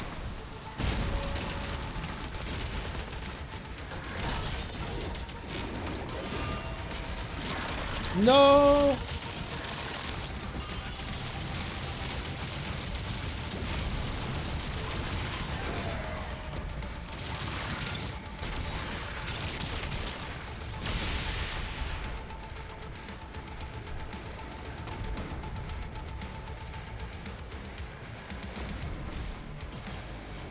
Whoa, where is he?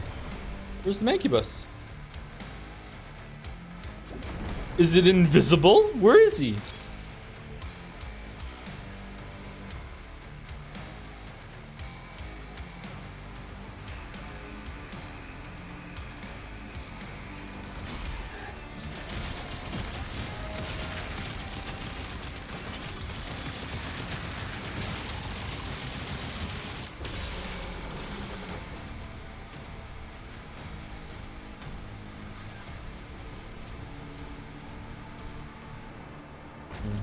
Sorry, I'm not really feeling all that great after reading those scripts out loud, chat. Sorry, I'm just having some bad emotions. So sorry, I'm gonna be quiet for a little bit.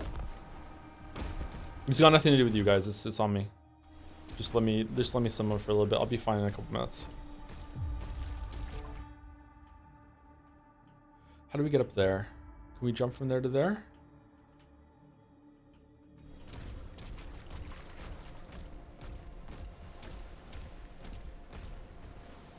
This looks like a place that you should be able to get back up to.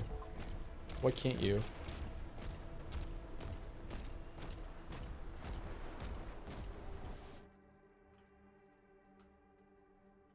Oh, did I just skip a whole thing because of that? Because I accidentally fell? Oh shit, that sucks.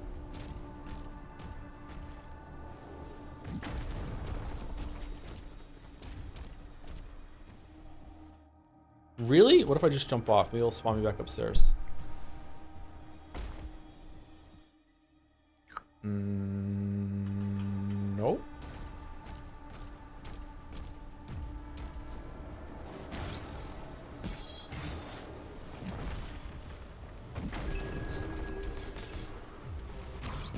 Is he 100% in the game? No, I do not want to 100% the game, but I do want to try and get all the secrets as I play the game for like the unlocks and stuff.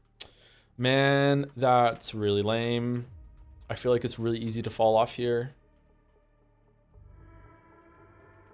Shit. Huh.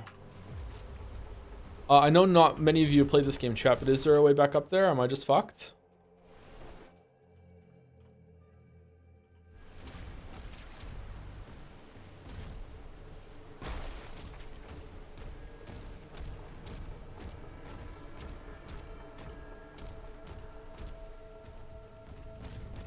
No way up and you don't have an objective marker? Oh shit, do I have to restart the checkpoint? Uh-oh.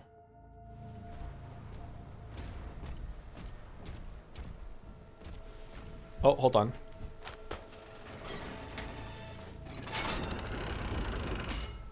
Why would they make it so you can fall then? It's probably just an oversight. They didn't expect players to fall there. Maybe it didn't happen in testing. You may now access the nearby stasis emitter. It's okay. It's not the biggest deal in the world, but it is kind of frustrating. I wanted to do that battle. Am I going to be like down a health upgrade now? I think this game needs checkpoints to spawn when you want to redo a level instead of having to do the whole thing all the way from the beginning. Maybe it does after you beat the game.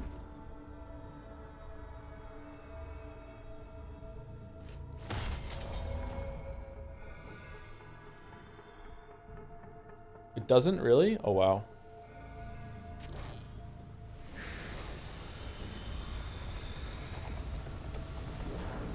In Eternal, you can teleport back to the whole level once you got near. Oh, yeah, you could do that, couldn't you? Wow. Why didn't they let you do this one? Is it because the levels change as you move through them, maybe? I don't think the level design has been better enough to justify losing that. In fact, I don't even know if the level design has been better at all. This level's been cool, though.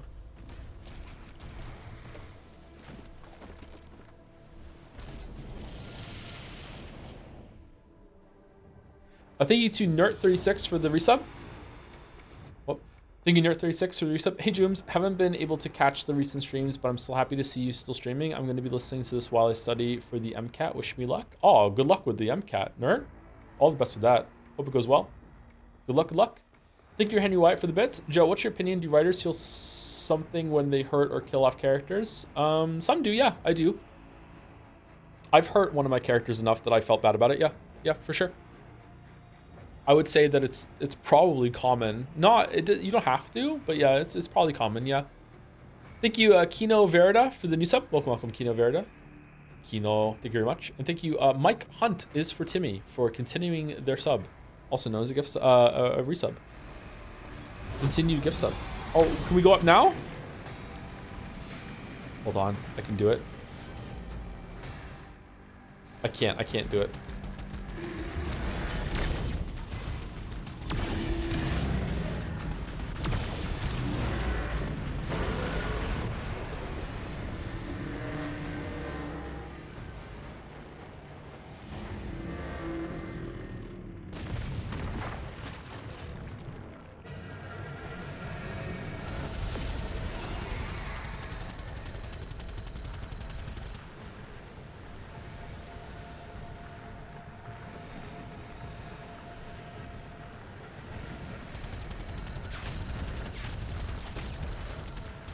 They got some cool spectacle in the levels, but the actual design levels seem like their goal is try to make the game bigger in a way that isn't necessarily better. Yeah, I would say that if I was to make a video on this, which I don't think I am, because I'd have to play 2016 Eternal a lot over and over and over again, and I don't want to do that.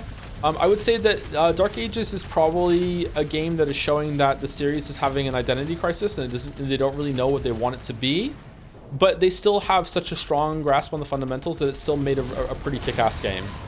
You know, like it's not like oh, it doesn't really know what it wants to be and doom and gloom, holy shit. It's like, no, it's still pretty good. It's just that it's kind of maybe floundering or lost its footing after Eternal. Like, it doesn't really know. It knows that it doesn't want to keep doing the same thing, but they don't know exactly what that new thing is, and they're just trying things out and seeing. And they're also taking a lot of cues from different games that are around, like Halo and God of War. Weirdly enough. And I support it. I think it's good. I don't think it's a waste of time. I don't think it's a waste of money. I think it's a really good game, and I think it's a good experiment, and I hope they learn a lot from this. But who knows? Maybe I'm completely wrong.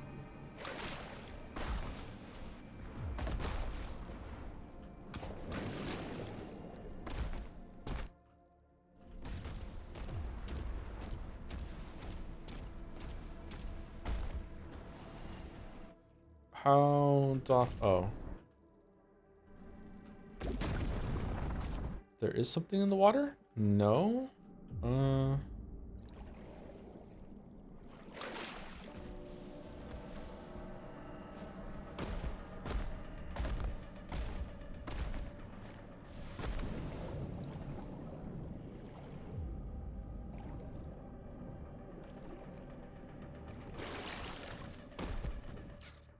God, so much work went into these levels for something that you just like laze your way through. Oh, the last shield. Good.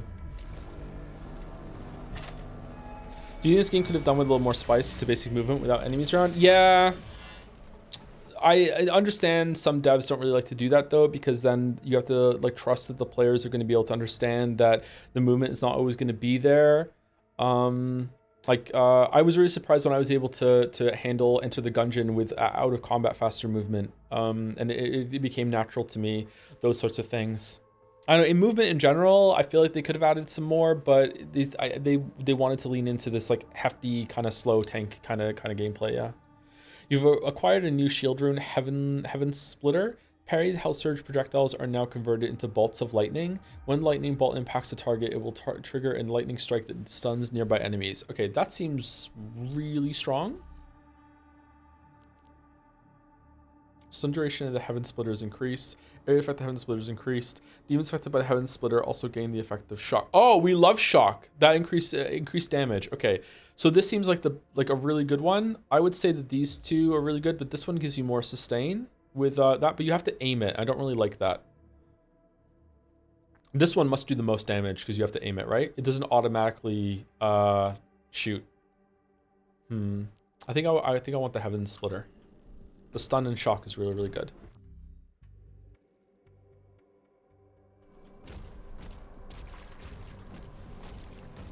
How close are we to the end of this level? Chase and destroy. I think we lost one of those. Kill the leader demon. We might have lost one of those too when we fell down. Shit.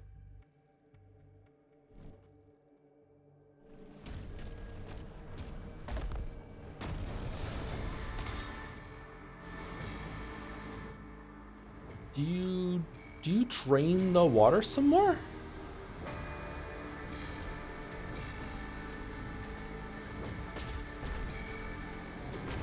I'm on tumblr.com. I'm using tilt controls.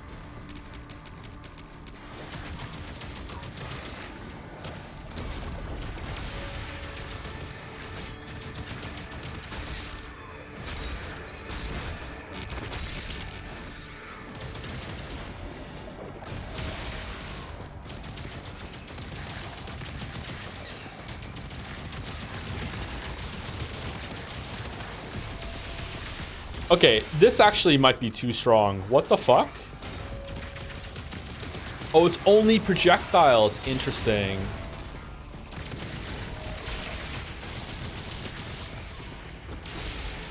Maybe that's the drawback.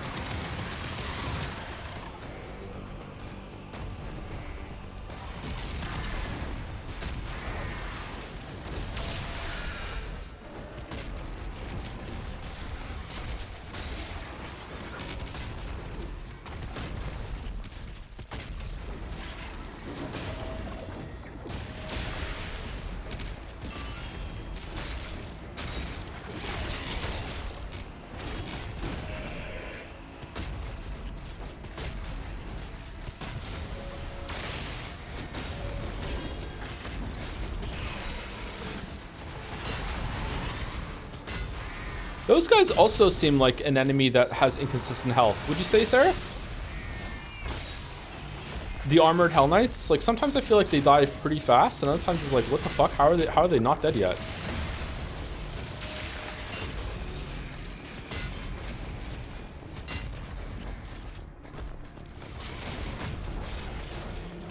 Oh my god. I think everything bigger than a spider demon does. Yeah, spider demons definitely do not have more inconsistent health. Yeah.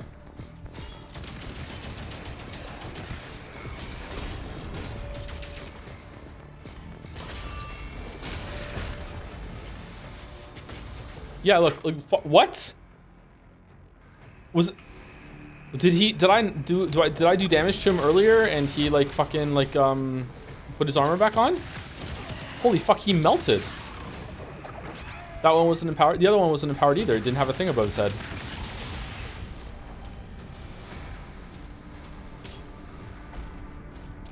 I thought when they empowered, they have a blue thing above their head.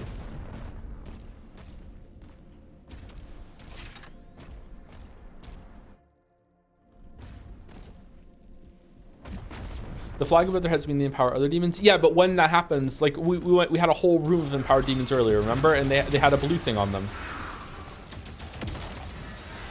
That Hell Knight we were fighting didn't have a blue thing on them. Maybe it was empowered and just didn't have the blue thing? Maybe. Okay, I like this one a lot. I like the stun, so I'm going all in on this one.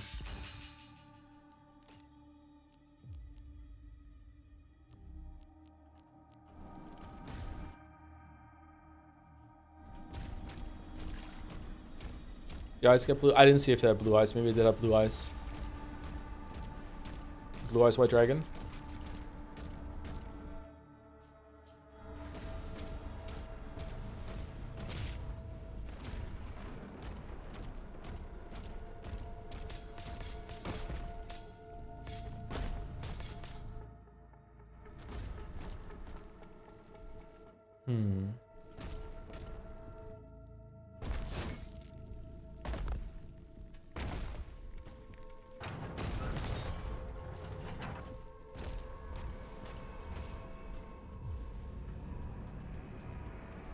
How do you feel about Oberdin? Now it's been a while, especially in comparison to Blueprints. I have a video on Oberdin if you want to go watch it. Those are my thoughts on Oberdin. I think Blueprints is way better than Oberdin, but Oberdin is cooler, more streamlined. Definitely an easier experience to recommend. But Blueprints has a lot more complexity to it, and it's probably more interesting overall. Blueprints is a really cool game. Oberdin is just a little too simple, I think.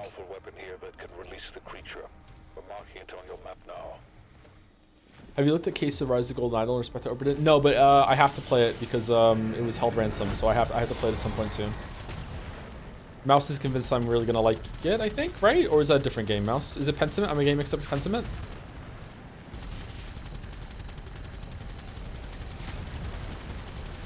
We're gonna stream it sometime soon. Yeah, I have to. Whoa, where is it? Where'd it go? Oh, it's up there.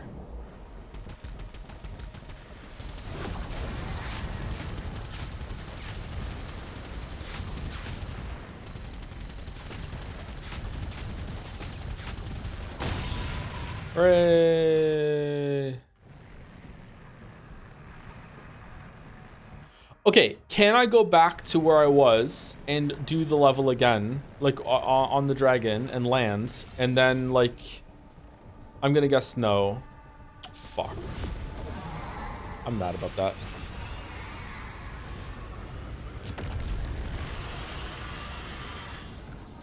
I've heard that some of the writers for that game show up on Tom Scott's quiz podcast. Which game? Golden Idol? Okay, this is another level. We're at 4 hours. I really need to pee, and also I'm supposed to go live with Mouse in 40 minutes. So I'm gonna go take my break right now. It's over 4 hours as well. Sorry we got distracted with the scripts. Anyway, I'll be back in a little bit. Oh, thank you to Zero Nanashi before I go. Thank you very much for 3 subs, Zero Nanashi. I'm just gonna go pee and get a drink, and then I'll be back and we'll play some more. About 5 minutes.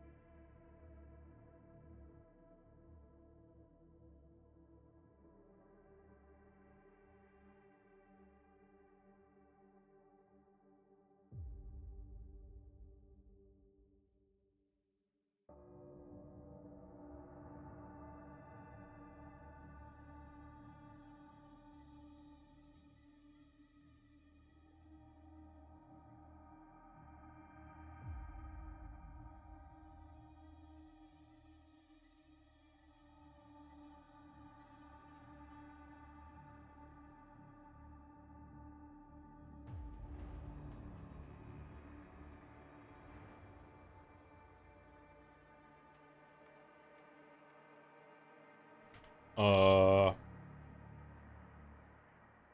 died? Okay.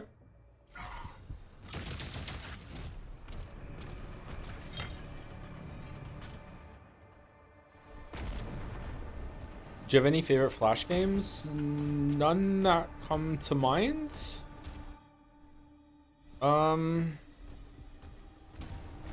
Maybe if I went like on a journey, you know, through my mind palace and looked at some Flash games, I remember some ones that I liked. Was N and N plus, were those Flash games? Because if so, probably that game was actually really good.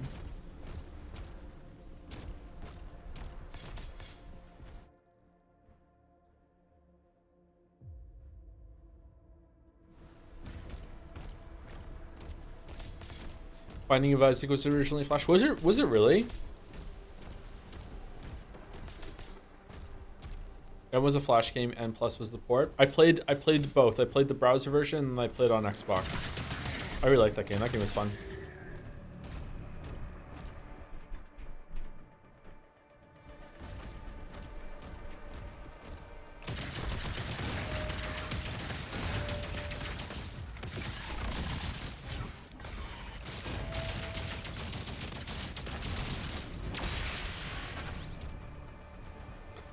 In Sekiro, do you think the pun of worm granting immortality is a happy coincidence? Monks mishearing what exactly they needed to eat?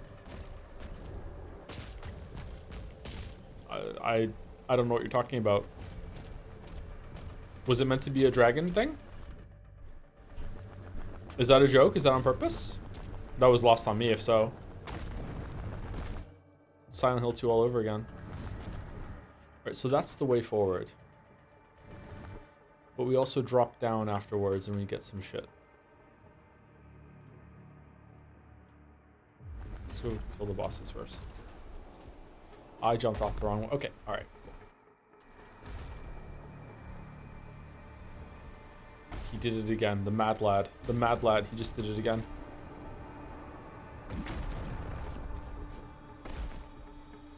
No! No wonder you didn't like Sekiro Story. Yeah, true. I wasn't paying attention to it, clearly. Honestly, I probably wasn't. Like, I don't trust FromSoft as a storytelling like medium, so like I usually just like I just check out. I don't give a shit.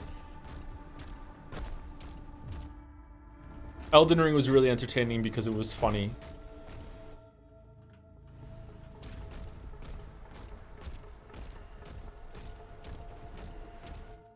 What? Okay, I guess I go at first and then I open the path. Never mind. I'm stupid. Did you play all Sekiro endings? I'm pretty sure I got all the gameplay endings. There might be an ending somewhere that I didn't get for the story, but I beat all the bosses if that's what you're asking.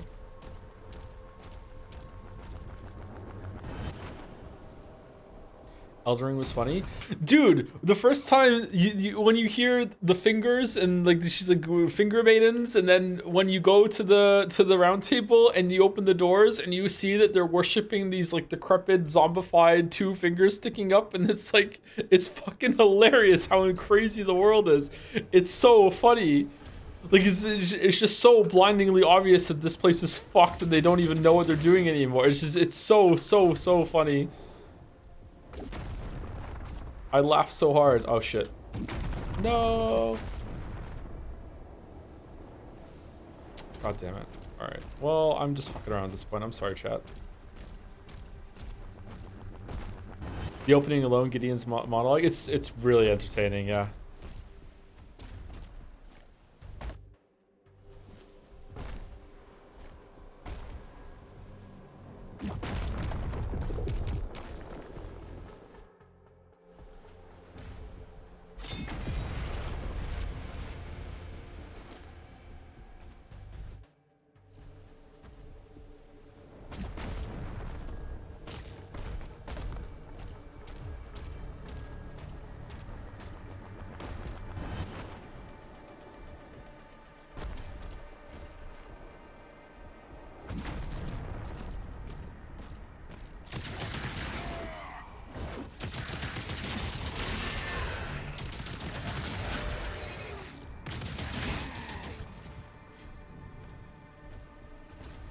stand and fight.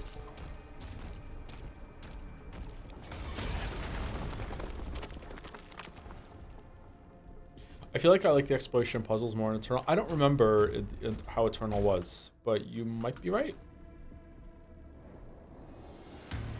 Oh, that did not feel like someone I was supposed to do.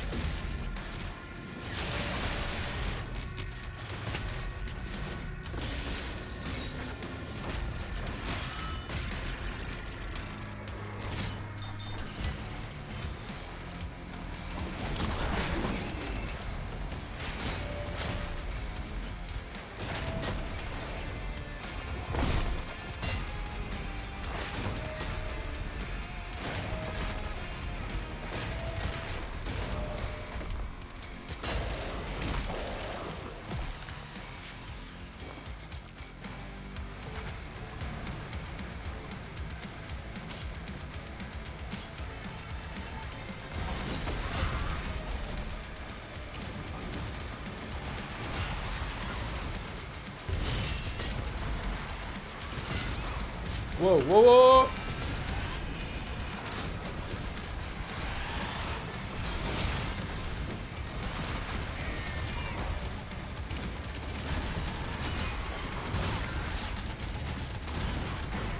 Yeah, okay, deserve. Wait, what? Why was the super shotgun? Did I run out of ammo? What happened there? I'm getting too old for these games.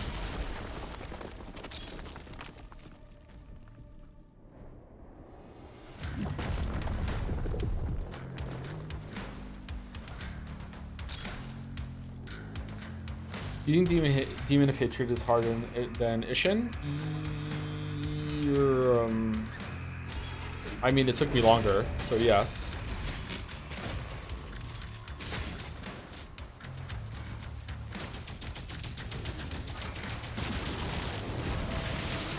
I would say they're probably equally hard, but in different ways. They require different things of you. I watched someone beat Demon of Hatred a while ago, and it made me wonder if I wasn't even playing the game right when it came to fighting him.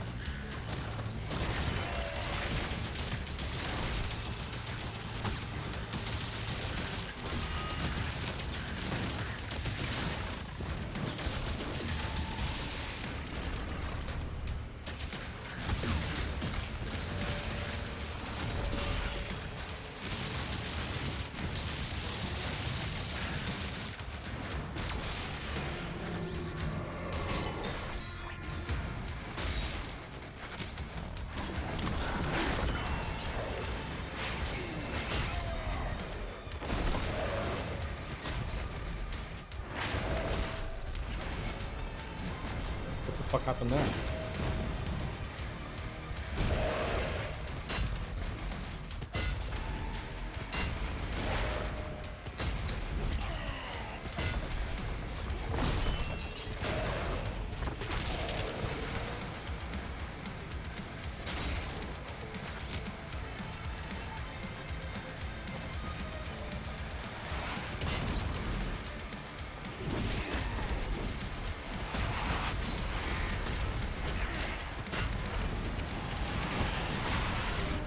Fucking hell. Okay. Wow.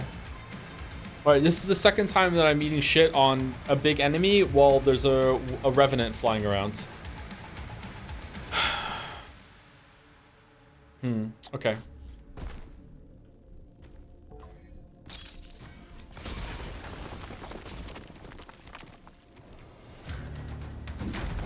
I really like that the guitar solo kicks in when enemies are spawning. It's cool.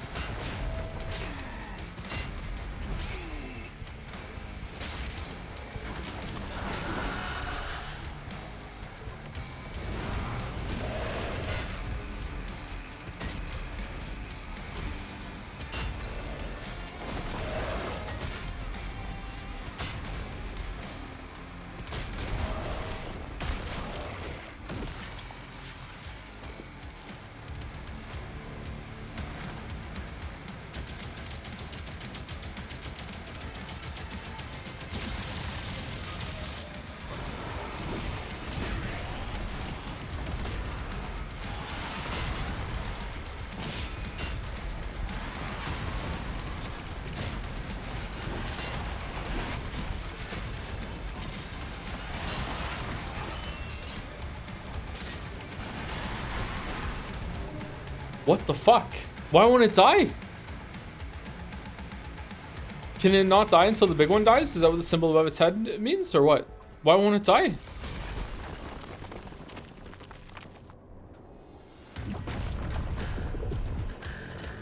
It's a mini, even as a mini boss, why won't it die?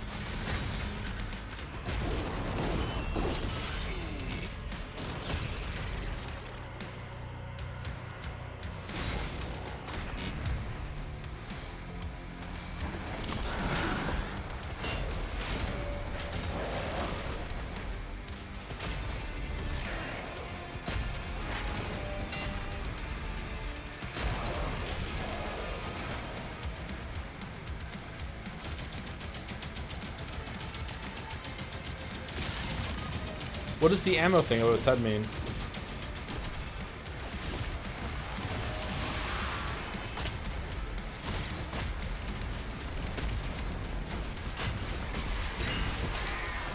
Okay, I hit it way more times last time, didn't I? Oh. Okay. It means it had an upgrade thing on it. Okay. That was weird. Did some dynamic difficulty kick in and it took pity on me, or what? This time you shocked it. I guess I thought I shocked it last time too. I guess maybe I didn't. Maybe the shock from getting the parries is stronger than the shock from the gun.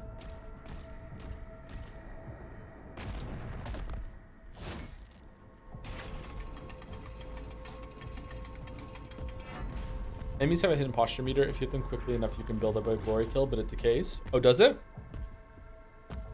Hmm.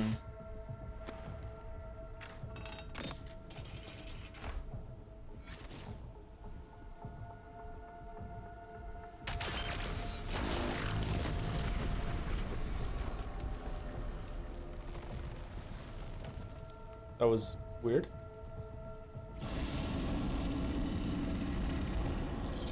Uh-oh.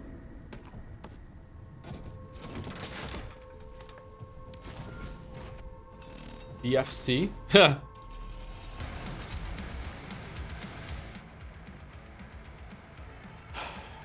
Press V to equip the BFC and deliver massive damage to demons in your vicinity. The BFC has very limited ammo, which can be found in the world to replenish your stock. Your shield is unavailable while you have the BFC equipped.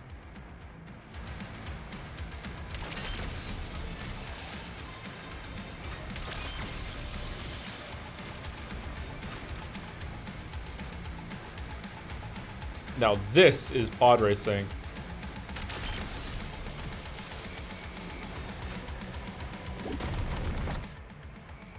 He said, dying.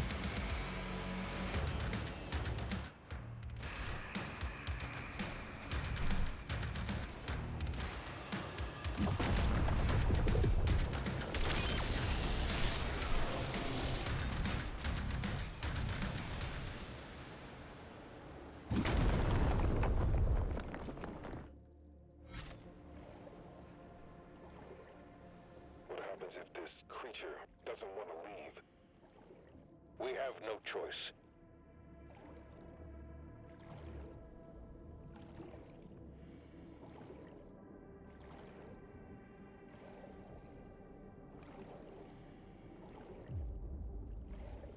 Oh, thank you, Outsin, for the resub. Arguing with Umi Dan about the Umi plot has me losing my Umi mind. Might speedrun ahead just to Umi prove to myself they're Umi wrong. Experiencing Umi Neko like this has been Umi great. Thanks to you, Umi Joe, and the whole Umi community. You're welcome, Outsin. Oh, that looks weird.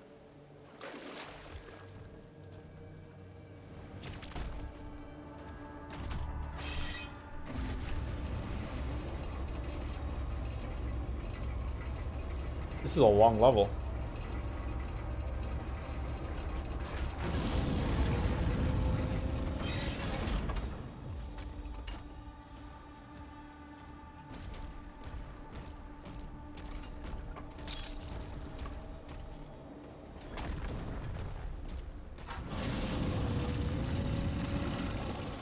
Matt?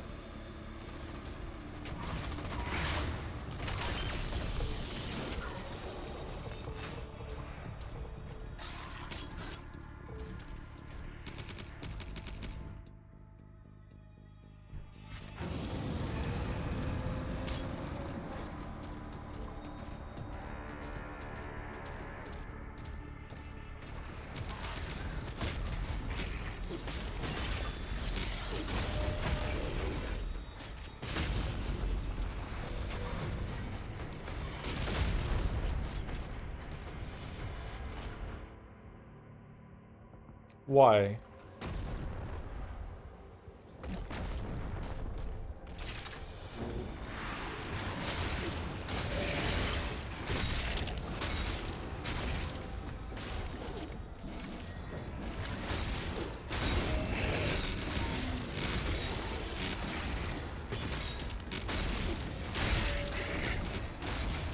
The bitrate killer.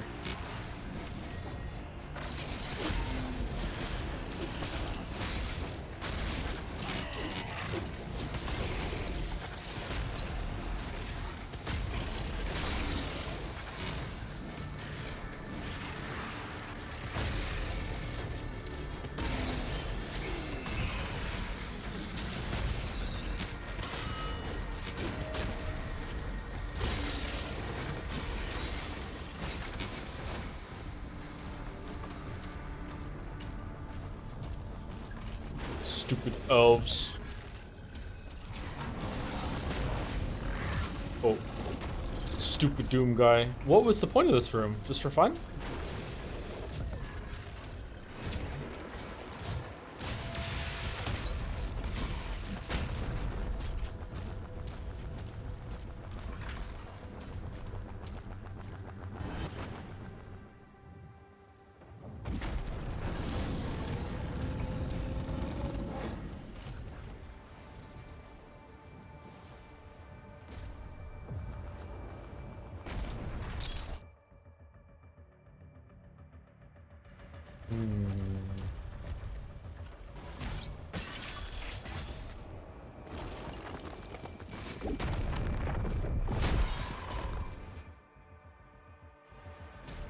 Were we here earlier?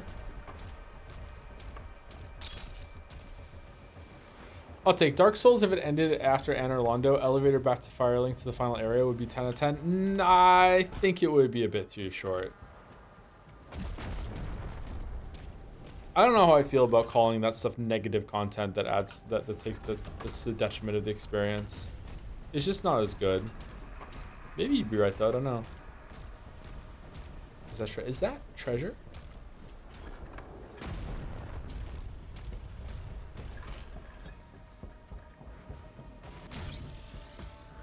Really? Okay.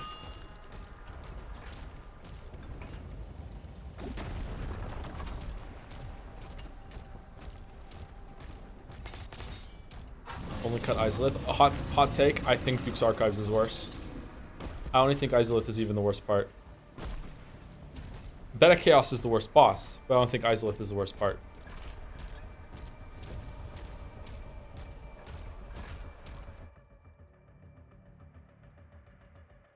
Tomb of Giants. Tomb of Giants is kind of shit too. All the last areas are kind of shit. Where are we going?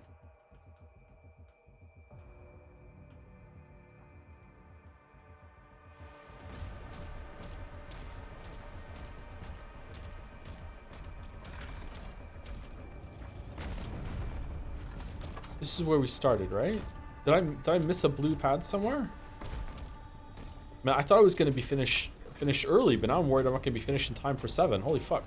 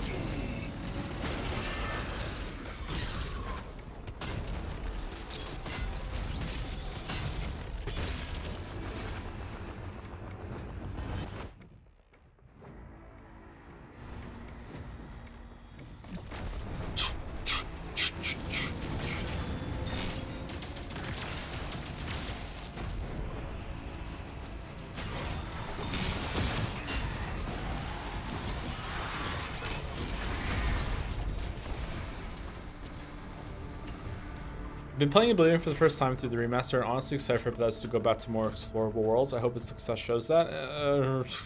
Let's not talk about that. Oh man, let's not talk about that. I agree with you, but let's not talk about that.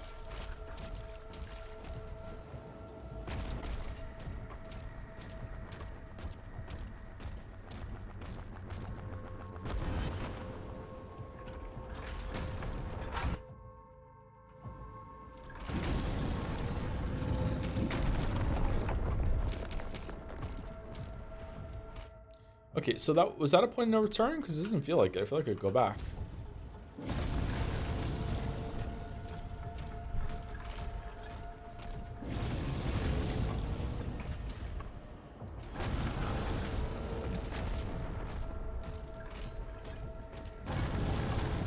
Oh man, calm down, dude. Did you make a Starfield script as well? I did not make a Starfield script as well, no. Safety switch is ahead.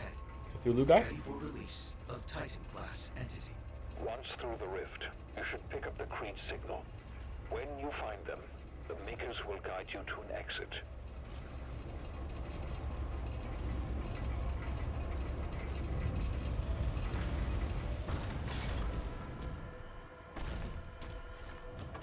Uh-oh. Oh, we're back here where we fought the first Komodo thing.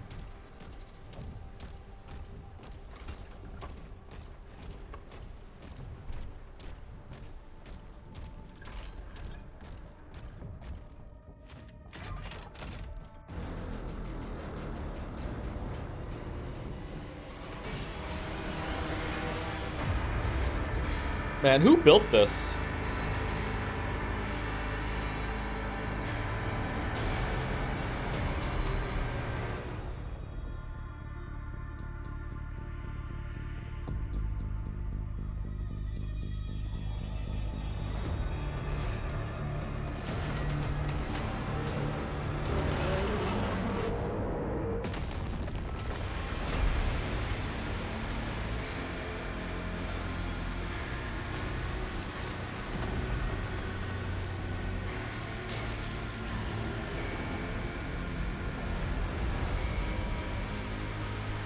Anyone have any idea what the fuck we're doing right now?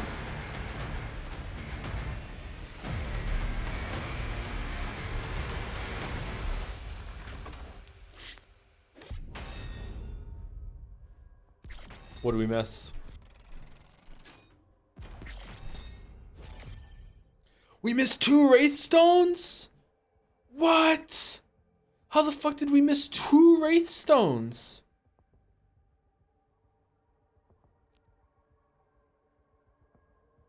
Holy shit. Do you want to know? You'll be mad. Yeah, I want to know. How did I miss them? Did I miss a whole area?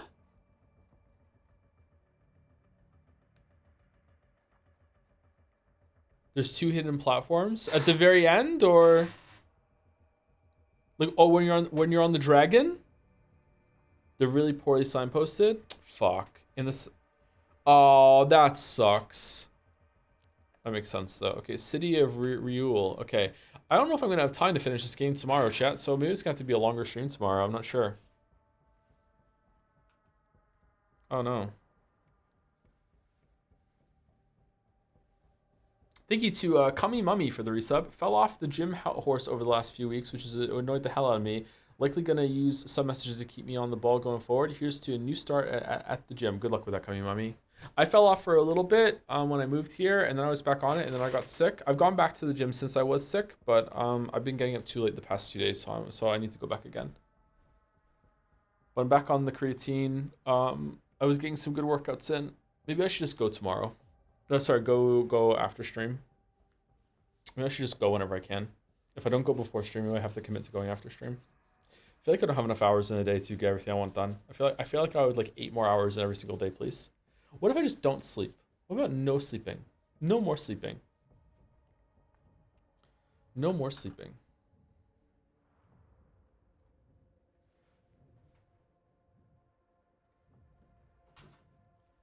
Dark Hour would go hard. It really would, wouldn't it?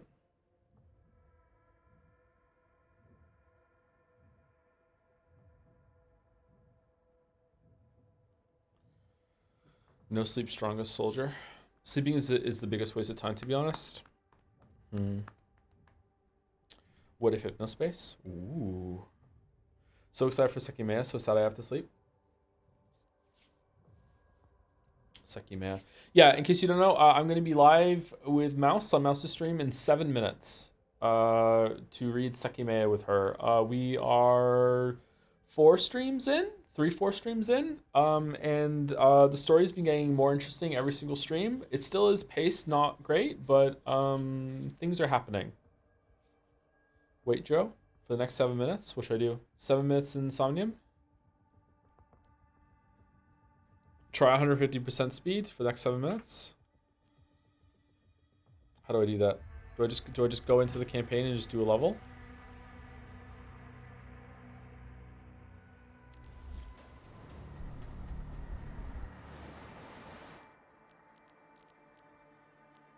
Is it harder for the game to run at 150% speed? UI blind. Wow, I haven't even started looking and you're already putting in like UI blind. That's crazy. Right, there we go. Why would they hide this from us? The major signal was here. Hold your position.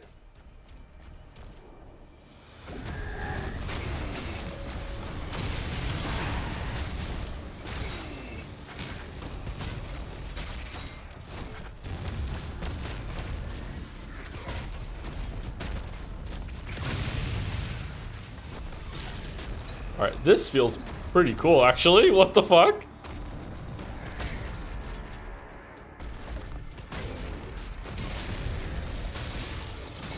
You know what the funniest thing about it is? It shows you how heavy you are, because when you jump, you just fucking drop. Boom. Like it's like the jump is like non-existent.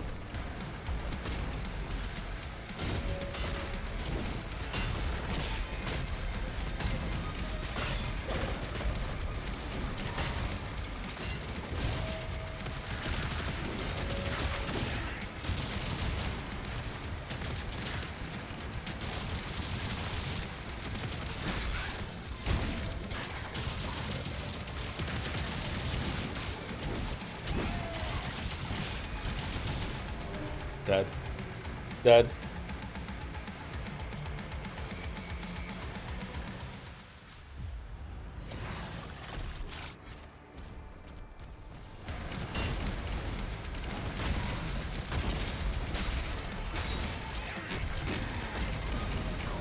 Dead.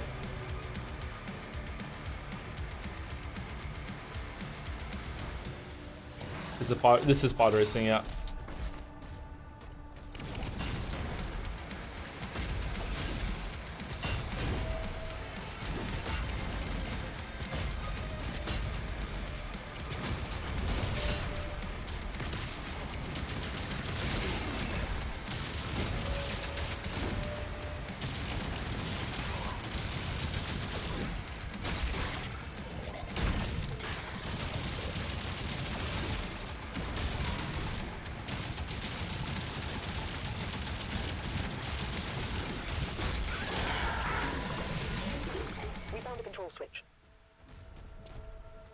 Okay, I kind of like it.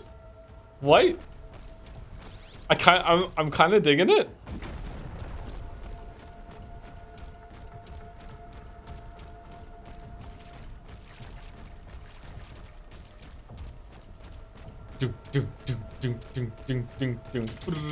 It doesn't feel that much faster. How does it feel to go back down to oh no. Have you just ruined the game for me? Oh no, it's okay. It's okay. It's all right. It's not ruined. We can't keep that on for too long though, or else it's gonna be like Rhyme Doom Guy. Like there's no way we can do it. 160 hertz monitor moment. Yeah, for sure. For sure.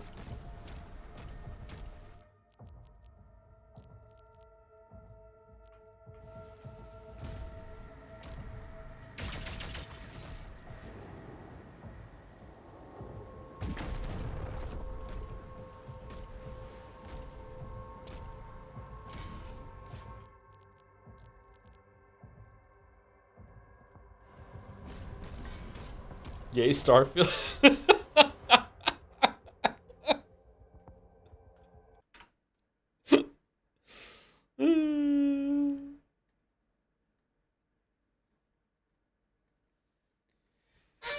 Oh, well, I've been playing this game. I found it kind of have an inverse difficulty curve. Was curious what you if you had the same experience. No, but these games can sometimes have that because you get better at the game faster than the game is increasing the difficulty. So it can be quite difficult to do. Yeah, it can be quite difficult. Yeah, for it to balance that.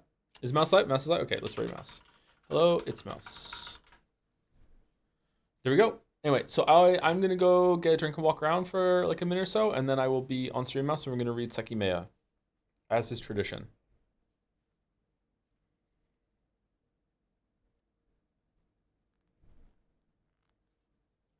Thanks for stream. Thank you for watching.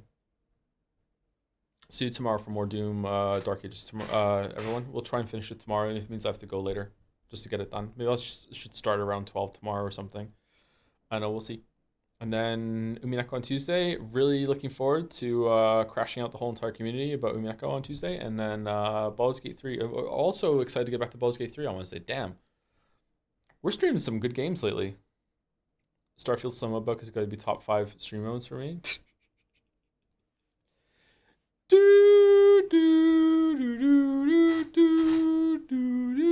Anyway, see you later.